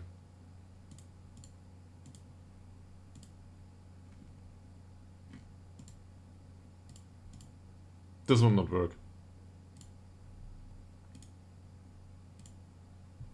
And now he'll be annoyed probably because the transfer fee is too high. But let's try. No offers for 13 other players. Don't care. They want Kulafich and they are not willing to pay money for him. Is Kulafich not already... Oh. Where's Kulafich?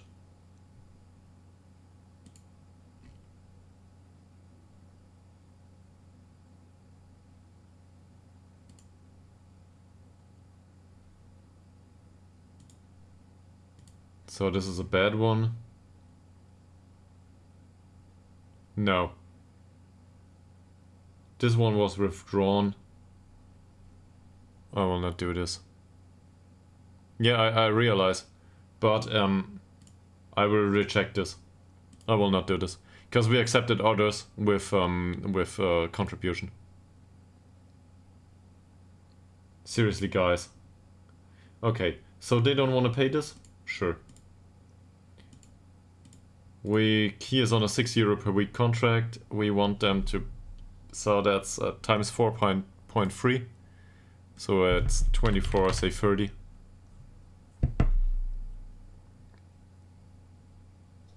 So 30 euros and above is fine on a monthly contribution here. Let's go with this.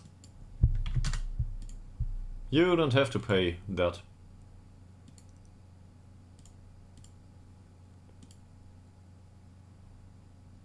Same here. Really. 25? Sure, why not? This covers the wages and a little bit. But I'm not sure if this makes a difference really. This is fine. This is fine too. Same as this. Wonderful. And there's decent offers for Kulafich. We can accept this one. We can accept this one. And that one too. Just want to check them in detail.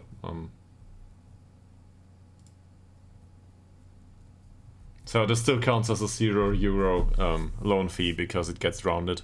Football Manager is all about the big numbers. It's not the UI is not made for some of the low things, but we get some money for. But this was first team players, not youth players, right?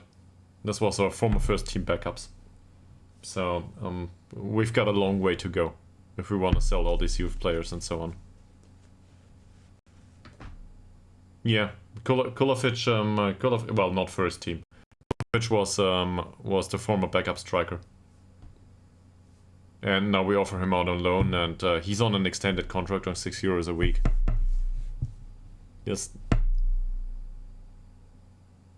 Football Manager? Well, in the user interface, yes. In the UI. Not the same you have with these menus. You know, if you type in 30 and if you don't hit enter, it will round to go down back down to 0, and the same for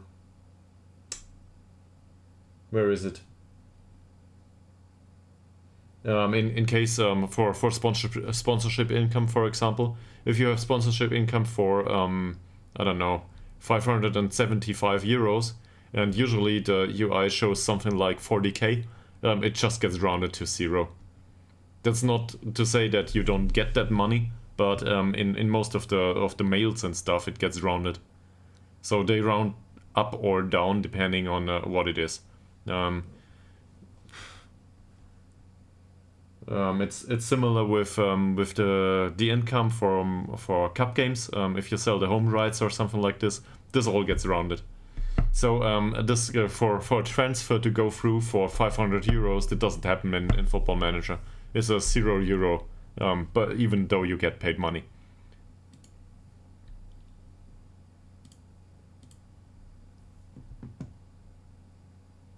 All of a sudden nobody wants Tobias Svensson anymore.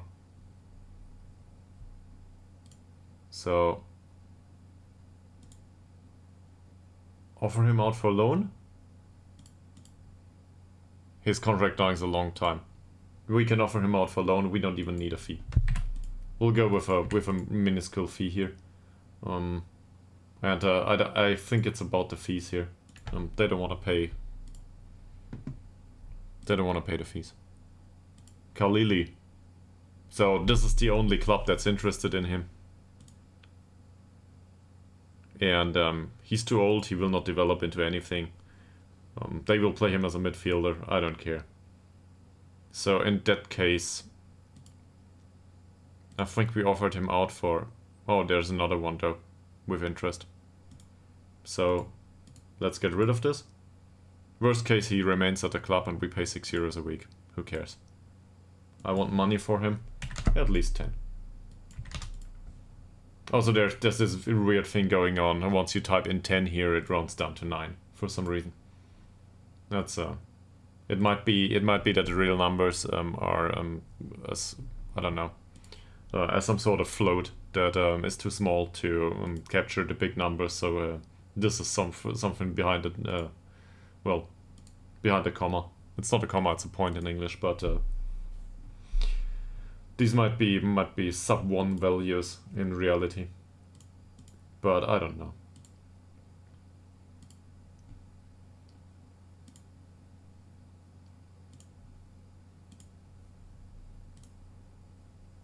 Henderson. This is not different. This is the same shitty amount of money they offered us previously.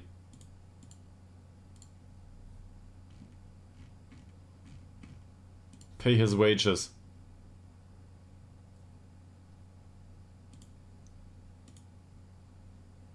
Same with Modik here. This doesn't amount to anything.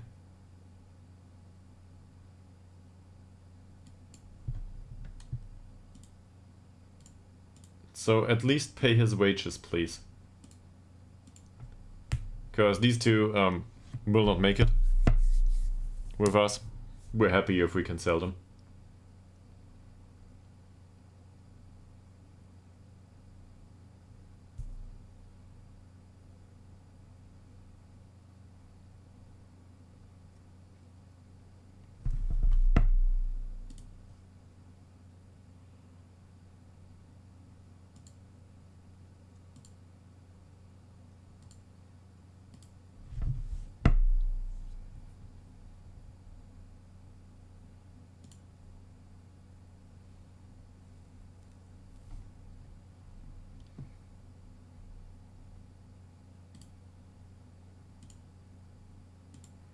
There is another loan offer for Khalili here. Same problem.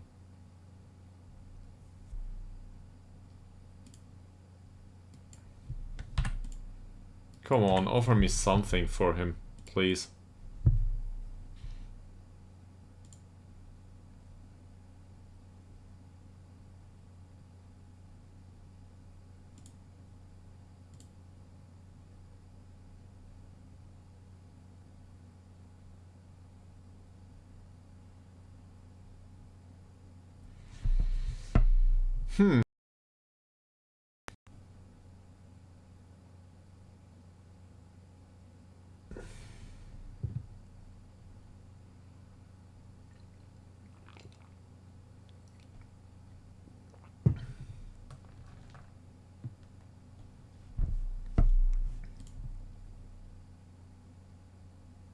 I have no idea. So these two are arranged friendlies, right?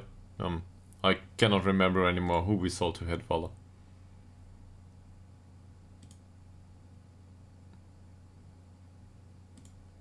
Seriously? I don't even know if this is the same guy, the same club. Yeah, probably. So we will not negotiate this. Either you pay for him or you don't.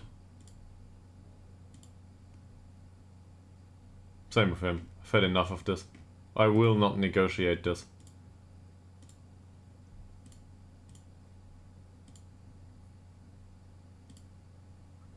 Frederick Nilsson, fairly pro, and he just declined. Great.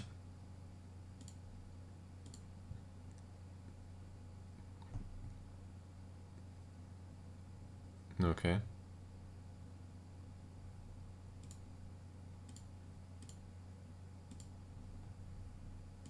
That, I hope.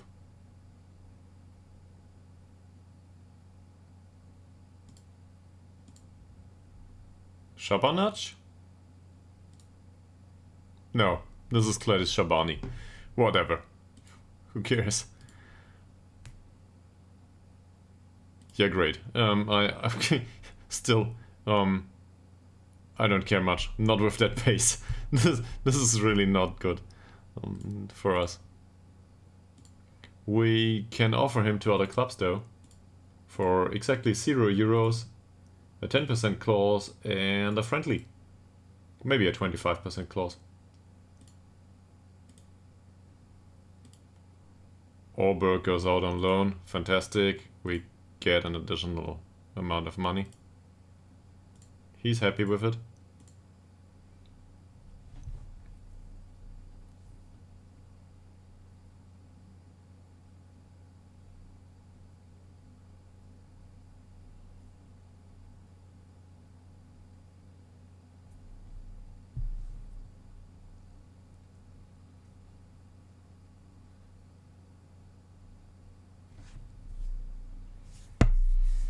I hope that we can increase dynamics in the team,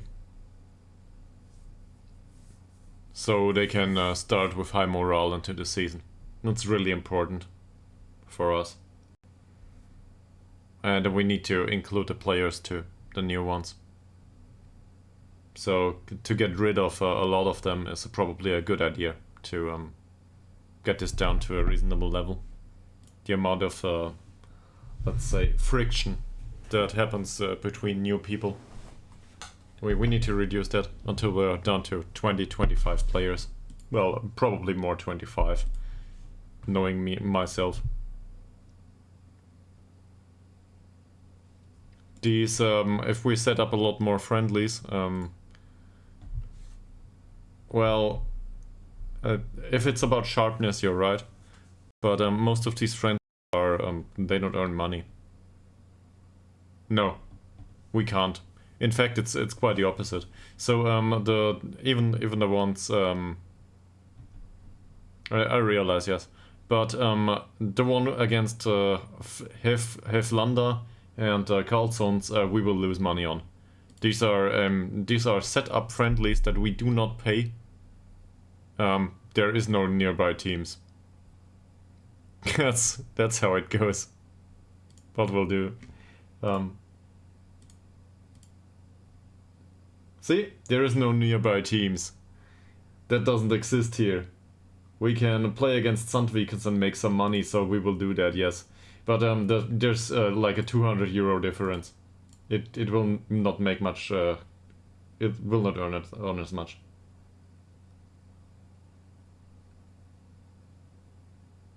We cannot play twice against them, I think.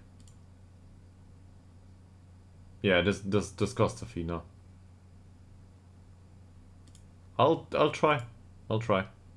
So training is set up like we have Wednesday and Friday for additional friendlies. We have Wednesday and Friday. Let's do this. So these are already done. And none of these here earn us any money. This might though. Exactly. Yeah, so you are right. Well, all of a sudden we can make money on these. Probably not Wednesday and Friday, but at least some of them. Sundwalds.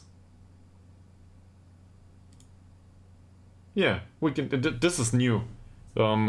So up until this season we lost money on these. Apparently, all of a sudden somebody wants to come over and play us.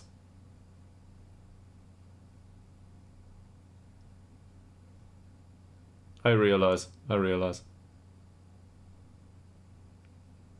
So there's nobody available here. And Sandvikens again? Well, no, not twice. they probably aren't available here.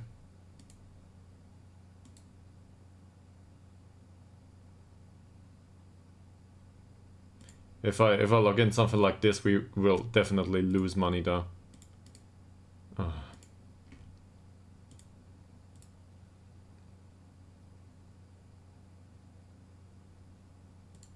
So what's Gesundwalds? Well, this is not Gefle, this is a different club. They just have a similar logo for some reason.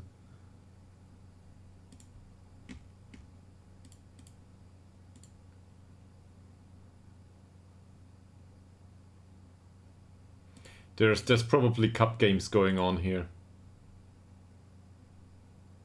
I'm not sure just yet.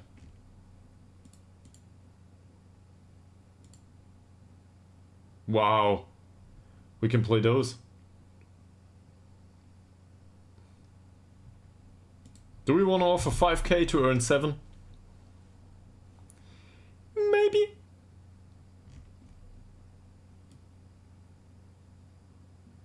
But we can do that early in the season, right?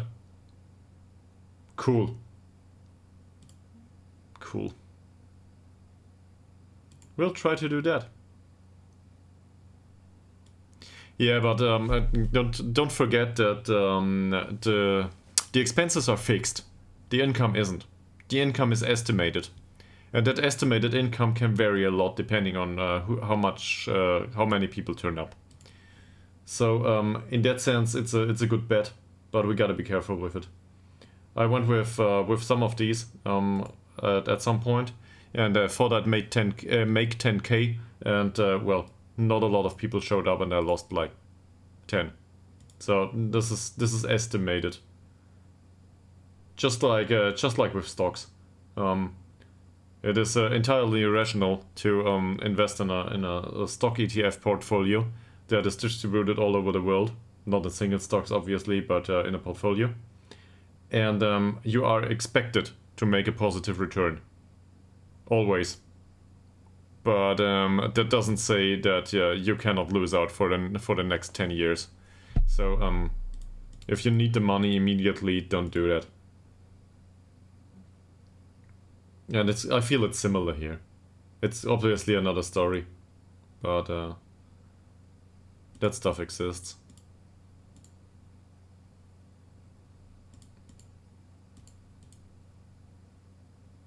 I will not play them the second time. Or will I? When does the season start anyway? Well, hopes are that we can sell some of the youth players for free now and get a friendly clause maybe included there. That would also bring some people over. I'm not sure if this earns any money though. It's more about match sharpness.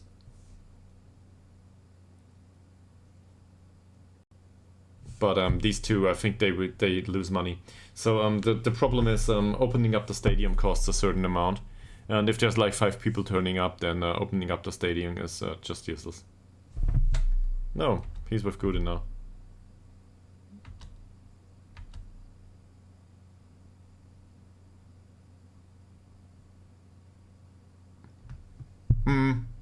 Yes, that would be wonderful. Yes, seriously, I'm interested in that kind of stuff.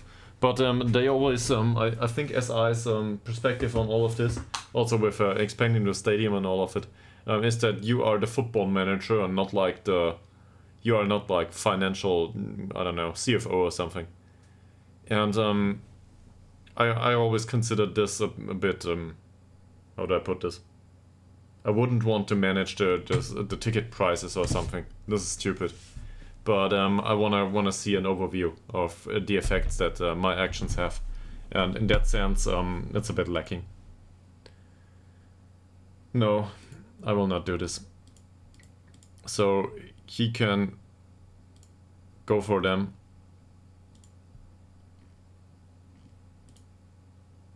But not for less money than he's worth.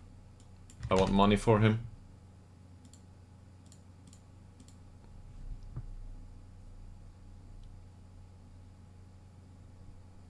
Yeah, exactly. And you could argue that this is also done to... Oh! Now, we set up a non-negotiable offer, and all of a sudden it works. So yeah, you can go. Same with Khalili. All of a sudden somebody's willing to offer money for him. And with him, we don't get a fee, but at least somebody pays his wages, so that's okay. Who's Hugo Person? That's a trialist, I don't care. Yeah, sure. I don't know. They reject a friendly proposal.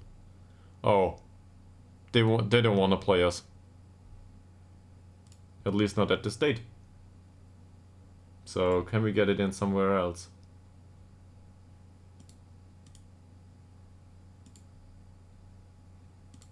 Come on, there was a possibility.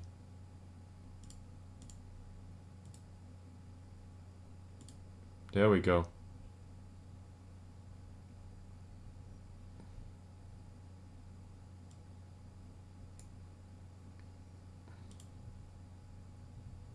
Yeah, I read it. Let's rearrange this. There's probably a bit of delay on the stream too. At this point, we skipped over 1st of January. So,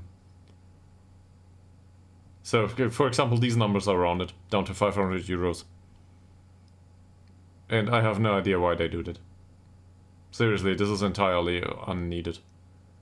You could just play the real numbers here. But at this point, you realize that this comes down to, we will not earn much. I don't know, we might make 100 euros or lose 100 euros. But if this is 0-0, most of the time you lose money. Because opening up the stadium is 30 seconds, that's a lot, man. You might have that right there. So I could restart the stream at this point, but it's 3 PM here. Match preparation is not the right one. Preseason it is. They accepted it. Wow, now we might make $1,000 on it. Euros, not bucks.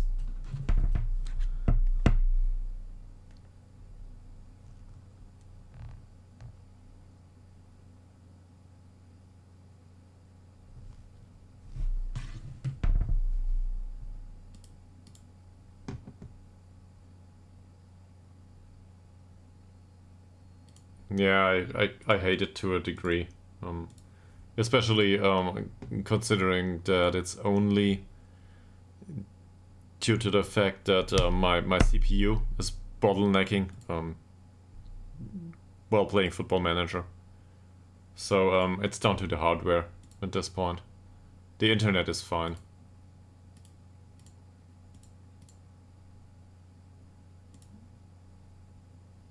Guillermo trained well. That's good. I like that. So these are all players that don't stand a chance in the first team. That's why they train well. Yeah. He trained well too. Great, man. Wanna leave? Because you will not make it, probably.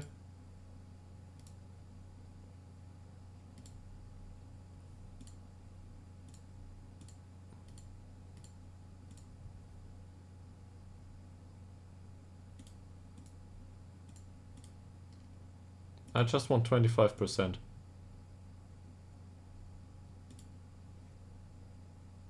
For a resolute player, he's definitely, his training is off. No. Is he part of the squad? Sure. Well, whatever. The youth players will be a pain to deal with.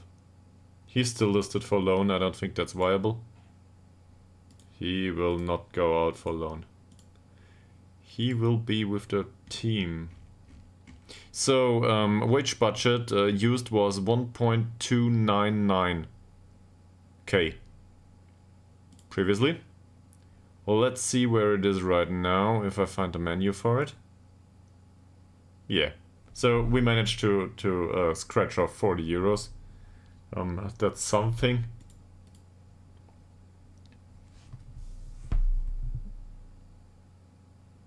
And this is bullshit.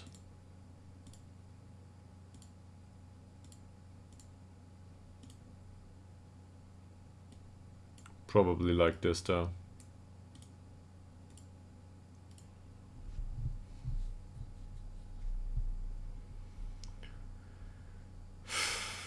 We have too many players to put them all on the bench.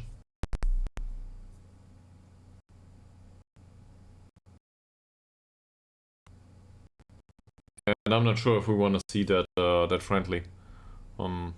So for the moment, the assistant manager is in charge of the friendlies, but I realized that some of the friendlies he doesn't do a good job, and that affects morale. So to a minor degree, I guess I want to do these friendlies. First, let's look into the goalkeepers here. So he's... No, we can do that afterwards. A menu should come up, and with 50,000 messages for us. These are all crap anyway. Okay. Let's even more. So, secondary keeper, Westberg. Right defender. That's not the right one. Kalili will go. No, Gongo is already there. Where's the other guy? Not Anderson. Carlson? Who are you? Young guy. Youth contract. He can go. We don't need him in the first team.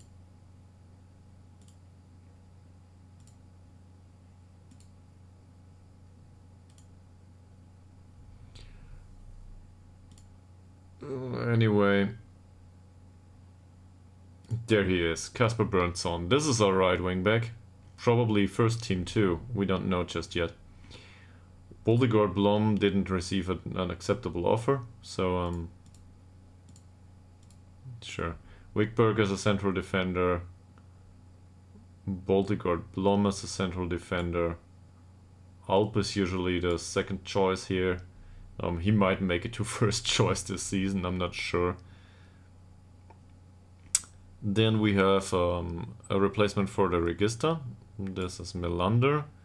We have a replacement for the Metzala. This is probably Korovic at this point. We have a replacement for Forsell. This is still Hellberg, even though we have other options. The other option is already on the pitch though. Who's Carlson? Oh, we just had a look into him. Ostrom will probably not make the squad, so right wing. And now Speedy Boy can come on. This is his position up front here. I'm not sure if this is really annoying with the name, by the way. The fact that it considers all of this the nickname means that he will be mentioned as with his full name, even though, well, if his full nickname, which contains his full name and the nickname, even though sometimes it's a last name, comma, and the other stuff, first name. So I'm not sure if I want to keep it that way. Maybe we will just call him Speedy Boy. Anyway, where was I? Left wing. Yeah, it should be an easy one. That's Lily though. And then we have striker. That's probably Ishak. So now we have 4 spots free. For this friendly, that is. Anderson might make it into the squad. Berg, I don't care. Kalili will not play here. Dirk is fine. He can be on the bench. Carlson doesn't need to. Ostrom doesn't need to. Skildermo doesn't need to. Puget would be the good idea. And, well, of the others here, these 3 will go. So might as well put Per Friendson on the bench. Who's a new signing, by the way. So, yeah. That's it. And now, given that I think that we can manage this a bit better, and I also want to see these games this time, This is, by the way, and this is one of the things I changed last season. Last season I did not do preseason myself. This is one of the things that is different from the last season to the other two prior to that. So that might have had an influence. I don't know if it had though. But hopefully, if I manage them myself going forward, even if it's annoying, we can get better results and push morale up and get a better start into the season. I'm not sure yet though. So, staff responsibilities match. And we will do the friendlies ourselves. Friendlies for the U19 can obviously... What's this?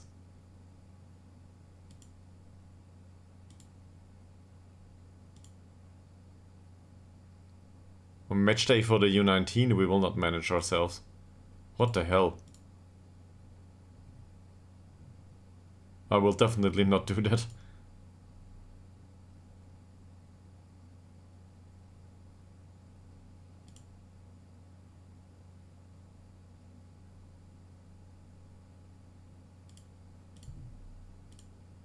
They never play though, so doesn't matter much.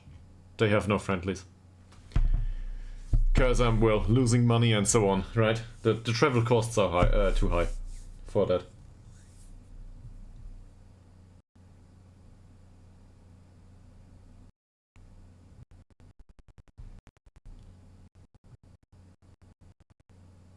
Yes, I did.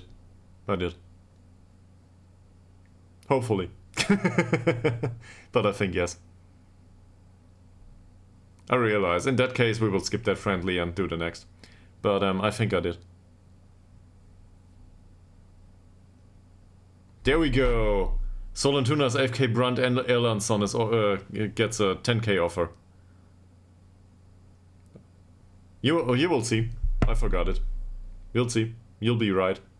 And I'll look stupid on the internet forever. But I think I did.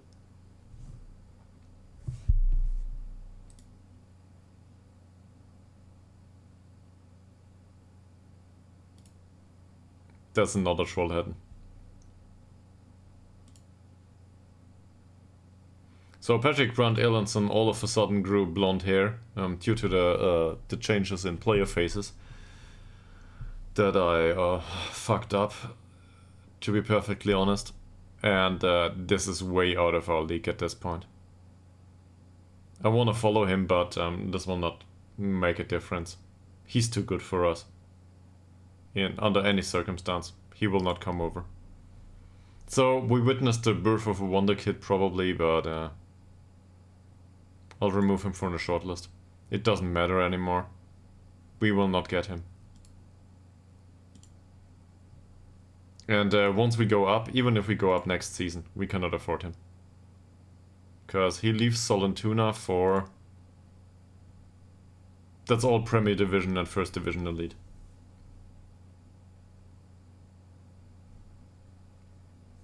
And I think he didn't even spawn with Solentuna. He was with Hesselholm. He was on the lower levels of the league. I have no idea how they managed to get this guy to that low of an average rating. Much too good for this level. Well, especially the composure of 15. And the acceleration and pace is decent. But for a winger this is good. Composure is outstanding. And that flair of 13. The technique of 14. This all, I don't know. I have no idea how he managed to be on this level for so long. He's 19 now and it feels like he wasted 2 years of his life. Or maybe he developed into this. Down here. I don't know. He's professional though. He will get it. If they give him the playing times, he will get it. The only possibility for us to get him would probably be on loan, and then we would have a really big problem because we have signed a decent player for this position that we pay a lot of wages for. An Englishman on top. By the way. By the way, we signed English players. How happy are you? Is very pleased to maximum? Probably.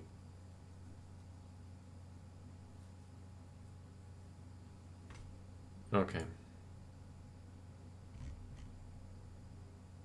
So I'm not sure if Vorlin will make the first team all the season as a wingback on support duty, but he offers a certain flexibility. This is the story about the English youth intake. Well, they in Ytterhogdals or with Ytterhogdals IK, they offer contracts to English players to get any player in at all. Yeah, maybe. I don't know. Seriously, I don't know. But wasn't it you? No, so maybe somebody else. I don't know. Somebody made a joke about that this is not about a football club, but this is a repopulation effort.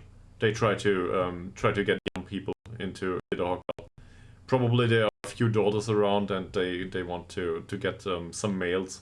So they offer to devastated English former English players that cannot make it in English football. So reportedly great attributes of Swedish female human beings. Probably some of them are willing to come around, and once they realize that they got baited into playing football for the club, well, maybe they stay for the females. I don't know.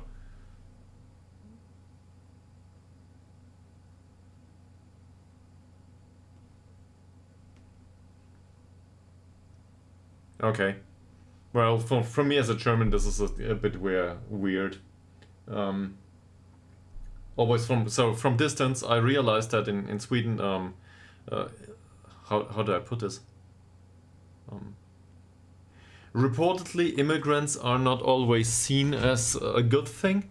I don't want to go into Swedish politics too much, but there seems to be let's say some right-wing stuff going on in Sweden. And I'm not aware of the circumstances. I think that is because you have it rather. Reportedly, it's rather good up in Scandinavia in general, wage-wise, and also with social security and so on. Yeah, it's not about personal opinion at this point. I share your opinion. I think I don't know. I wouldn't say I want to glorify multicultural stuff, but on the other hand, whoever's qualified and whoever for the job, or whoever's willing to come over, why not? I don't have an issue with that. Come in, it's fine.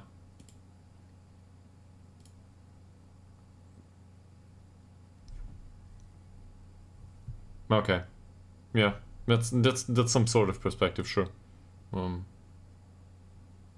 He's not that bad though.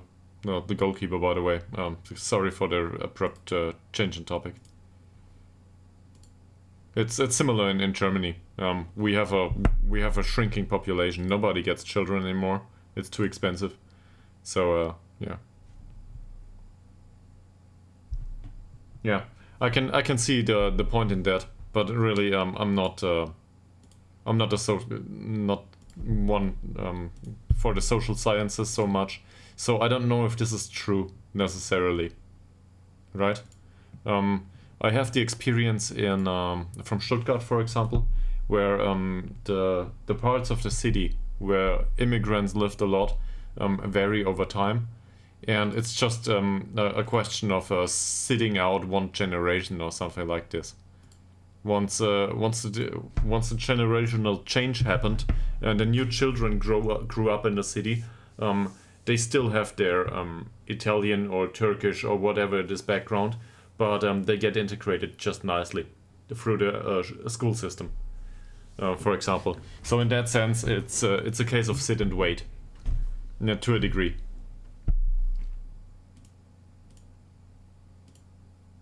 But I guess that's true for every immigration circumstance. And to be fair, I myself immigrated to Bavaria from Baden-Württemberg, so I cannot say I'm not an immigrant. This is... it's not really foreign, but still...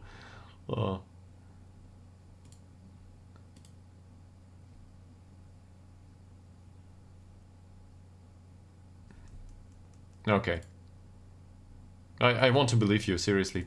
I just don't know any stats for it, so it's not like I can contribute much to that topic. Other than saying I hope that everybody gets along just fine. And that I don't want any hate on anyone.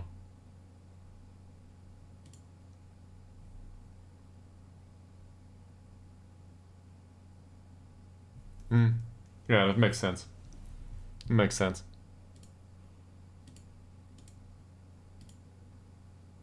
None of these goalkeepers is any good. Well, all of these goalkeepers would be acceptable as a last-ditch effort to find anyone that's willing to play goalkeeper for us, but we have two. So we have two. That's what I meant. So he's okay-ish, but not good.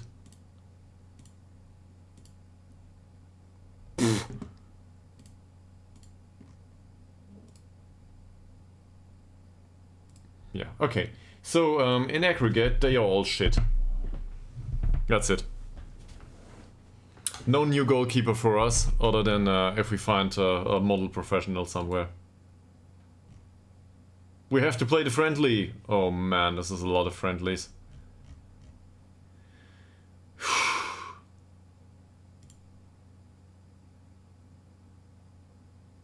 Great. So, we play them, they play in a 4-4-2, so we will go with the... Is there anything that... Crossing less often is fine for Low. He's not a good crosser. Tillander is still in his position, Watson is still in his position. Yeah, he can shoot more often, sure. I'm not sure if it is needed though, at this point. He's got decent long shots and a decent finish. Decent is the word. He's not great. He's instructed to not work as a menu. For fuck's sake. He's instructed to take more risks. Cross less often as can go off for these players. Take more risks with that player is fine. Does he also have good passing? Yes, he has, but the vision is really crap, so take more risks is not a good idea. Shoot less often is definitely shit though. We don't want him to do that. So, less instructions actually. I would not want him to shoot more often with long shots 11, that probably wastes a lot of them. Him though? He's on 12. He's got a good long shot.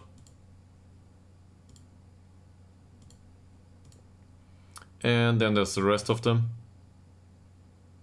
For him to take fewer risks. He's got good flair, good decision making, good vision, good passing. This is shit. He can probably take more risks. Passing wise. Cross, aim for the target 4. This is fine. Dribble less. I don't think this is viable. I don't think this is viable anymore. Dribble less. And shoot less often is probably fine for him. Yeah, his long shots are okay-ish, but I don't want him to shoot. These players did not change. Okay, and we will start this so that it saves my instructions that I just did. Because this is only a friendly. I will include the rest of the instructions on the pitch now. The rest of the instructions is really just play through the middle. And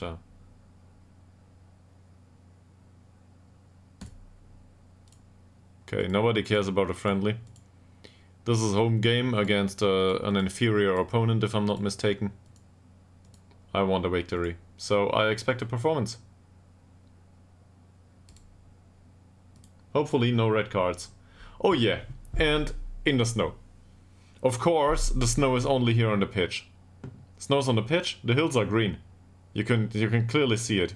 So the snow cannons have been brought up to cover the pitch in snow, and outside it's sunny. This is how it works in Sweden after all, right?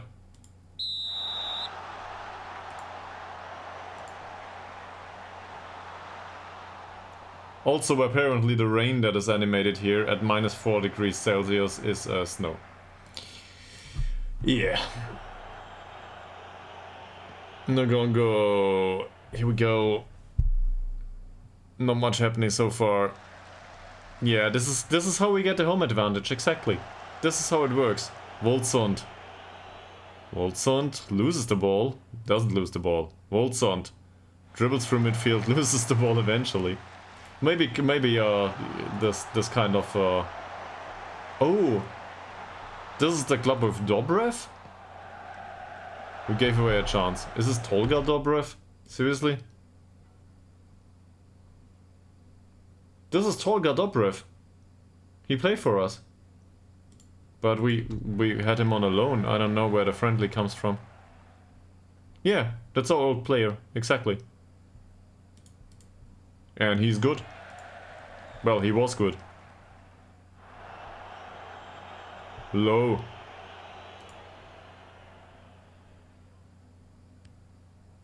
Long shot.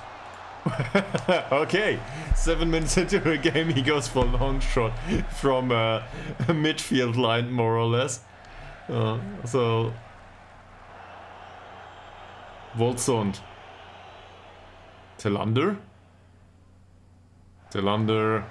Nice pass for Low. Voldsund again. Another shot.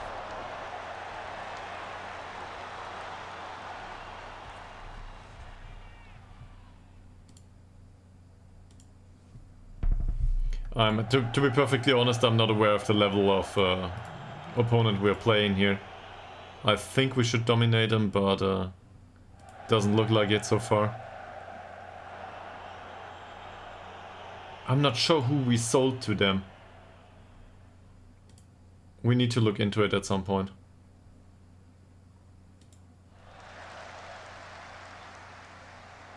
Well, Dobrev, we cannot leave on his own. This doesn't look bad. They don't play bad football. We do, though. Also with that weather, so this is probably a good idea. And I think focus and play through the middle would be fine too. But the thing is, with our pitch, it's already highly congested. Is this offside? It isn't. Morgan. First appearance for the club, by the way, in a friendly anyway. Oh, Forsell. Seriously? Seriously? How can you not score that? 3 meters out.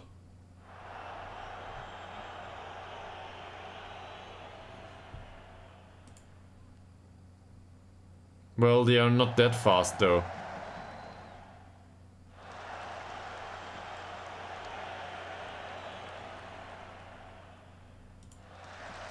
We have decent scoring in midfield too, at this point.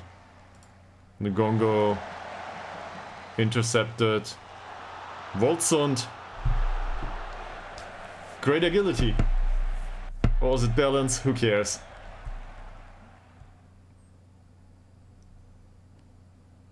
We have a speedy boy, and he will come on later. That's offside. Dobrev, how we know him. But I don't know how Tolga Dobrev ended up with them. So either this is a bigger club and we sold somebody else to them, because Tolga Dobrev was not the one we sold. Tolga Dobrev was only for loan with us. He was never part of the club. No. Well, also the speedy boy is not that much faster than Tillander. You realize that, right? Tillander is 13 both. Oh no. There we go, Ytterhogdals with the usual performance. If not for Hellstroke, then Ytterhogdals will have the errors in defense. Somebody must have them. Luckily this only is a friendly. Low. Low again. Loses it though.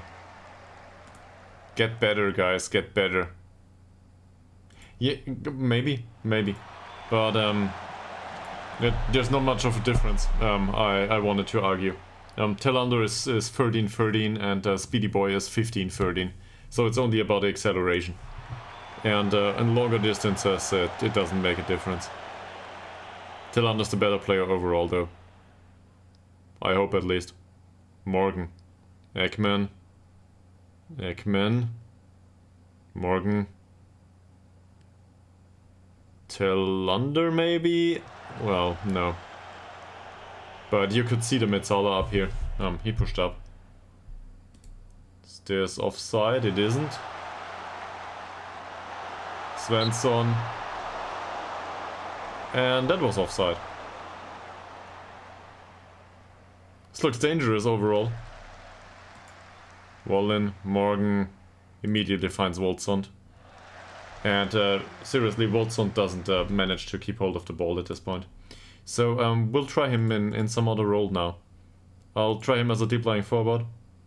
And hopefully he can hold up the ball a little bit more nicely. Well, apparently Torgal Dobrev doesn't have a great game. Injury-wise. Oh, he manages to get the ball here. Nice pass. And Tillander with his 9.5 points finishing, or whatever it is at this point, doesn't manage to hit the goal.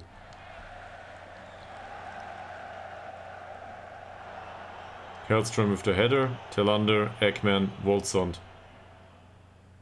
This is more like it. Just keep hold of the ball. That's okay. Ekman. What a pass! For Tillander. Cross. And that might be a corner. Nobody's happy with being encouraged apparently. Well, Low isn't. Tillander with the corner. No header going on here. Ytterhogdals loses the ball. Tillander again. Tillander with the cross. Morgan's not a natural header, I guess. Ekman. Well done so far. Ytterhogdals. Ekman. Well, that was an easy one for Ngongo. The ball doesn't run that well though. On the snowy surface, I guess. Ball in. Woldsund. Finally. Well done by Woldsund. I imagined he would turn and shoot himself, but he didn't. He found Tillander and that's it. So we have the first goal of the season, I guess, in friendlies anyway.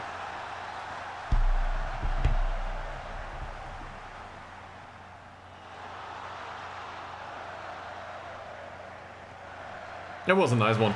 And also you can see that the deep lying forward role suits him just fine. That's probably over-interpretation from one scene, but or two scenes really.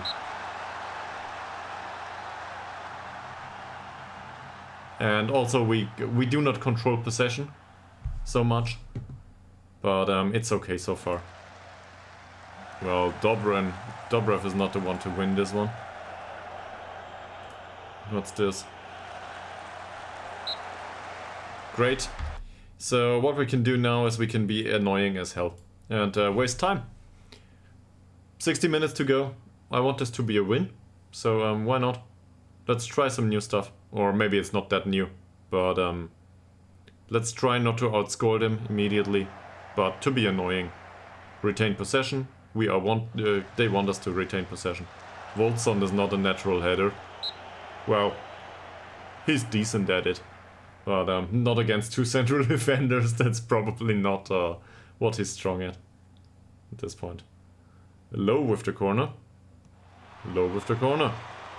Yeah, that's an easy one for the keeper to get to. Not a good one.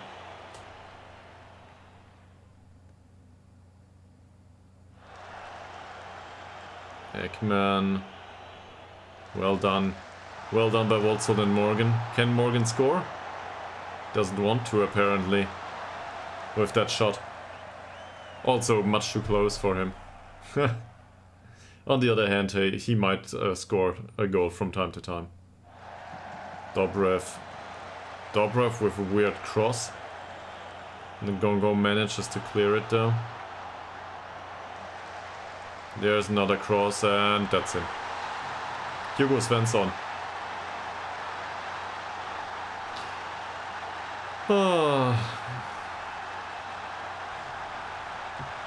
Things could have gone so well. Look at that defense. That setup. So they push up high, that's fine. Ekman for some reason is behind Hellström. Ngongo is way out of place, I guess. Well, no, it's really the central defenders that are out of place here.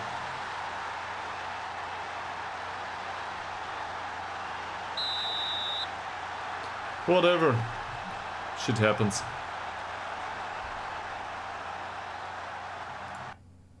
So, time wasting is off again. Wolzund. Hellström. Roll in. Oh, Morgan manages to get to that one. He's fast. Forsell. That would have been an immediate response.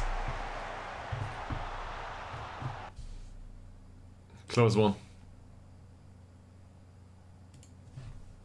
Tillander with the corner.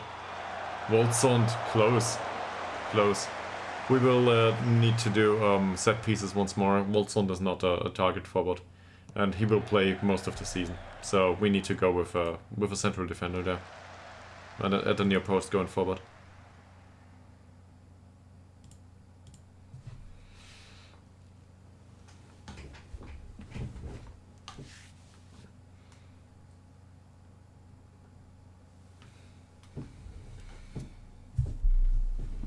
Butolen, Hilfarsson, Nilsson, Holmgren. I guess this is it. Maybe it's Lifarsson, I'm not sure. Well, Mr. Lowe. That's a nice tactical foul, I guess.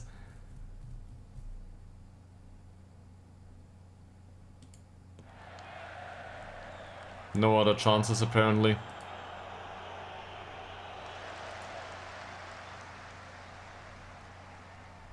Hellström, roll in. Ekman, Wolzund. Nice pass by Wolzund. Morgan, nice cross. Tillander, not so nice header. We created another chance. So chances wise we look fine. The match performance overall is okay.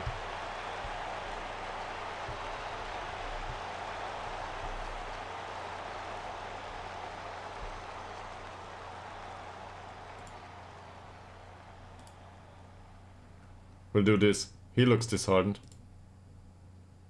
He had a good game so far.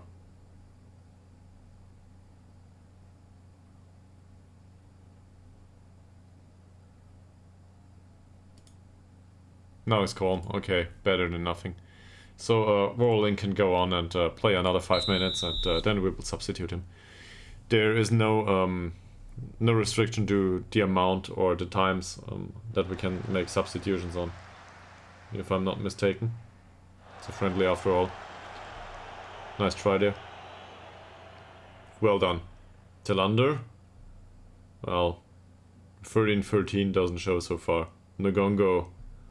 Wolzund trying to close the ball down.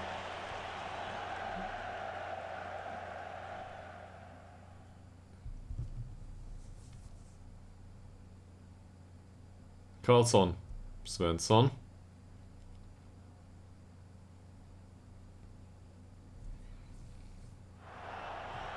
That long ball for Dobrev didn't manage to find him.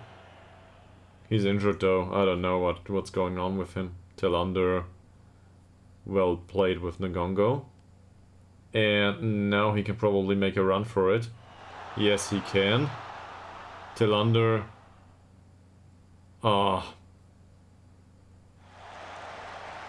Still manages to find low. Till under. Morgan. Can somebody take the shot, please? He did. Finally, he did. All in. This will be the last throw of his game. Waltz on, and that's easy to defend. Nobody there. So, we will bring on Dirk here. I don't need Alf specifically. I want him to be match fit at some point. Is there anyone else that's already tired or something? No. Everybody else is fine. Welcome to the squad, Mr. Dirk. In case you can be better than Mr. Alp, you can make it to the team from time to time. Hellström, Wolfsund. I think Dirk is also can also play central defender. Whilst he's not good at it, he can replace the static central defender on the bench. Wolfsund doesn't win these. We should remove the instruction with the target man at this point. We don't have a target man anymore. So I will need to do this after the match. Morgan. Not a bad try, but low. But not good enough.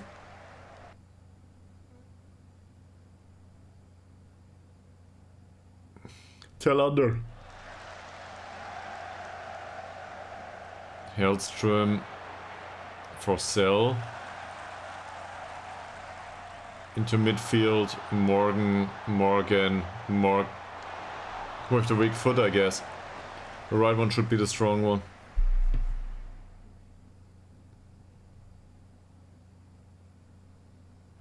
Ngongo.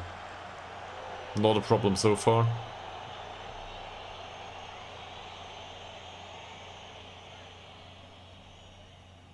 Dirk. Is there not a Dirk on the pitch? I wouldn't have known. Dirk. He wants to make an impact apparently.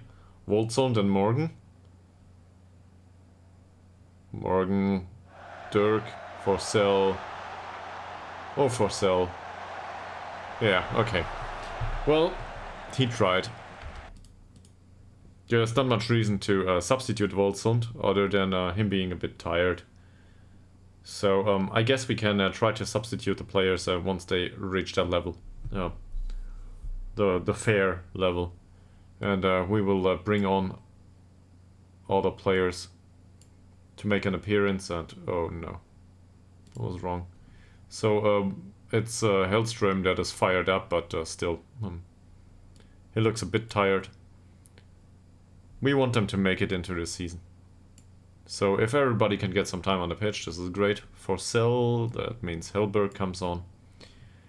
Who else? Wolfsund. So Isha can make an appearance, sure. And he can be target forward here, yeah. So nothing to change. Otherwise, that's it. No, 5 players substituted. Now we can wait until it's 17 minutes into the game and do the same again. Morgan. Brentson is new.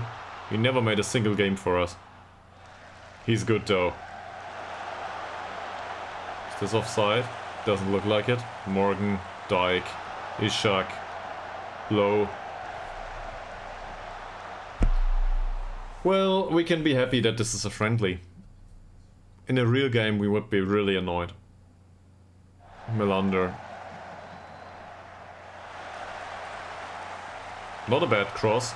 Ytterhogdals was in the middle, and he actually managed to get a header off. Overall, expected goals wise, this looks strictly in our favor at this point. Melander, Low.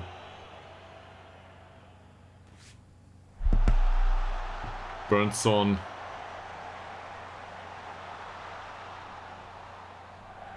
Nice pass. Telander cuts inside.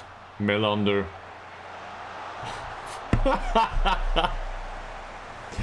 That was more of a pass than a shot, really. I don't know why though. Burns on. Is this aimed towards the target man? Well, he isn't the target man, but he was there anyway.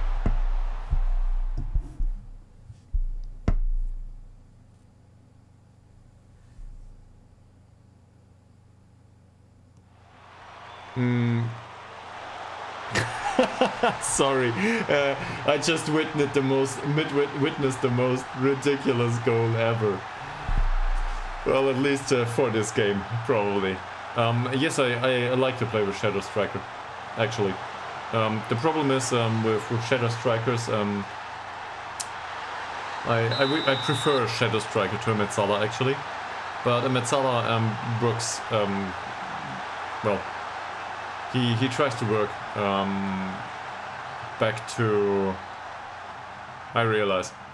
But the Metzala works in defense too. Not much, but he does. The Shadow Striker is more about closing down the opposition in that sense. So we would need to, I don't know, have a really good defensive midfielder. Or, well, I mean, I guess we can play with a central midfielders too, if we employ one Shadow Striker.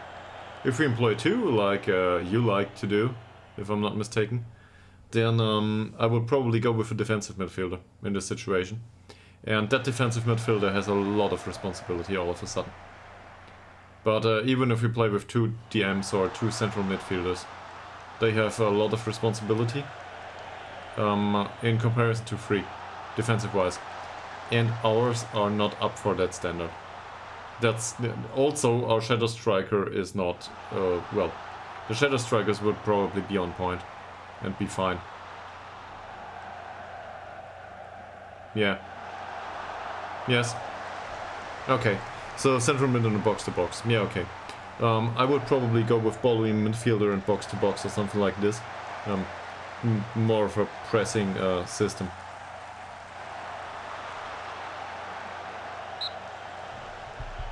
I get that, yeah. But this is my experience too with 4-2-3-1 with two defensive midfielders.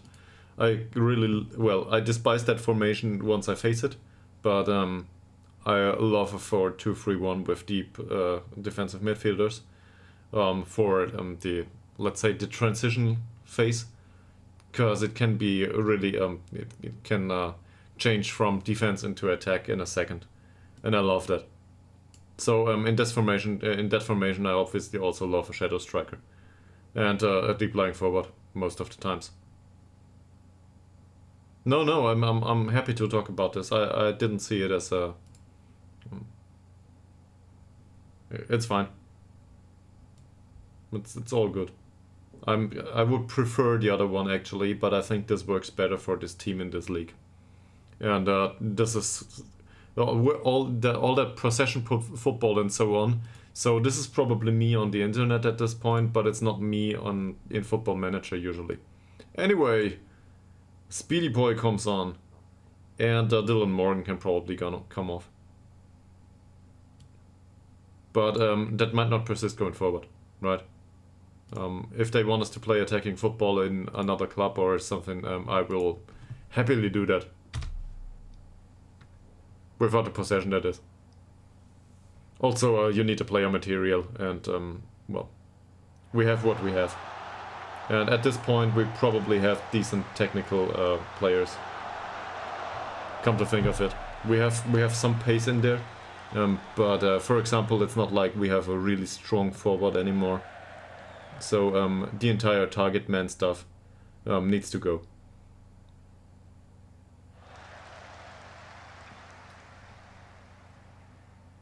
Okay. I'll do that after the match, if I don't forget it. Yeah, I think we can also just go with Speedy Boy, really, and just remove the last name, cause well, as I said, once you go for the comparison menu, for example, all of a sudden there is stuff in there that doesn't belong there. So we might as well look for... Oh, Ytterhogdals. We might as well just include a nickname, and that's okay. I think this is a new gen, but if it were not for him being a new gen, probably some player around the world will see this at some point, and then he will ask himself, what the fuck is going on with my nickname? They named me Speedy Boy? Why? But yeah, I think we can deal with it going forward. Korovic, well done so far. Speedy Boy! Nice pass for Berntsson. It's also Bengtsson and Berntsson, which is really annoying. I realized this once I brought him into the club, start of last season, and this was probably partially why I loaned them out, both of them immediately. But yeah.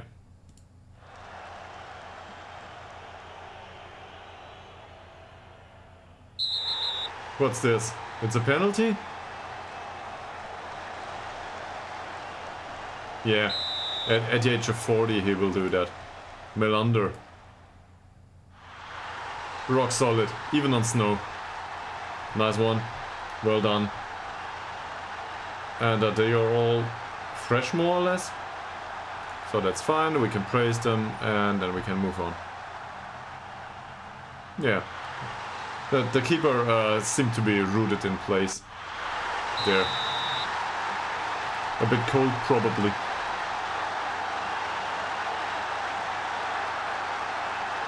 Oh, Baltigord Blom. What's with the foul? These two are not happy to be... oh, they wanted to stay on the bench. That's well intercepted by Ishak. What can we do with it? Nothing, apparently. Speedy Boy? He's not that speedy so far. He's not that speedy at all.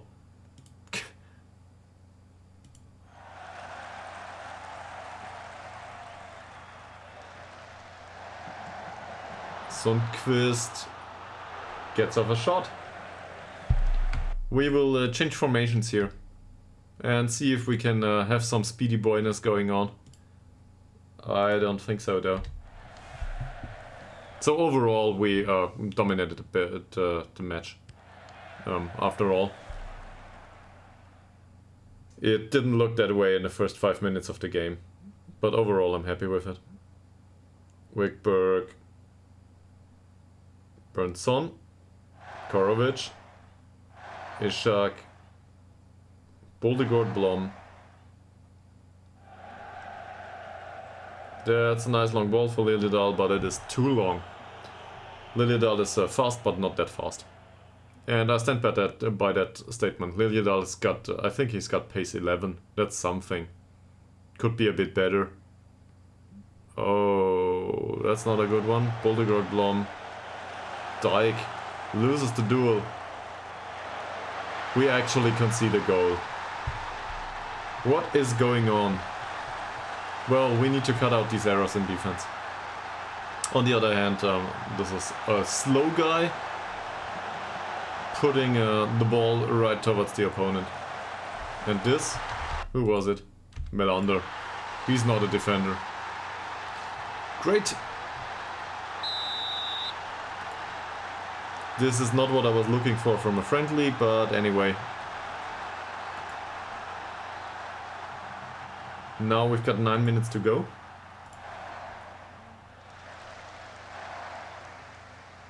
The B team is on the pitch basically. Oh no, Melander.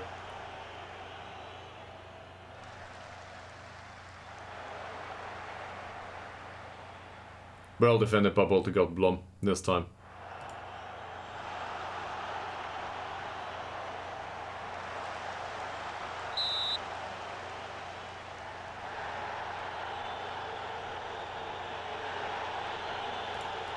Another free kick. Davidson. Another easy header for Ishak. And that should be offside.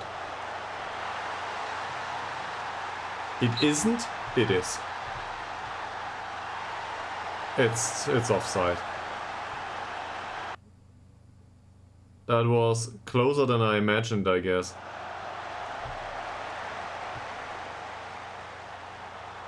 Dirk. Ishak.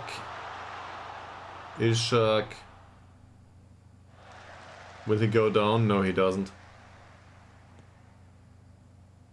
Yeah. We should have kept under pressure, probably. No, you are right. We should have kept under pressure. We gave him the pitch. But this is part of it, probably. So if they have more highlights, that doesn't necessarily mean that they score, right? More chances is not good chances. But in this case, they had good chances too. Same here. We need to keep under pressure. We are no good defending this, for some reason. And I don't know why. Same here, offside. Yeah, okay. We'll change it back. Just doesn't work. So defensive formation, we need something else. I don't know what, but we need something else. Probably a midfield press. We talked about this last season already. We could go with a midfield press, still lower on the pitch. Speedy boy runs towards the wing, contrary to his tactical instructions. Well, burns on. And this is a waste of a chance at this point. Well, he went for goal in the end. But this is working the ball into the box a bit much. Helberg. Not a good ball. That might be offside. Might. It isn't, but it's deflected by Zetterberg. Who, by the way, played the entire game. So at least the goalkeepers could have can have stayed on the bench. Intercepted by Korovic. Helberg. Speedy boy. And that's offside. There's another Bengtsson in the goal, by the way. To make it even more confusing. Melander. Ah. Alright, overall we won the game, but we could have done better.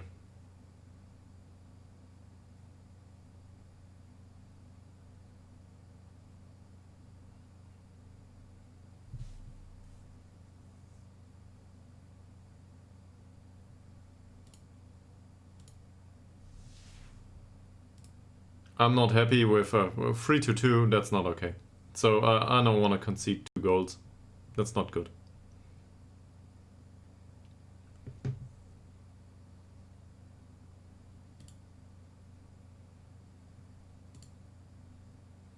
So here we won that. Cool. Now, first of all, we will stop crossing for the target forward. There is no target forward anymore. And we will not play him as a complete forward. This is too much for him. Once I realized that this is he's good at most of these things, we cannot do let him do all of it. So we'll play with deep lying forward. That's one of the ones I really prefer anyway. Maybe he can focus a bit more on this. Get a bit stronger, get a bit better vision. Overall, at the age of 29, he might still be capable of developing into something. And we'll go with the positional instruction here. And play as a DLF going forward. So this means that we can also have a look and see if we see somebody that fits the description as a deep lying forward, because Ishak doesn't. That's for sure. And then there is no target forward anymore. So they can cross whoever they want towards at this point. Same with these, no target forward anymore. Where is he? No target forward anymore. And we will go and rename this guy. once more. I'll remove all of this. He will just be Speedy Boy going forward. That's okay. I can live with that.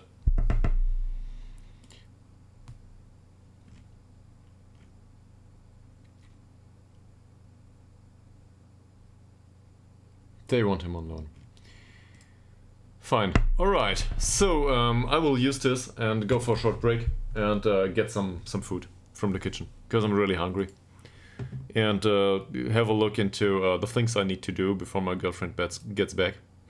Here's some stuff I probably should do. Also maybe get, I don't know, get the stuff out on the balcony. The clothes. To dry. Cause the sun came out. Sure, you are all very interested in this. AFK, see you in 5 maybe.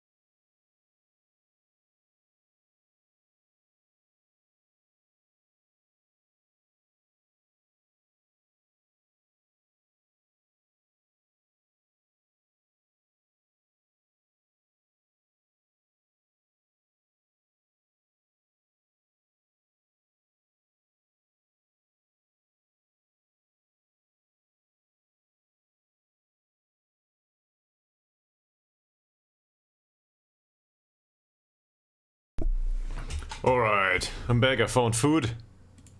Here we go. So...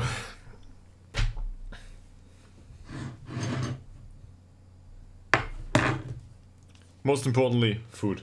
Afterwards, Football Manager. Any thoughts on playing with a deep lying playmaker going forward? Not playmaker, deep lying forward I meant. Any thoughts on that? Yeah, it's more of a technical approach that probably fits the possession-based football system.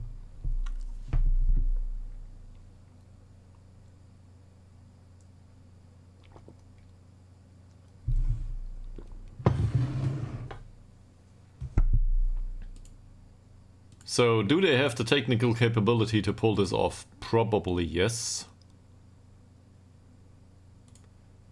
So, what do you use as a striker option with your shadow striker then? Target forward? Or what is it for you? Shadow striker and deep lying forward usually go hand in hand. Okay. So, well, obviously a target forward and a advanced forward. Seriously? Okay. Interesting. Well, I guess the advanced forward is one that provides too, to a degree. But usually deep lying forward or target forward on support duty. Well, both actually on support duty. Are the ones to pair really well with a shadow striker, as far as I'm aware.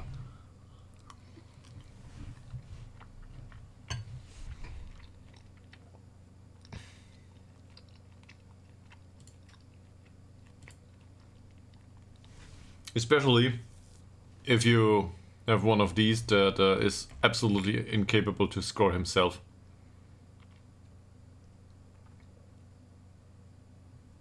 Yeah, I wouldn't want to judge your formation without ever seeing it, right? Or your setup. I'm certain you are probably more qualified to say something about this. Yes. So this is deep lying forward as well. Deep lying forward not so much. Deep lying forward is the exception, but the target forward is just a big man in every partnership. You probably, I guess you have heard of the big man little man partnership in strikers. That's basically all there is to strikers. Anyway, it's all about big man little man partnerships. And most of the time it's you have to have a big man and you have to have a little man.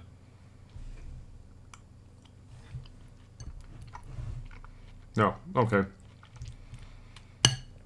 So that's all there is to it. And deep lying forward and shadow striker, in that sense, can work without a big man. But it's unlikely. Usually the deep lying forward is also the big man. Yes, exactly. Shadow striker is the true 9 in that sense. So he is the real striker, the shadow striker, the main threat of the formation. And the big man or the deep lying forward, in case he's not that big and more of a strong man, but he still can be big man, obviously. He's more of the one to provide. And in that sense, he is not expected to score himself. Sure, he will score the odd goal, being a striker and all, but he's more of the creative option. So this is the inverse version of basically the advanced playmaker and the poacher.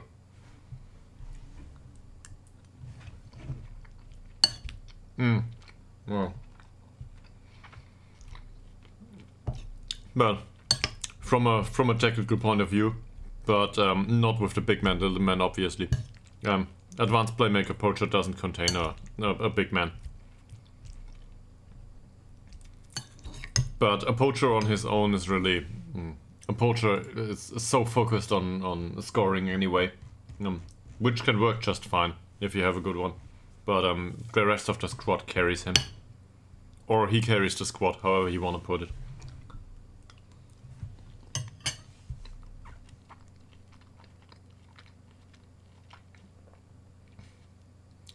So the tactical familiarity is still lacking a little bit here.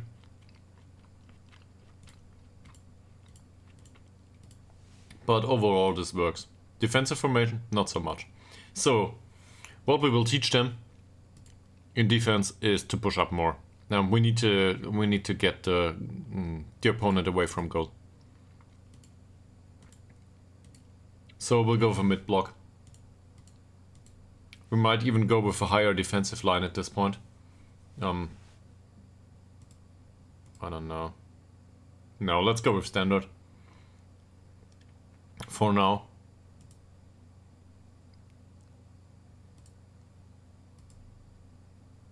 Is something like this an idea, though? So there might be some space between the low line and the midfield line. On the other hand, the 4-1-4-1 is really congested already. So to engage the opponent well, earlier is probably a good idea. So we'll try that, even though it gives away some space in the middle of the pitch. And I don't think that this is well, this is not a good setup usually.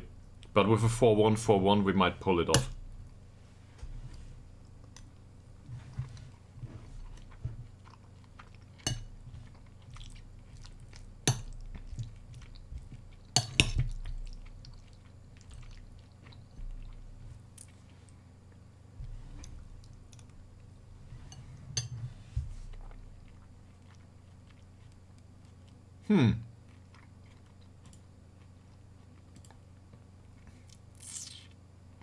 Who's Hashimadel? Is he on trial with us? Apparently. He will leave this evening. Sure. Now, next we play IK Brage. Never heard of them. He moves out on loan, that's great.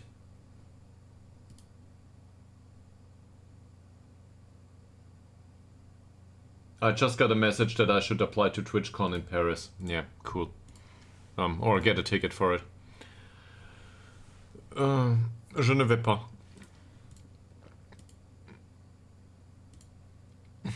Will it be? First Division Elite, yes. Apparently. So we can use the new defensive formation and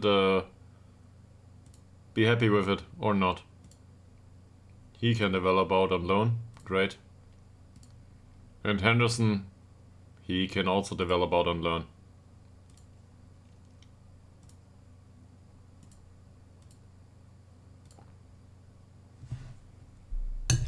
But yeah, Brage will probably dominate that game, and Khalili leaves too, and we even get money for it. Isn't that wonderful? Another one to leave, that makes it 18 per week that we just saved.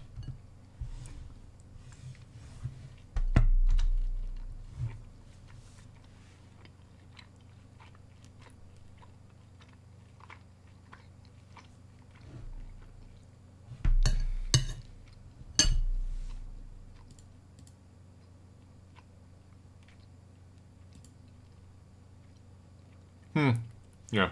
He didn't look that bad, but overall not my type of striker. And for a shadow striker he would have been too, I don't know, not good enough. Also 27, so I don't even have to look into this. I realized that we need to shut up shop, that's okay. So we will try to do that. With whatever player material we have on our hands. And he can be pressing forward, why not? Maybe Ishak will play. We'll see. Depending on match fitness. We should probably rotate heavily throughout the friendlies. And just play the ones with the least amount of match sharpness.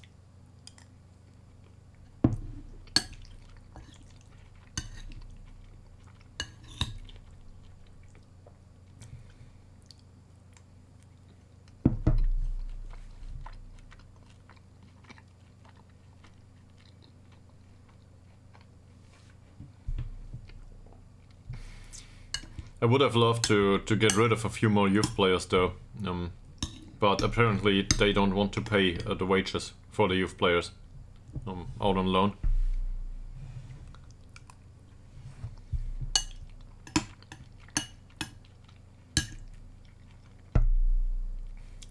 Or I might have botched it previously with rejecting all of the offers. But they were all non-negotiable. So, what can you do?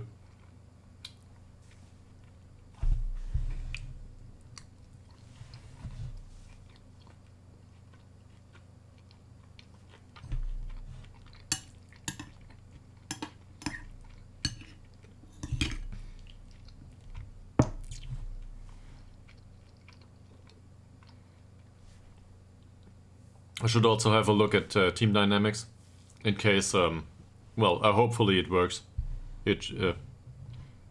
Tiny bit by tiny bit.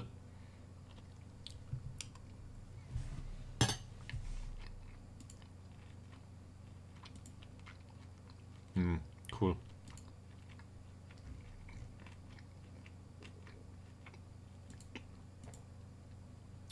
He goes, and they pay us 15. Wonderful, Hulafich, wonderful.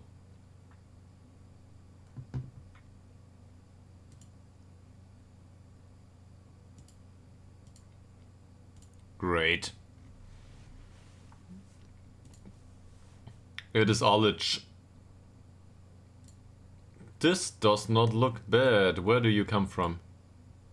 Östers. And apparently you didn't play. But still, this doesn't look bad. Defensive wise.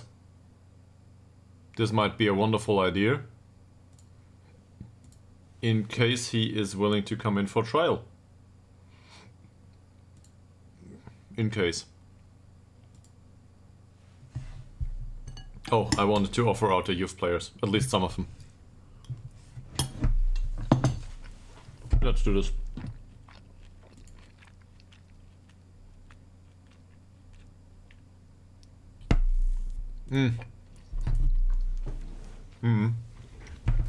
I get that. I get that. Sometimes you open the game and you win 5 games in a row and you have no idea why. And sometimes you open the game, you set up everything as instructed, and it just goes against you. But it's part of football, really.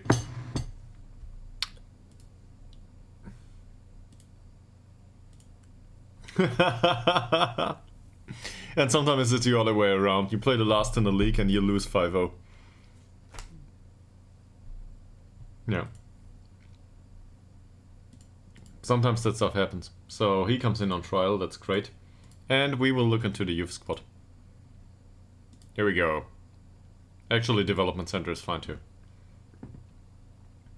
So...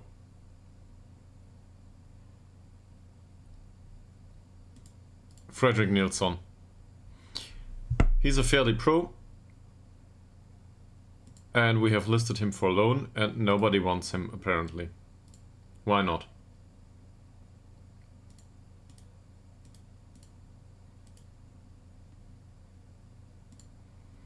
Same with Jonas Ekström, but with Jonas Ekström the thing is, I would gladly sell him.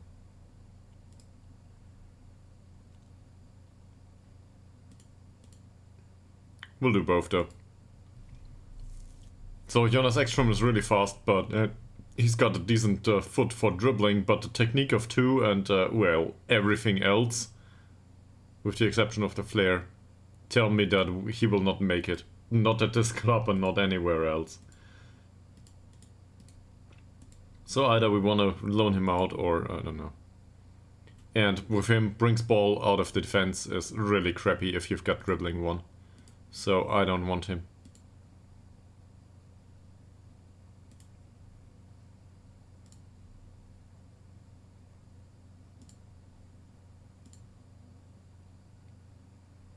And at this point I really want them to either have a match practice anywhere with some amount of wages paid, or get rid of them immediately.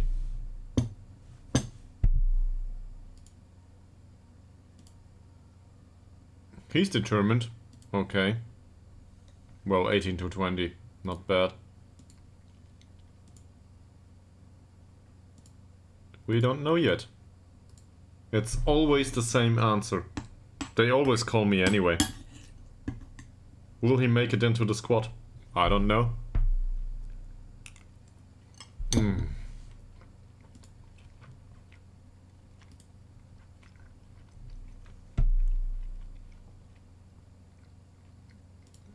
He wants to talk about his asking price. We can reduce that, sure.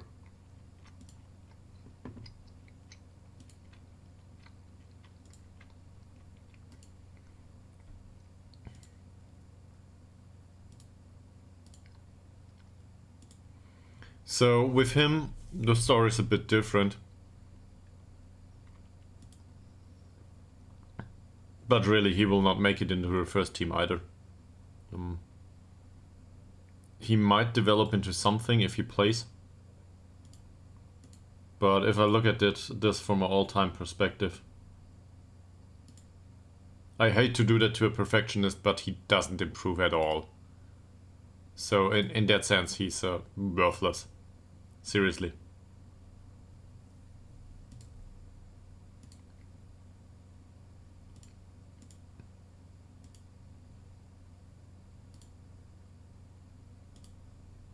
But maybe we can sell him for nothing and get a friendly or something. Maybe that works.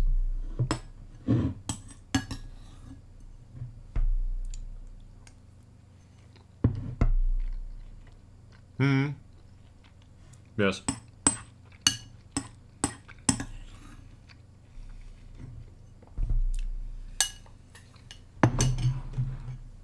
Also with the facilities.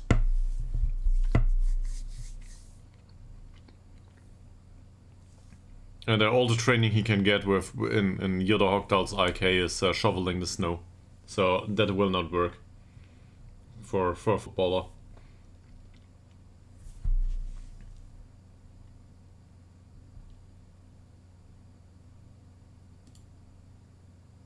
Yeah. Okay, there's some transfer offers here, and this is good for us, because we get rid of his wage. He's 18 at this point. We lose the head of a mentoring group, but this is okay. I shouldn't have signed this guy, so he can go. And all of these offers are fine. They are all locked according to my instructions. So for the next time, I'm going to try to get 100 euros out of him. But not with this one. With the next player, probably. And a 25% clause is just fine, in case he develops. Also, we get a friendly.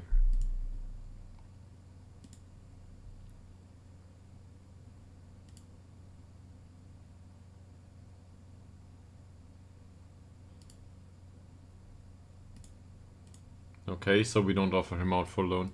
It's fine. Warwick moves and earns us some money. That's wonderful.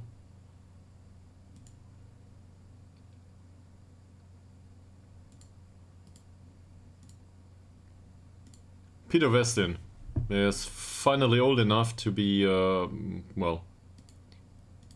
So here's the thing. I signed this guy because I thought as a professional he would be a good contribution to the youth team overall. And we're trying to develop him as a box-to-box midfielder. Really, after 2 months you can't say shit about this. What we can do though is try to get him out on loan. At this point, I wouldn't want to sell him just yet. But probably nobody's interested in this skill level. Let's go back to this for a bit. These guys need to move. I cannot understand why nobody wants Johan Andersson. So let's try that for a minor fee maybe.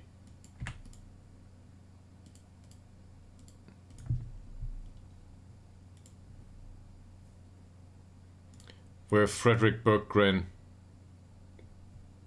He's okay. He just needs to play. I wouldn't say he will make it to the first team, but if he plays, maybe.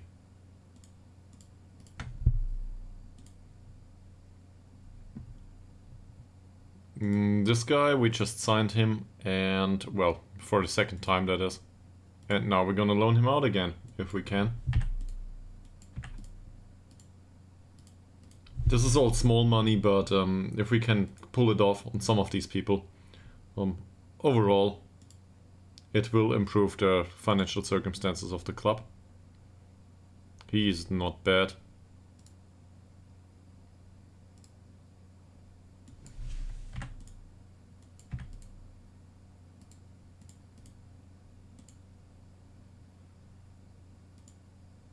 The offer will be faxed, by the way.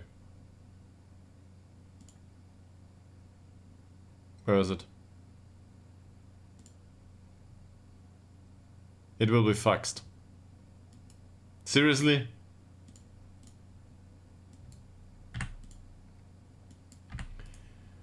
Dear staff at SI, probably these days there is something called email. I'm not sure if you are aware. On the other hand, maybe, just maybe, in football with these offers, they have to be in a written form or something. I really don't wanna know, to be perfectly honest. In case it works that way, this would be horrible. But yeah, you know how it is sometimes. I don't think so. They will probably not have internets through the skies. Well, no. There will not be a landline. I have no idea. Seriously. I will not check for houses and internets in Ytterhogdals right now. I'm not Lolucho. He would probably do that at this point. Daniel Danielsson. This is a wonderful name, but you need to move. And play.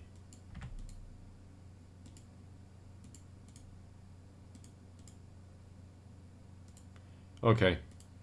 Does any of these result in an offer? Probably not before the friendly.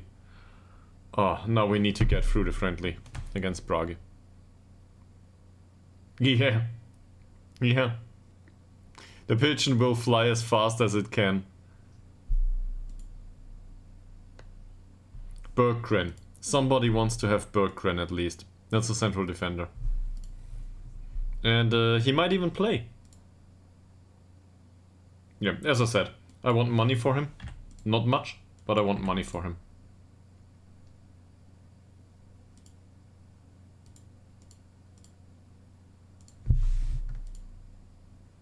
Yeah, the same here. I want money for him.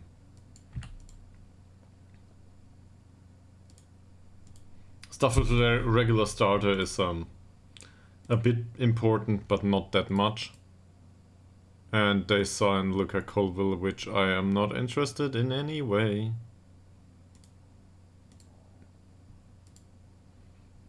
The list of English candidates can probably be removed going forward.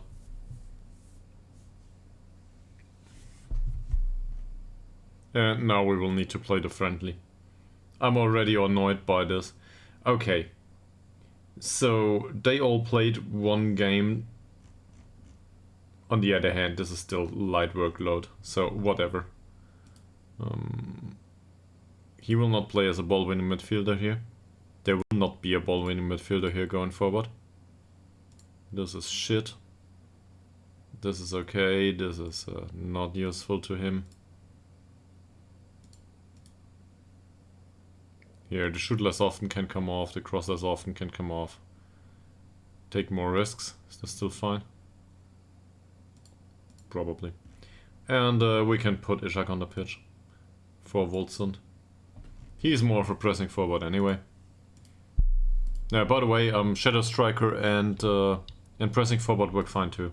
In case you're ever into that. But for example, you can do something like well, you can combine in a 4-4-1-1, for example. You can combine different roles that play pressing football the entire time. Like defensive wingers, ball-winning midfielders, a shadow striker, and a pressing forward. And in the back four, same. Just close down and press the opponent all the time. And the shadow striker is the primary goal scorer and goes well with all the pressing, because the shadow striker closes down too. He usually has the the physical attributes for it. I'm not sure if I explained that well, but hopefully you get the gist. So that can be interesting. Oh, Mr. Morgan, I'm so sorry. You don't play that position? Seriously. Grow up hair. You play there now.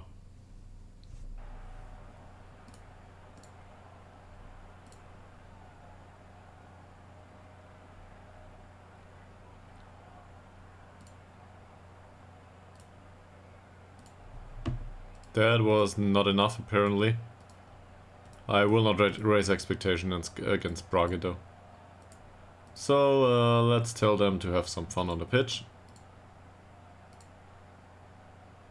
Again, wonderful evening, summer evening in December with the snow on the pitch.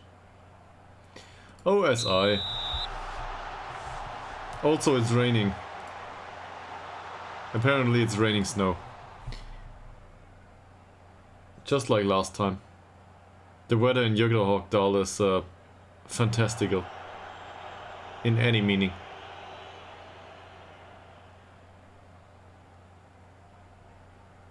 Yeah, even more snow. No, not really. So apparently it's 4 degrees Celsius. And it's snowing. You can clearly see the snow though. I don't know why there is no animation for it, really. It's not like this is difficult to do some snow. Just do it half speed and do not do, you know, the lines. Do some white points. That's all there is to it. I cannot imagine that nobody came to that conclusion just yet.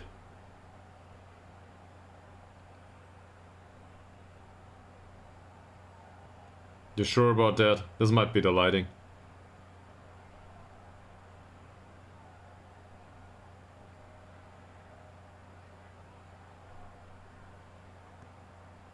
Nice cross, well defended by Ngongo.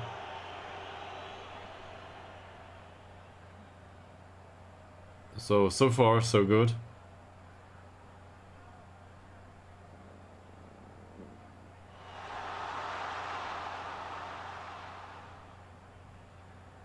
That should be easy to defend. For Hellstrom at least. Dumboya. Wow. We were lucky with that one. On the other hand, we expect to lose this, and for a club that expects to lose this, we are in good shape so far.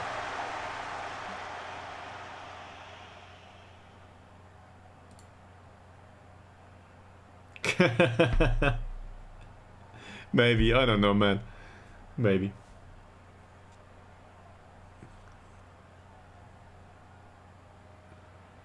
Is there? So I'm not. Whoa! Wonderful pass for Ishak.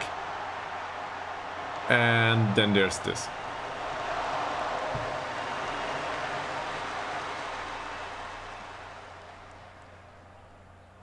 But we keep him away from goal just nicely so far. I didn't expect that. This will go into halftime without a chance. What's going on? I'm happy. Great. Go on like this. And probably we will bring the other striker on at some point.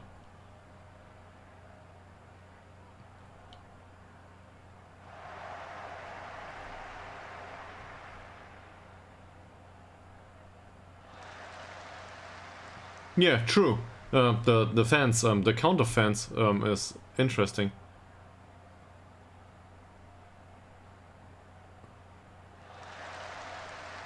I didn't expect that.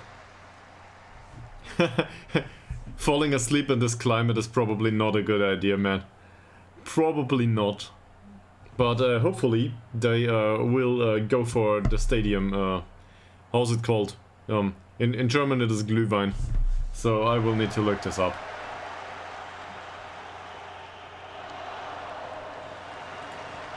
Like, you know, hot wine. I don't know. There's the spicy wine, I think it's called. I'm not sure. They will go for spicy wine, maybe. If this is a thing in Sweden, that is. I'm not aware. Do you have something like this? Probably not, it's alcohol. Do you have something like this without alcohol? Maybe. Gluck? I will Google this. What's Gluck? A cocktail. Yeah, that's it. That's it.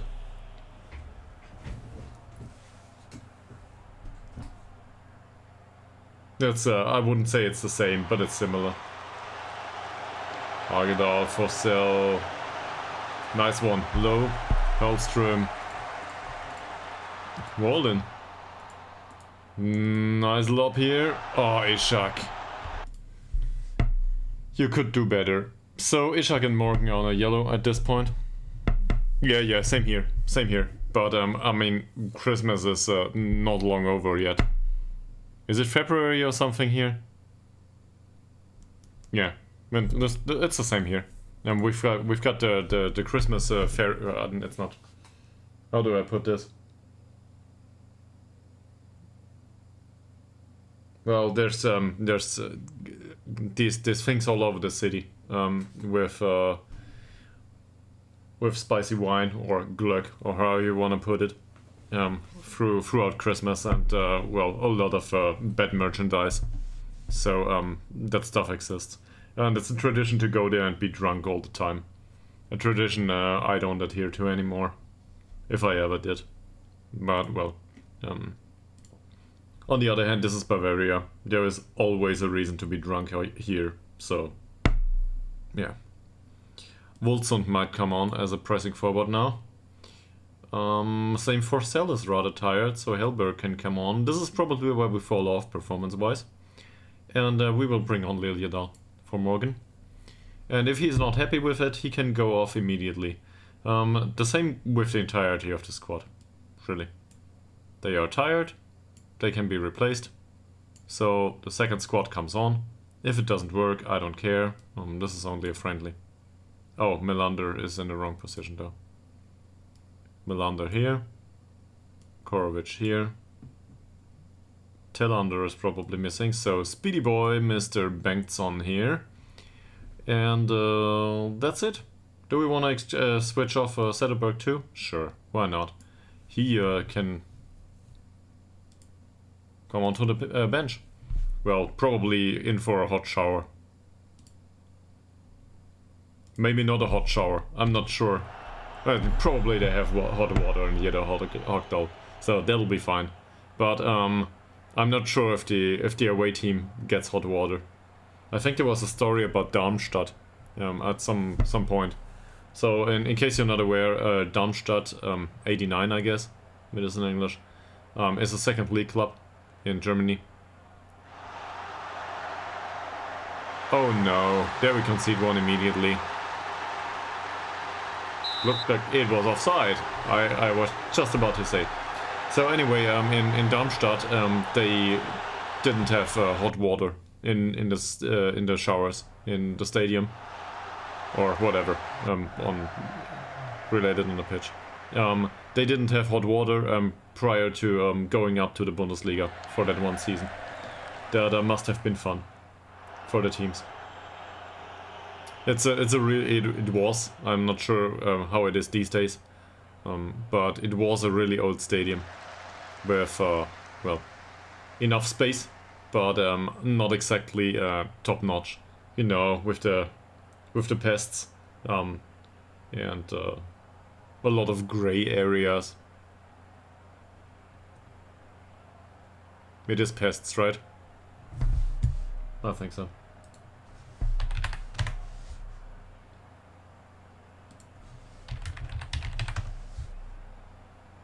Weeds.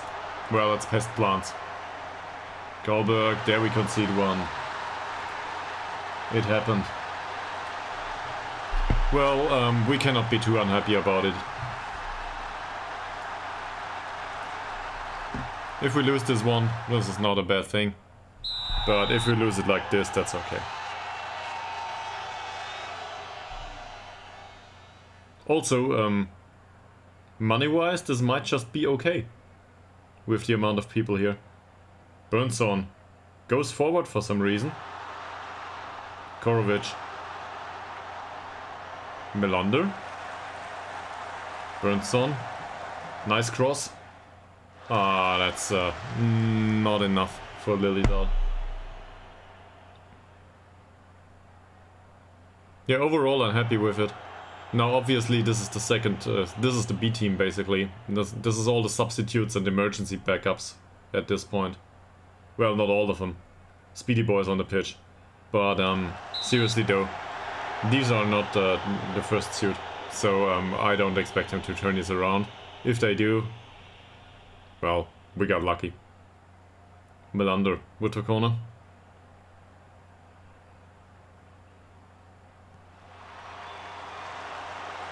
Not bad. Ytterhogdals. That's an interesting cross. But not one to reach for Waldsund. He was alone against 4. Oh no, we face a free kick. I didn't even see the ball there. Yellow against white. I have no idea why the ball's yellow, by the way, with the snow. I don't think we play with a yellow ball in Germany, with snow. I think ours is red, if I'm not mistaken. But maybe it's another way in Sweden or England or I don't know, where they come up with this color.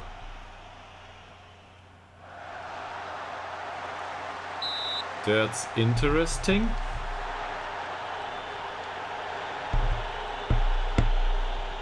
Again, another free kick. Well defended so far. They are a bit out of formation here. And again, it's offside. Yeah, overall we defended well, really. That's unlucky. I have no idea why they use a yellow thing in FM. I don't think this exists in real life. I mean, this is clearly...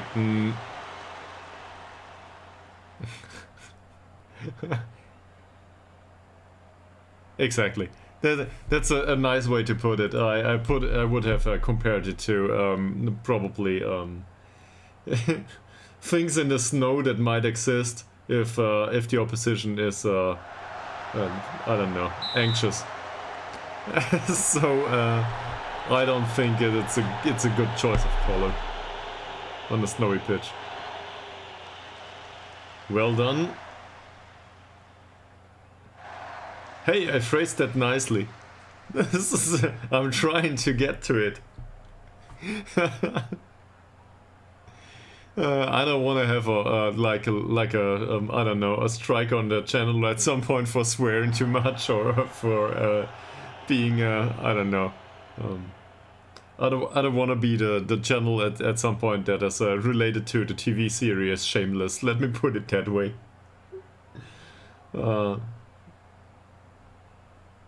So, okay, this will probably be the game, and that's okay. So, we were a bit unlucky. First shot on target. To be fair, there was this offside situation, so, yeah, it could have scored too.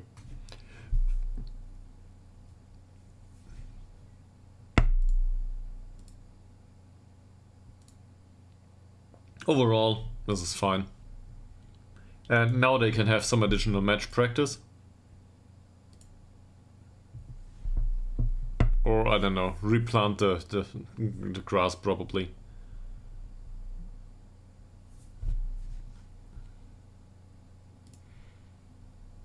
So, do we get additional transfers? Hopefully. Until tomorrow, somebody's interested in some of our youth players, but it doesn't look like it for most of them. We need to get him to 1 star. And if we don't, well, we don't.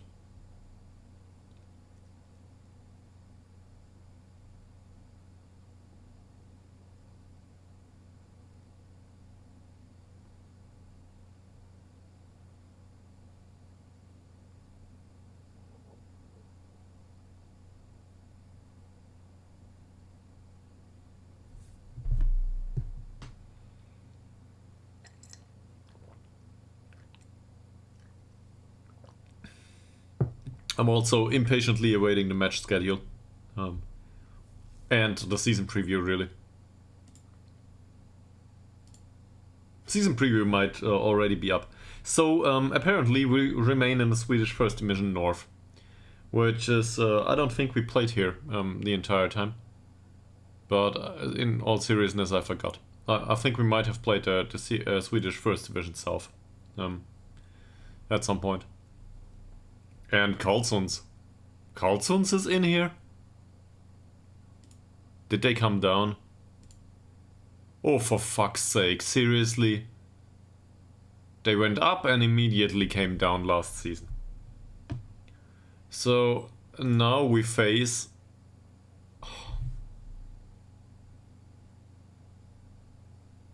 There he is. Oh...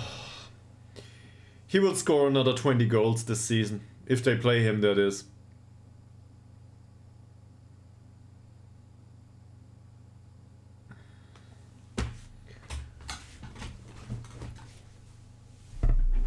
Great.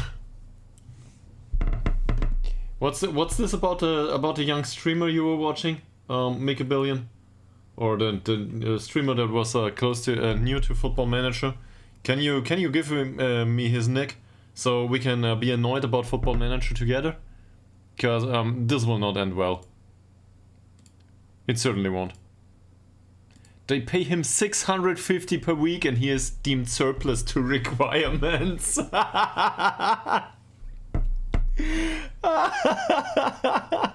I wasn't being serious, but thank you anyway. Sure. He didn't prove that he can score in this league. At this wage, though, I've got an idea. Yeah, it's about the money.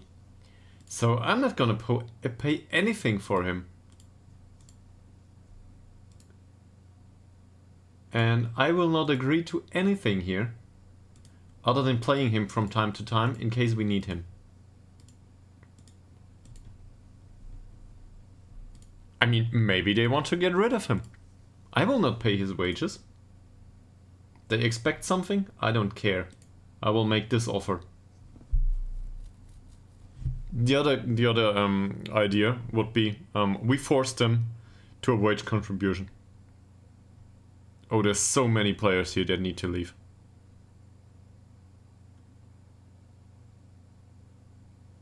He's listed for transfer too.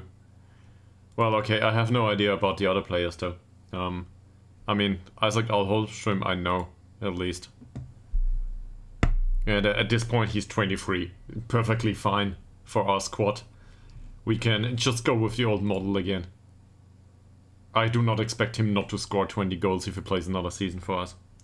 There's another thing that we can do. We could try to sign him.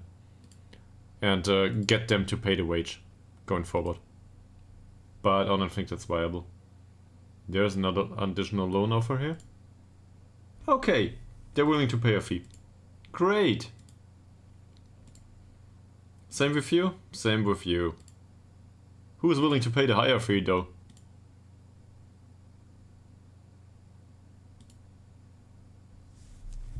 Yeah. Cool. So they are too old. So they need to be moved up. In that case, welcome to the senior squad, sir.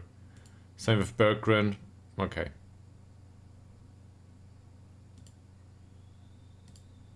I mean, they are no longer under 19, so that makes sense.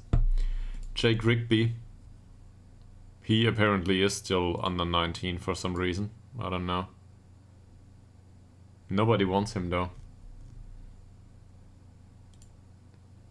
Oh, this is bad training performance, sir. And Anton Berg could become a much better player than Sederberg. Nobody wants him on loan though. Why? Why is that? I think we offered him out.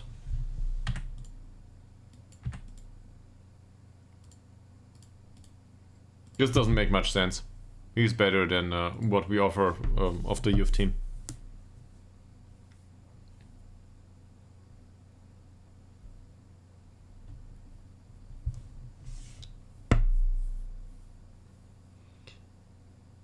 Who's the other club? We should look to the others. Okay, so Delkert are still in the league. Great. FC Gute, they might have moved up at this point. Yeah, they came up. So they were relegated. We were already in the league at that point. Or were we? I'm not sure. And they went back up. So what's the season, the expectation going forward? Probably not much. The thing is, FC Gute contain one of our players. Where is he? Isaac Augustin. And they pay for him. So for him to play in this league is perfectly fine. This is great. Hopefully they play him a lot. And then I'll be really happy. So apparently he went up with them. Great. Fantastic. Next club. Karlstadt. Always dangerous. Haninge. Well, thank you very much. This is a must win, but for us, but still, yeah, dangerous. Luleå, always dangerous. IFK Stocksund, I have no idea who you are. Yeah, they went up last season.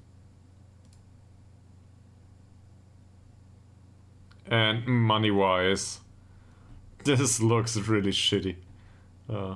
Sorry to put it like this, but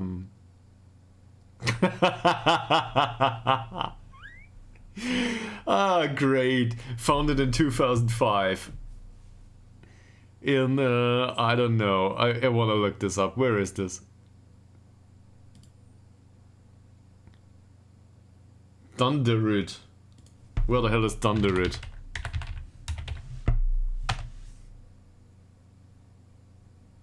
Oh. This is close to Stockholm? Danderyd is basically... Yeah, okay. Yeah. I just saw it. So apparently this is the private football club of somebody or something maybe. Yeah. It's more or less in Stockholm. The stadium has a 500 capacity though. So we will play them. 30 free season ticket holders. I will feel right at home there. Especially, the kids will be really nice too. We will play in orange, and they will play in orange too, because it's their away kit. It will be wonderful. Not confusing at all. Anyway, Carlsons I just complained about. Or Carlsons are professional.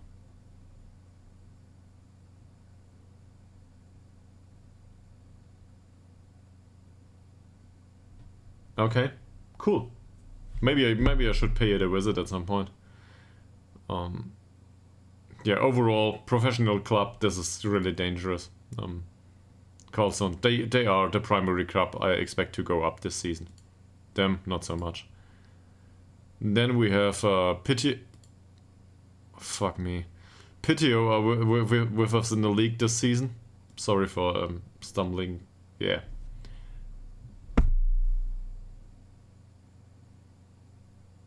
They went down the season before and went up immediately. And now we face Jonathan Jorge actually.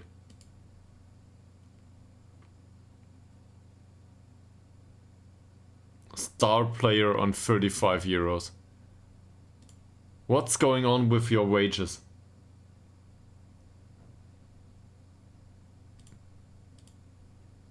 He's from Switzerland.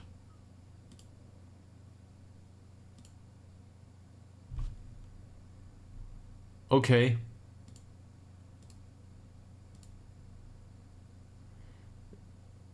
Anyway, Lunds is still in the league, so Piteå will also be a problem, I guess. Still your bow. Never heard of those. Yeah, they made it up into this league the first time. They just came up. No idea just yet what to expect here, but apparently they have the money to pay this league. Smedby barely made it last season. No more comment required. Sollentuna hopefully lose Patrick Brandt Erlandsson, But on the other hand, they might reinvest the money. Yeah. And then there's Tabby, Umir, and Vasalons, which are all three really dangerous. So overall, I don't know, this doesn't look too good. Is there already a season preview? Look at it. We are not destined to go down.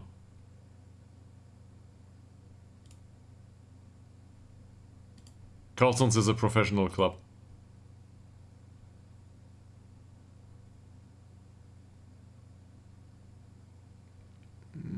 I don't know, it might be. So that club finance, yeah, stadium condition is good. Where's club finance though?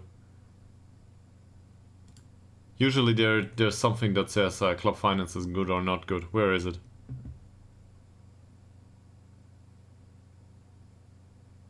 Well, media prediction is first, anyway. So,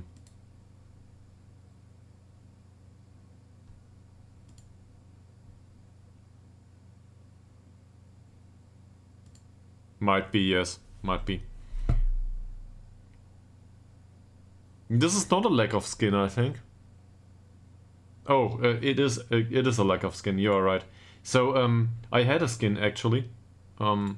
No, this is a skin, if I'm not mistaken. Because usually this is all in pink, isn't it? This stuff is all in pink. I never thought about this. You are right. So I started streaming with a skin on, if I'm not mistaken.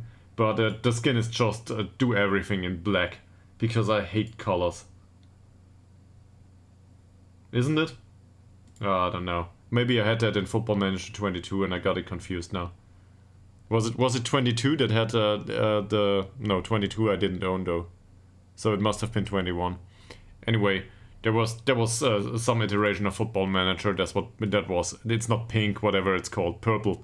I'm a man, black, white, colorful. And the last one I despise. Yeah, no, whatever. It's not pink, it's purple. But that purple stuff annoys me. Ah, okay. Yeah. Well, the previous versions were either black or white. More or less. And even though I realized that designers need a job too, I'd rather have a black and white Football Manager. So I'm actually not sure if I downloaded the user interface here. It might be that I ported over the one from the previous installment. But it doesn't have anything that is different from the box standard UI under normal circumstances. There are interfaces that display potential and so on. That's really, I consider that cheating.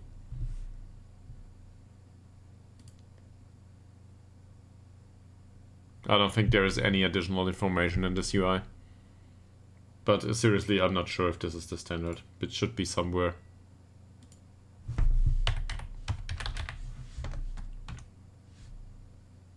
Skin. This is the default Football Manager skin. Forget what I said. So it must have been Football Manager 2021. That was purple all over it. It was really annoying. This one is fine. I can deal with the minor orange up here. That's okay. Also, I think this is derived from club colors.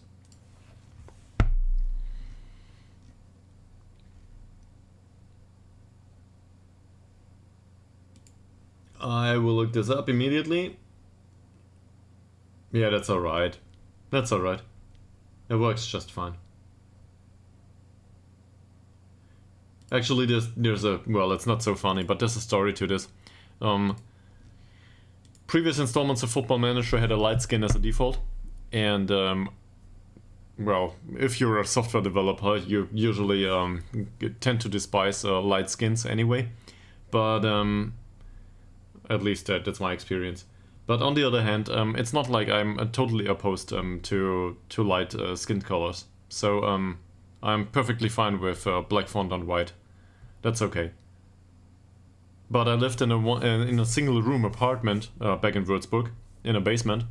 And from time to time my girlfriend came around and she tried to sleep whilst I was still awake and playing for another hour of Football Manager or 2, or maybe sometimes 5. And to have somebody with 3 screens, you don't see this, but there's 3 screens here, 1440p. All of them are basically in bright white colors and at a maximum lumen. So yeah, it was like a second sun. And these colors in the middle of the night, well, the white light in the middle of the night was absolutely not tolerable. So the first thing I did was I removed the background and just went with a dark color with some stars on it, some random EVE Online thing with dark colors on the back of the screen. And the second thing I did was I looked into Football Manager skins and was looking for a dark screen. And the darker it was, the better, because that meant that I could play, but she could sleep. And that worked. So yeah, that's the story. And I've been stuck to the dark skin ever since. Tobias Svensson wants to move. Oh, what the hell, man.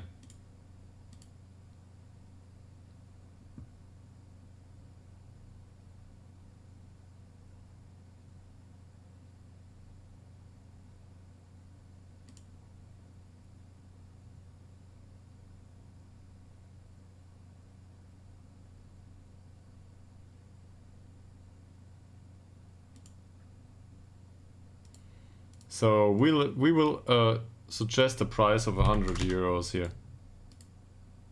We cannot. Seriously, FM? We cannot. Yeah, sure. 500 euros works. 500 euro steps. So we will let him go for free. Fine. Seriously, man. This is one of these cases where it's not rounded, right? Oh no, it's the other way around. It's rounded well beyond what would be reasonable. I just want 50 euros for him, but I cannot negotiate with him, and this time. And to SI, this is probably what? People play these leagues? Why? This is not part of the official database. Yeah.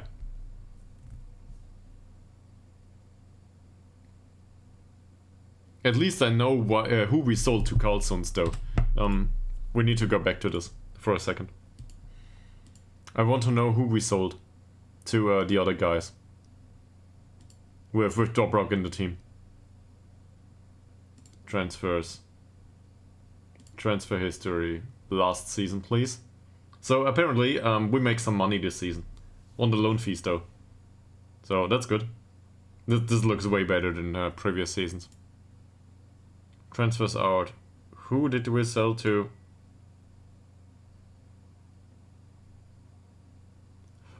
Dobrev came from them, yes.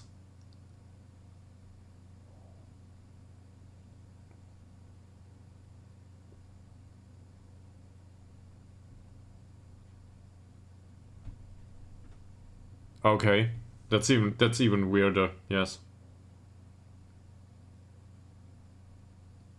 Dobrev? We sold Dobrev?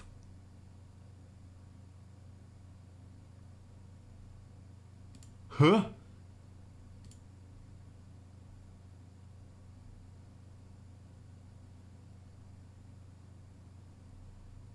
Oh, I'm stupid. I'm so stupid. I confused Dobrev with somebody else. So sure, we sold Tolga Dobrev to them. Tolga Dobrev is the one that never quite made it on the right wing. Forget about what I was looking for. Yeah, Tolga Dobrev has been a long-term servant of the club. Well, servant in shoveling the pitch and so on. He didn't play much. And we got some money for him at that friendly. So in that sense, it was a successful deal. But overall, as you can clearly see here, we are missing some transfer fees this season. So in case an offer comes in for a good player of ours, we might need to make a deal. We want the money after all. They want to do more strength training, have fun. Striker group is missing a member. Not a problem. So, Volsons and Ishak are still in. Let's put somebody in that fits the description of a striker. Probably not Morgan though, neither Tillander. Actually, Tillander is fine, right?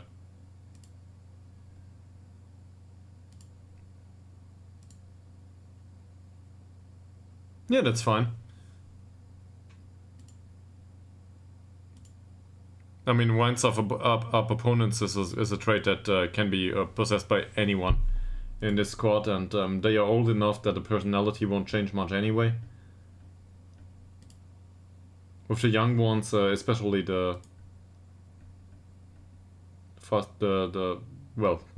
people like this, I'm not so sure.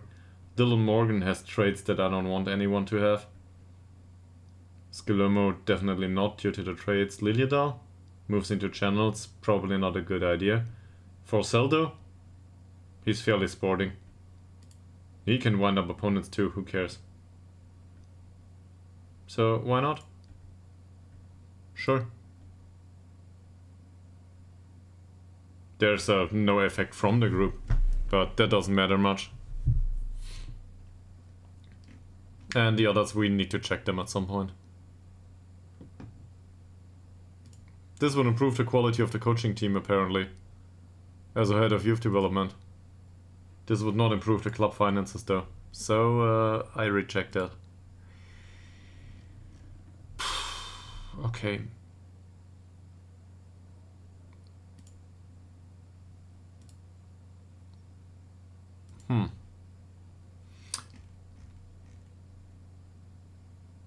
He's transfer listed, Arsason.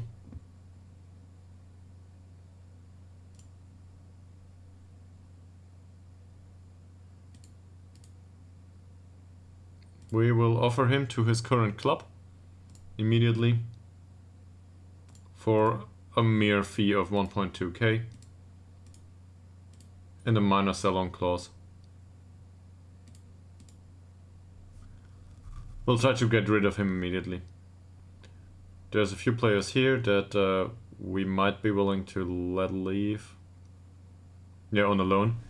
Speedy Boy too, by the way. So, in case you want to loan out Speedy Boy once more, I don't know. We might make some money on him.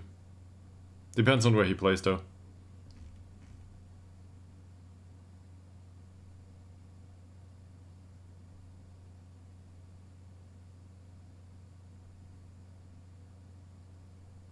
Luke Collins is out on loan too. Yeah. There's a lot of people here now that are out on loan.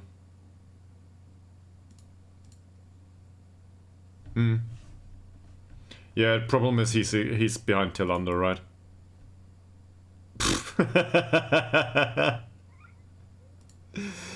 Come to think of it, August Tillander just doesn't want to stop developing, apparently. Even with this club. So, where's Speedy Boy? Probably under S in here. There he is.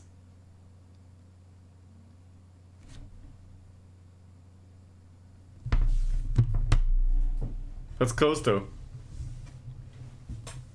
But as you can see, there is it's not unreasonable to have a preference for August Tillander in these circumstances.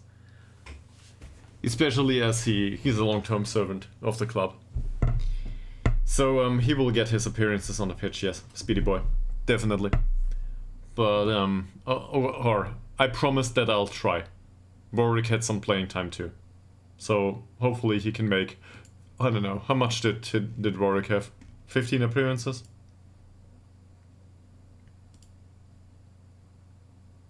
Warwick had 20 last season. So hopefully Speedy Boy can make 15 to 20. I got that. But well, we play with inverted wingers most of the time. He's left-footed only, so we would need to play with a winger out here. That said, he has the attributes for it, yes. I will not put him on a specific training over there though. I think this is a waste of time. I'd rather put him on the pitch immediately. Same with other spots on the pitch, really. Because he can help out in other positions too. In case we need a left wing back, we will let him play at some point. Especially once we're, I don't know, in attacking formation and need a goal or something. It's not so much about defending anymore. So we can bring him on and play him here, for example. That's something I'm willing to do. But on the other hand, I don't think it's a viable idea to how do I put this? He needs the attribute development. He really needs it. So I don't want to expend his experience points for positional training. And he's already rather flexible. He will pick it up not immediately, but over time. So all the transfer offers are a waste, obviously. Not all of them, but most of them.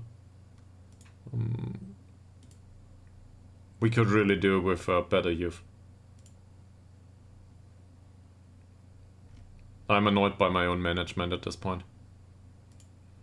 But what can you do? And nobody wants Anderson. I don't know why.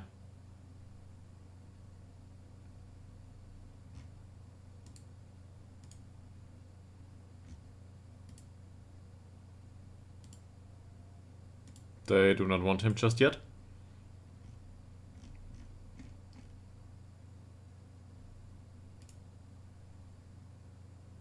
Khalili is one of those that can definitely leave, in case the others don't get... no. We can also offer him.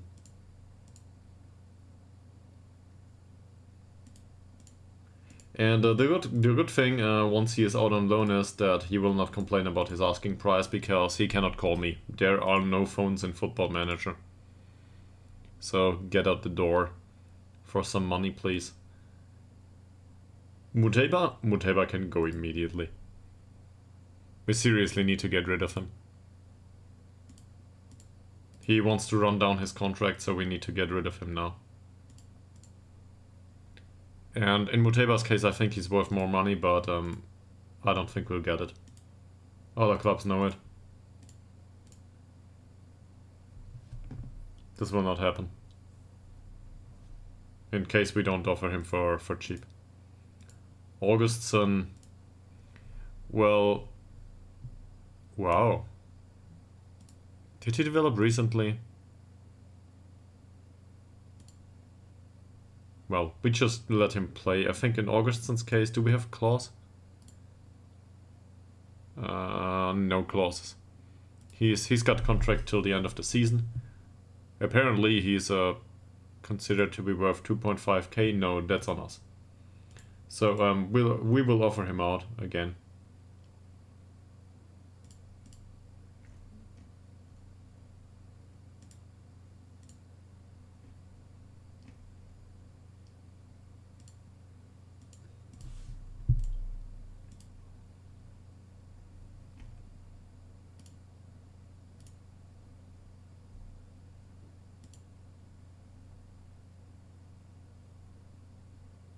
We'll need to see how these develop. Oberg, for example, I'm definitely willing to part with at this point. He's too old to get into a meaningful development.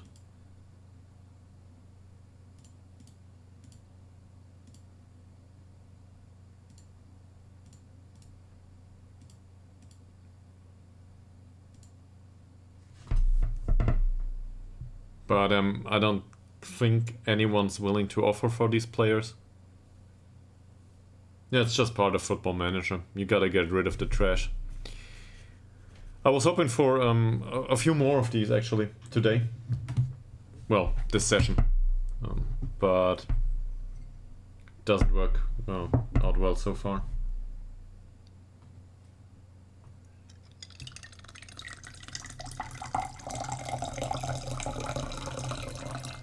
This picture is just wonderful.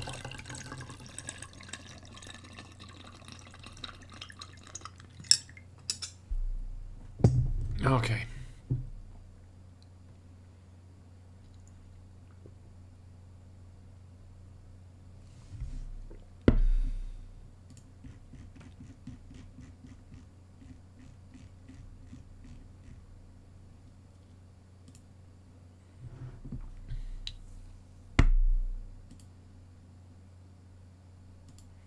So they don't want Mustafa Khalili right now. Nobody wants anyone. He's finally gone. Why do I get updates on this? Remove him from the shortlist. He's Irish anyway. That doesn't count.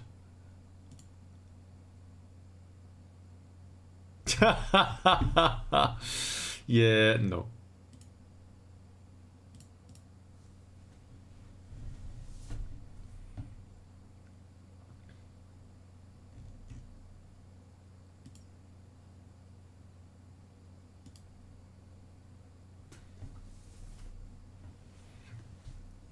Do we really want him back though? That's another question that I'm not so sure I want to answer. Well, they paid a lot of money for him. And whatever we pay, it will get halved, right? So if we get him for 5k or something, effectively we will pay 2.5k.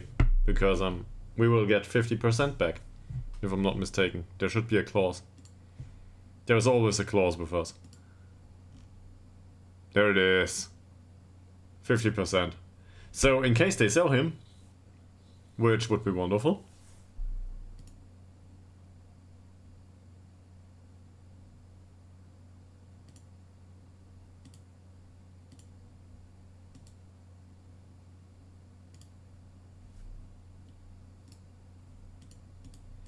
Sure.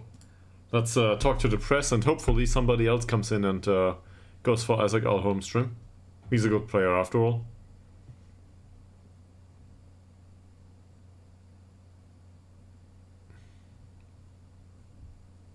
So maybe somebody else buys him and that brings money into the club. In case they pay a fee anyway. Which I hope for.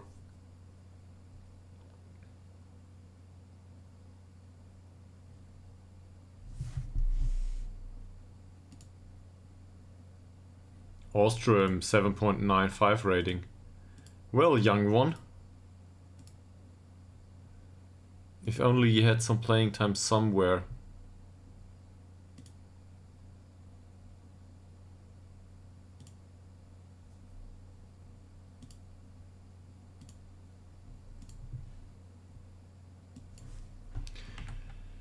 But nobody is willing to offer him some playing time at this point.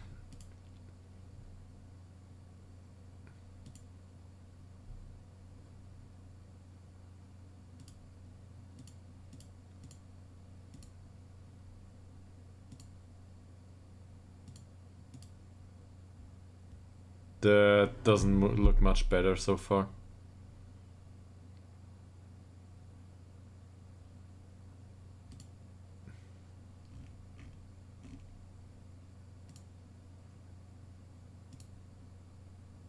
Yeah, we already knew he's determined.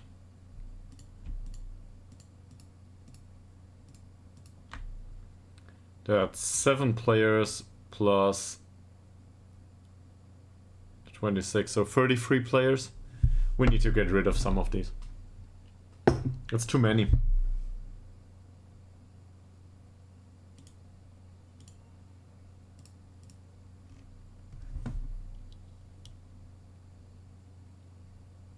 And there's a few of them that are wanted on loan. That's the thing.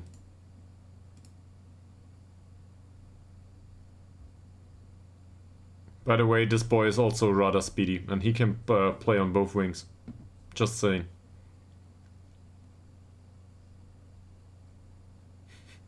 We will nickname him Speedy Boy too. No, seriously. But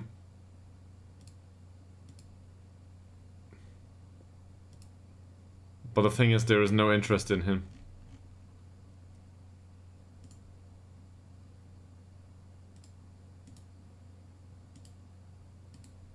Obviously, it will not be Speedy Boy 2, it will be Speedy Boy the second. With Roman numerals.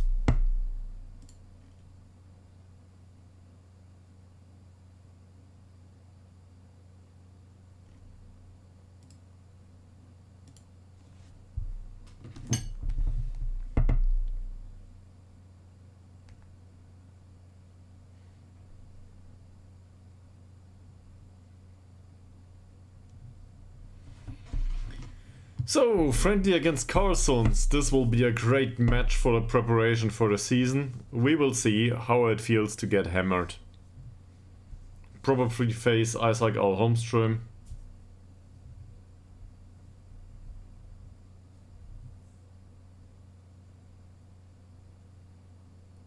Great.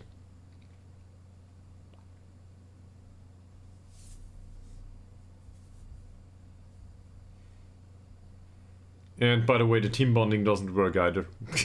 Yes, so far. Not a chance. Tabby offer for somebody from Trelleborg. Oh no, the other way around. Trelleborg wants somebody from Tabby. Okay. Sure, nobody wants Ostrom at the moment.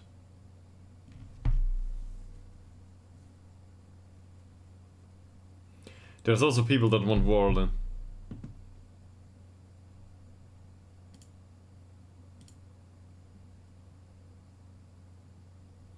Do I want him to play in the first team? Do I want to go with the really young youngster, Dirk, in the first team instead?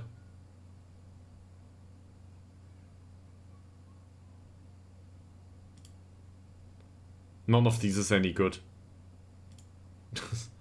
Not great anyway. Can we have Muteba back? I'm willing to appease him with €1,000 or something. He will probably not agree though. It's not about the money for him, it's about the training facilities, and €1,000 will not cut it. Yeah.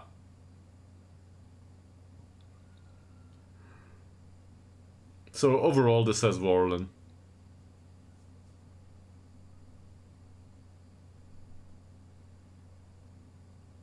Technically speaking, and well, yeah, passing is more or less the same. But from a tactical point of view, Dirk is not too bad. They both look like they could be, I don't know, a promise for the future, I guess.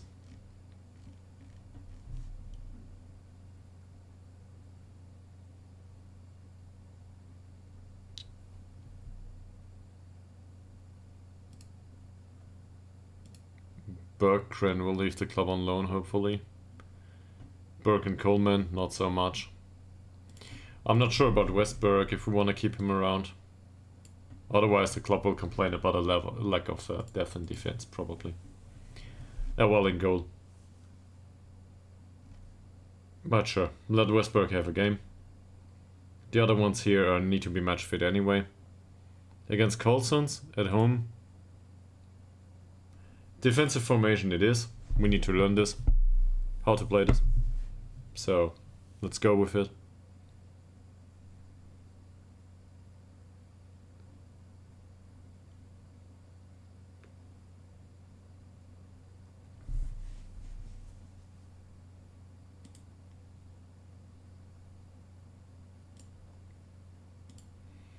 Rates are an interesting thing, I feel. So that rate from yesterday brought in, I don't know, 6 or 7 followers out of 48 people, I might mention. So that's a lot of people. On the other hand, I seem to have lost a few today. I'm not sure who.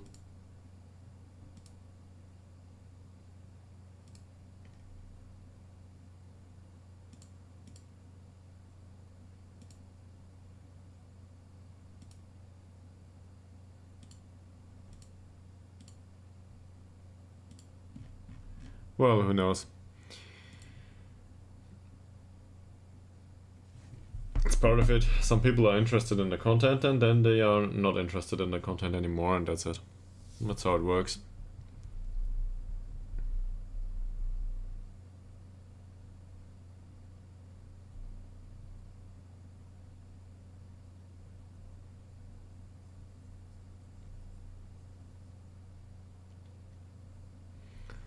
Carlsons Yeah, sure. I mean, once you follow, I see this on YouTube, right? So I've got like subscriptions to, I don't know, 25 channels, and at some point you just get rid of 90%. Yeah.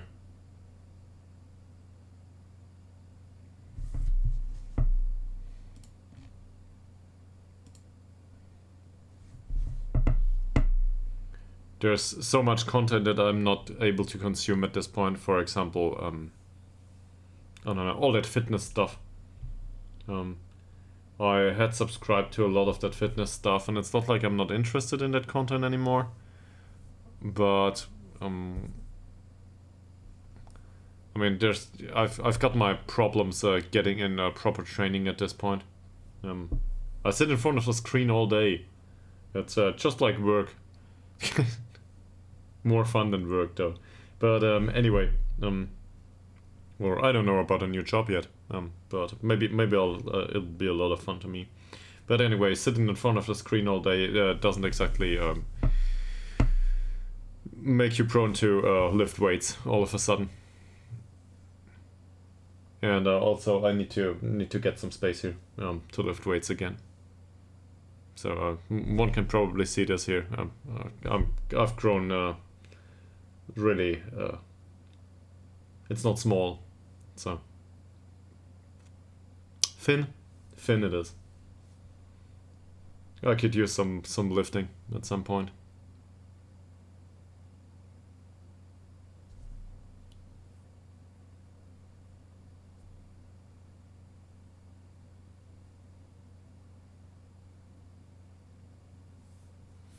So, apparently a lot of friendlies are going on. Today, at Sunday, we will play ours. In my defense, I hit the deck from time to time. So skateboard is still a thing. Yeah, kettlebells are really great, by the way. Seriously. Kettlebell swings are all you need, more or less. If you can manage to do it regularly. I don't have kettlebells, but I probably should have some. They are also available, I think, with this rubbery surface. So if you are I don't know, prone to drop them for some reason, you can even train with them in indoors or on the balcony or something. You don't even have to go outside. On the other hand, seriously, going outside is healthy too. So at least that's what they tell me. So to pick a kettlebell and just carry it into the garden and swing it around a while, it might look silly to other people, but it works just fine.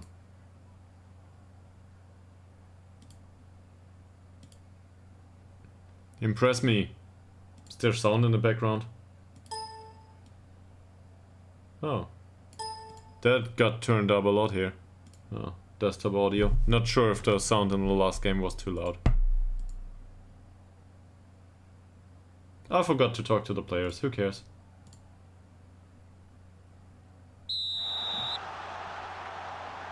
Cornwall, Berggren, Langwang.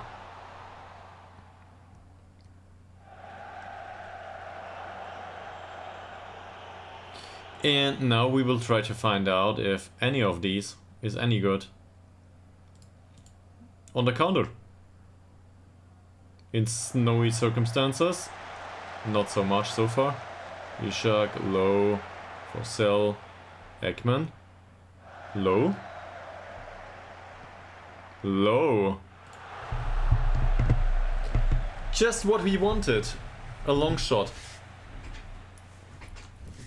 He'll score one at some point. Morgan. Tillander. Hagedal. Nice long ball for Low. He's well capable to get that one. That's not a good cross, but we still managed to get a header. On target. At that.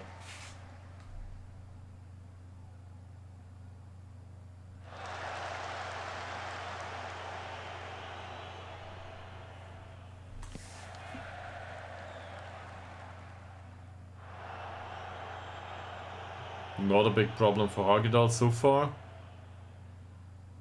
That looks dangerous. And it is. Whoa, Westberg. Good job.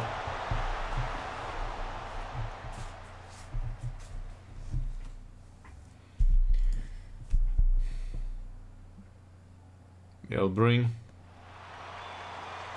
Westberg again.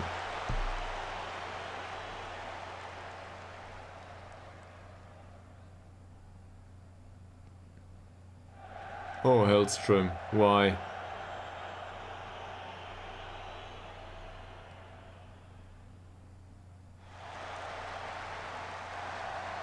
Second shot of the game by Cornwall. This one was blocked though. I'm not sure if it counts. Yeah, it does.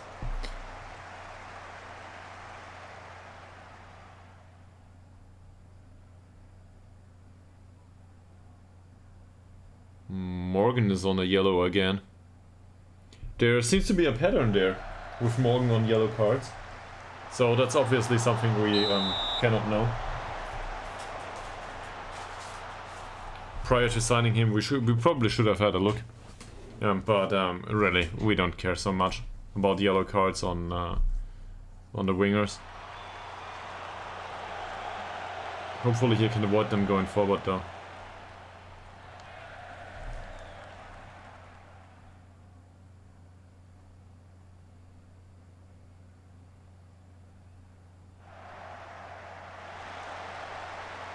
Oh no. Lowe seems to be injured, so get Korovic on the pitch, I guess. Yeah. Get Korovic on the pitch. And also, in Morgan's case, don't want to risk it.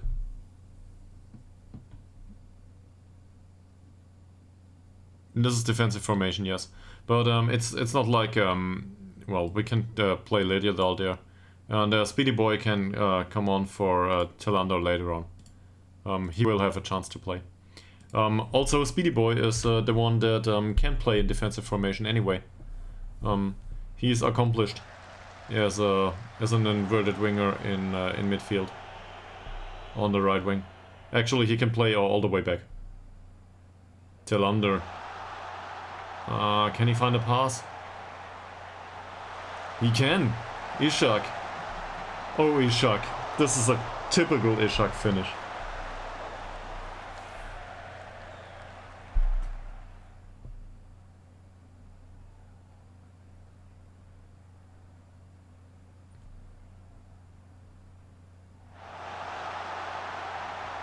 Well blocked by Ngongo, and that's a questionable decision afterwards. Again. Well, now we have a throw. If you look at it, we will also substitute Ytterhogdal. Ekman, Korovic.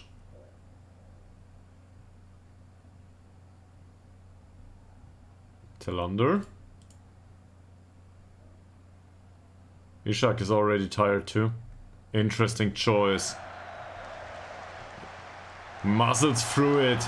Well, Mr. Forsell, not a bad choice there. We have a chance. And also, now that you mention it, defensive formation works just fine so far. I wouldn't want to rely on it the entire time, but the midfield pressing seems to work much better, at least for now. Ngongo again. Ytterhogdal. Nah, Tillander. Goes for the header towards goal. Okay.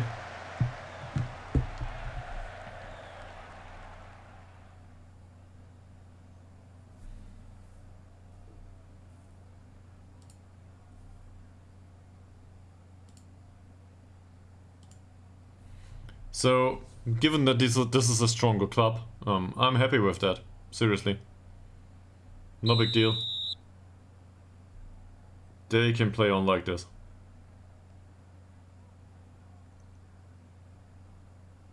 It doesn't look like Iron or Holmström is on the pitch. Tillander, Korovic, Ekman, Ngongo. With the long ball. That's not one for Ishak to reach though.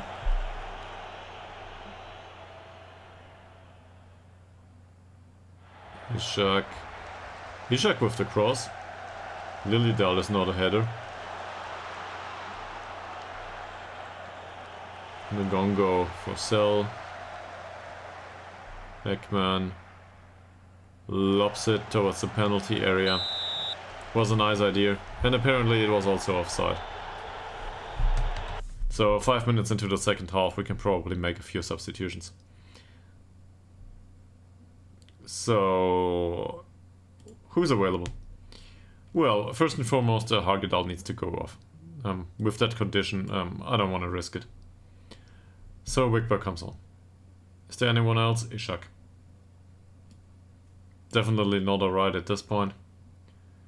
And for the rest of the squad, most of them are tired to a degree, with the exception of Warling and Ekman. So we will substitute for Cell. We will substitute Tillander. Where's my speedy boy? There he is. Hellström can go off for Bolliger Blom. And Ngongo, Branson needs some match practice anyway. Westberg can keep playing.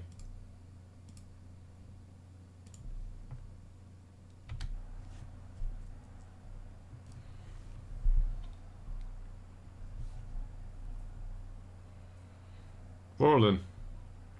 Hellberg, Ekman, Hellberg, Wickberg.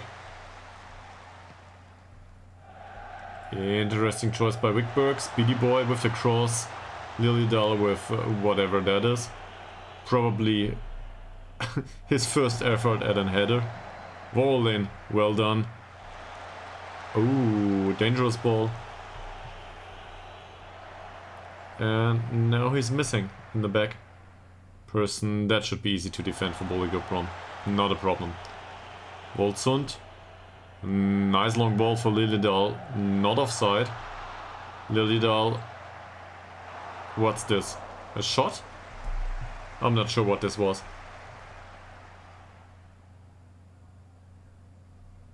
So, we seem to be just fine.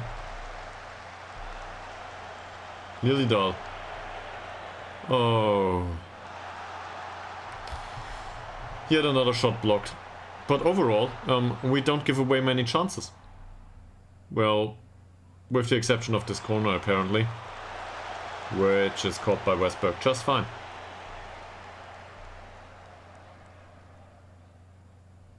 And this free kick.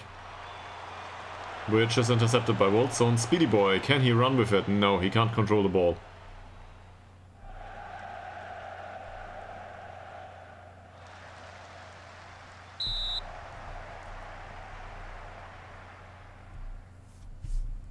Come on guys, you can do better.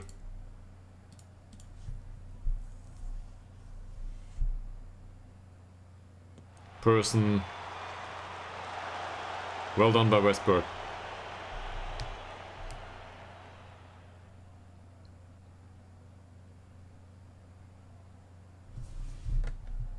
Ekman is tired now. Same as Warlin. We will substitute him after this scene.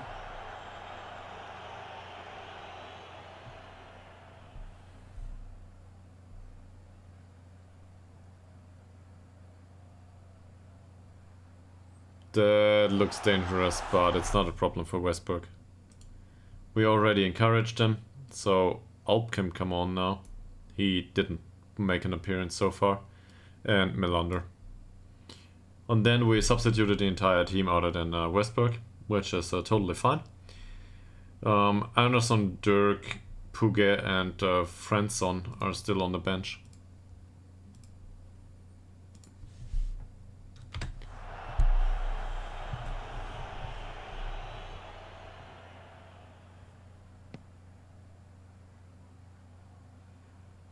Korovic is not the one to go for the headers. Speedy boy, neither, probably, given that performance.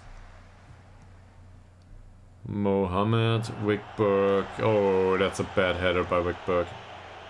Well, the header was fine, target wasn't.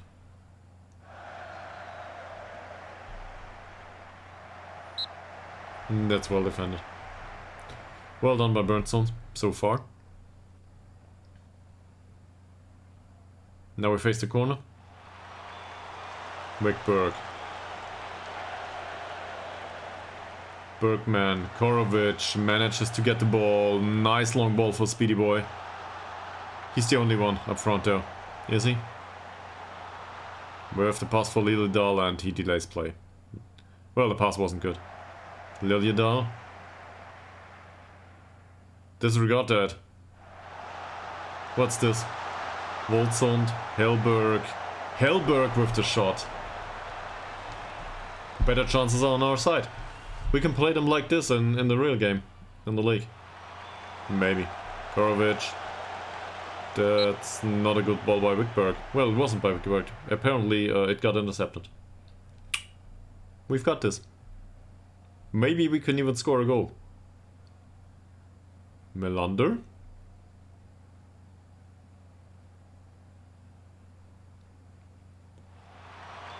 Interesting. Boltegard Blom just over. Just over.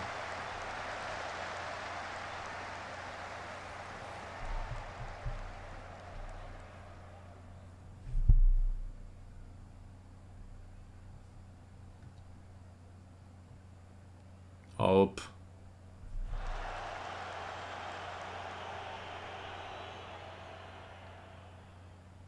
Person with a long ball. Yeah, it shouldn't be a problem. Wickberg. Nice pass for Speedy Boy. He goes for the long shot. For some reason. At this point it's 10 shots, 1 on target. Well... Efficiency is a bit of a problem. Korovic. Woldsund. Is it offside? Yes, it is offside. Liljedahl had a good game overall. Or a decent one. Certainly better than his performances last season.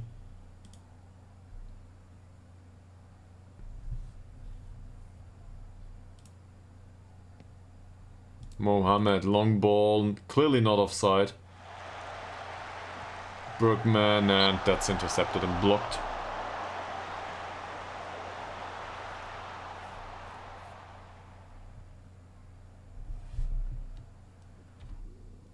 Is there anyone else that we can play in favor of Liljedahl? Sure. So we can play Puget or Svensson. Probably Puget at this point.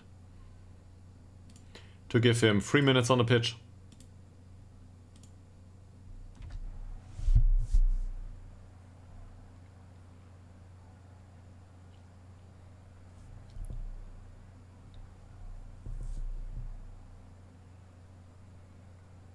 Person. Boltegard Blom. Well done. Will Alp get to this? He doesn't. Ambrose. Milan. It's a penalty. In the last minute of the game, probably. 90th minute of the game.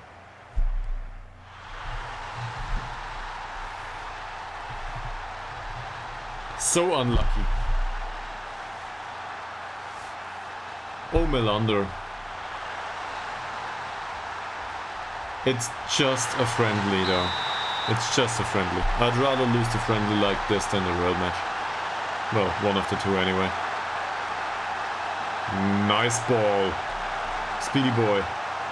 Korovic. Hellberg. Puget. Alp.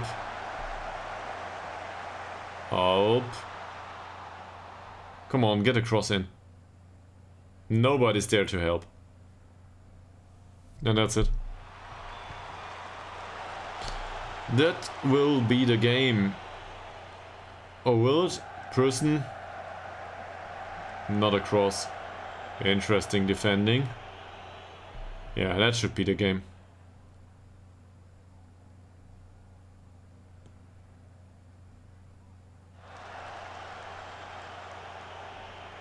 Wickberg, Hellberg. A lot of space there. Puget is entirely fresh. On a patch for 3 minutes. Oh, Woldsund. That was close. We nearly got another chance there. Burnson. Is this offside? Apparently, yes. Alright, that settles it. So overall I think this is a bit undeserved, but we can probably live with it.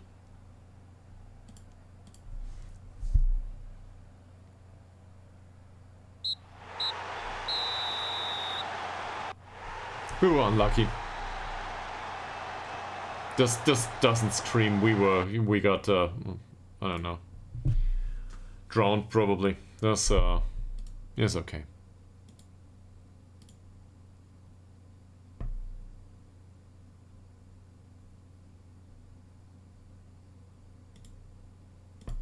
So overall we can relax them here and be happy with it.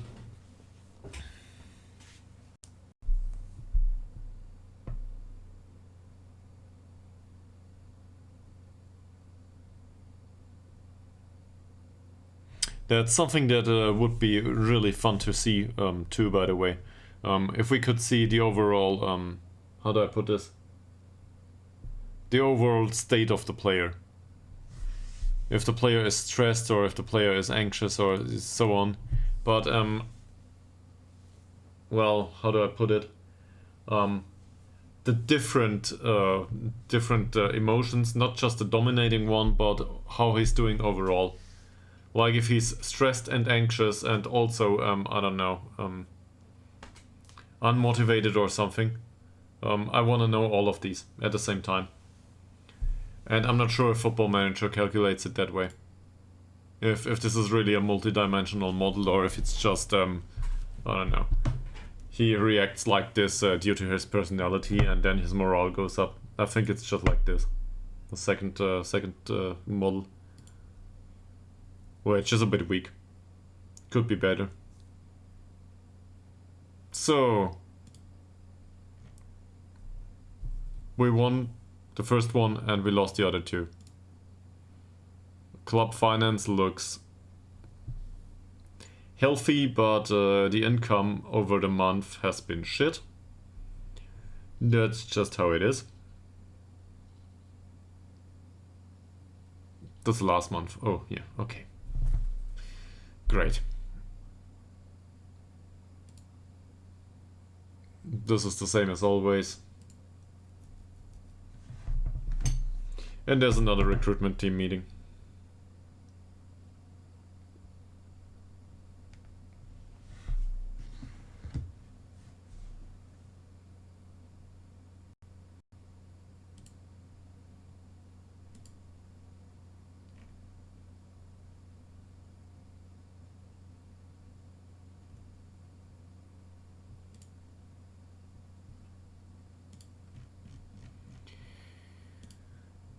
Well, for friendly that works just fine. That's okay.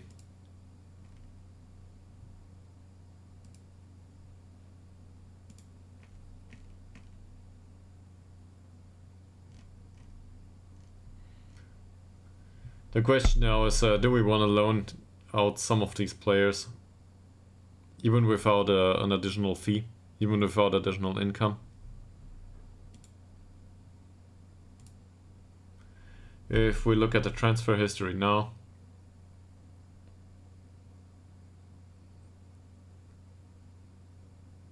the total fees are not that much, right? This is €1,000 maybe in fees that we earned throughout the entire season. On the other hand, at least it's well distributed and tickles in just fine. Tickle up economics, I guess. Yeah.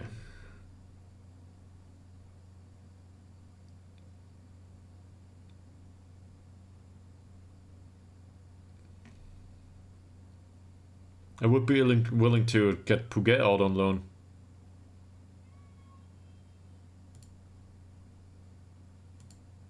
But nobody's interested anymore.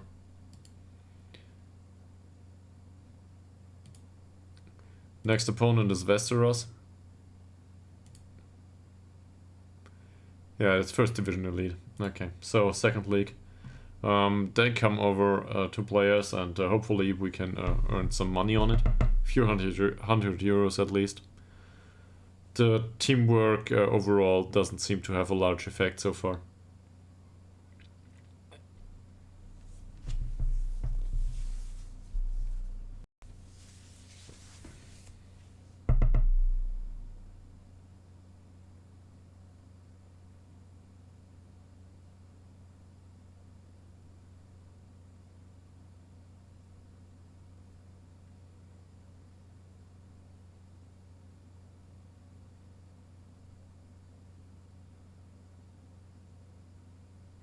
So, we'll wait and see if we can have some additional deals here. If there isn't, we should probably wrap this up at some point. There we go.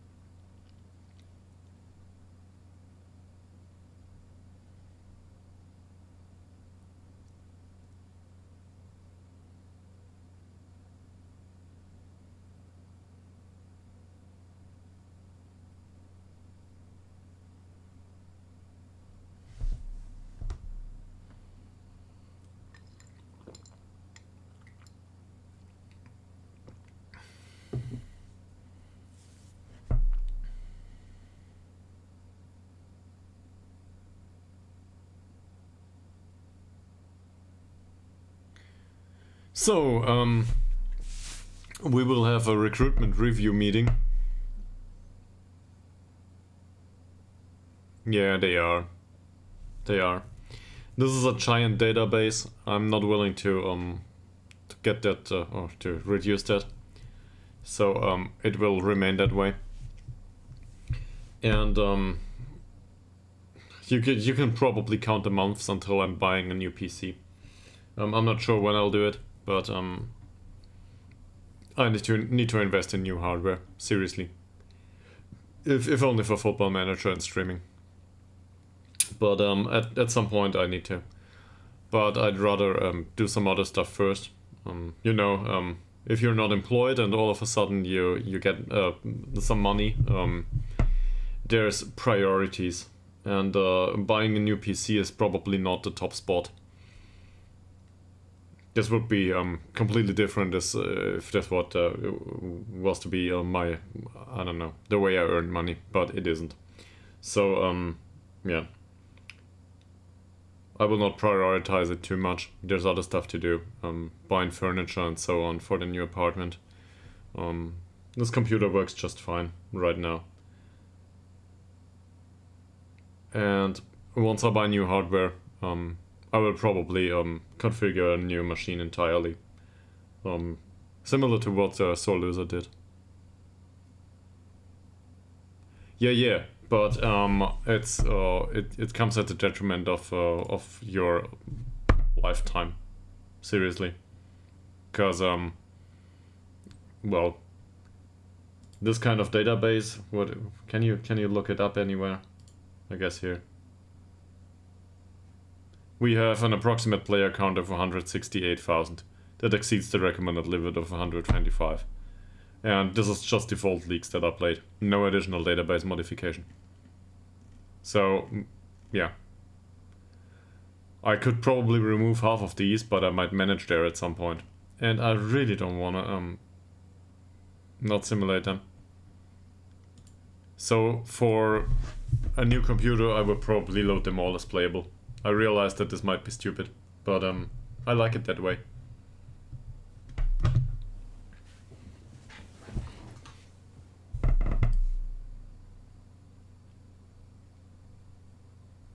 No buyout fees for transfers so far. Merchandise income is shit. This is also a rounded value if I'm not mistaken. Let's look into this, by the way. So, income, merchandising. Last month it was 45 euros. It's rounded because it's less than 500. Oh, SI, why are you doing this to us? This is lower league management. We're having fun with it.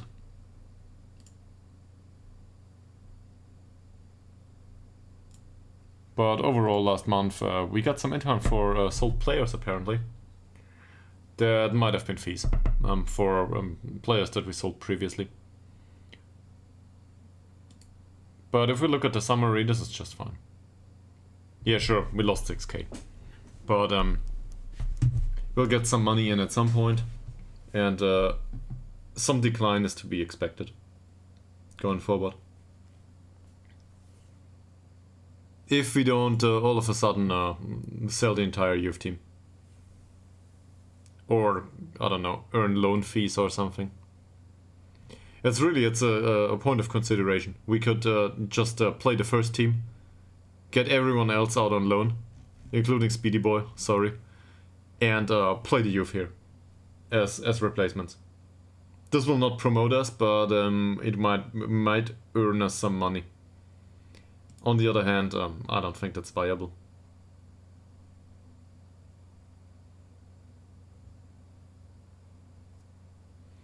But I always wanted to do a save where I would go with the youth all the time. Doesn't have to be this save, obviously, but at some point, just developing the young guys, always with the young guys on the bench. I think that's also fun. Much more fun though if your youth intake isn't shit.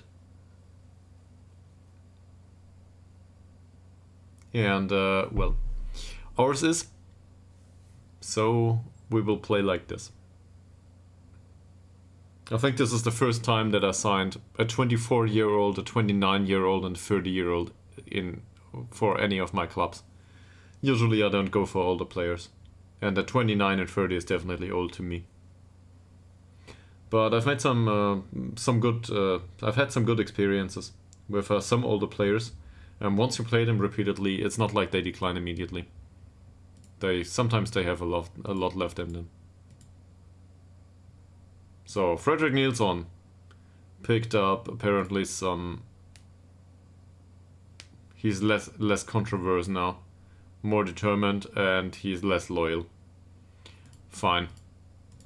There's the recruitment meeting feedback. I'm not willing to go into this right now, but the chairman commands it, so we will do that next time. Enough for today. Hopefully, I'll be back tomorrow. And considering the viewership recently, I guess it's better to start later. So I might not start at 9:30 tomorrow, but it also depends on the mood and so on. You know, you probably get notified. Yeah, that's it for today, and I hope you have a good evening.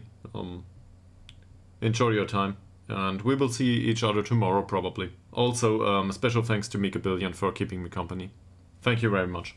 Yeah, I'll try to catch some of sun rays, some stray sun rays around here.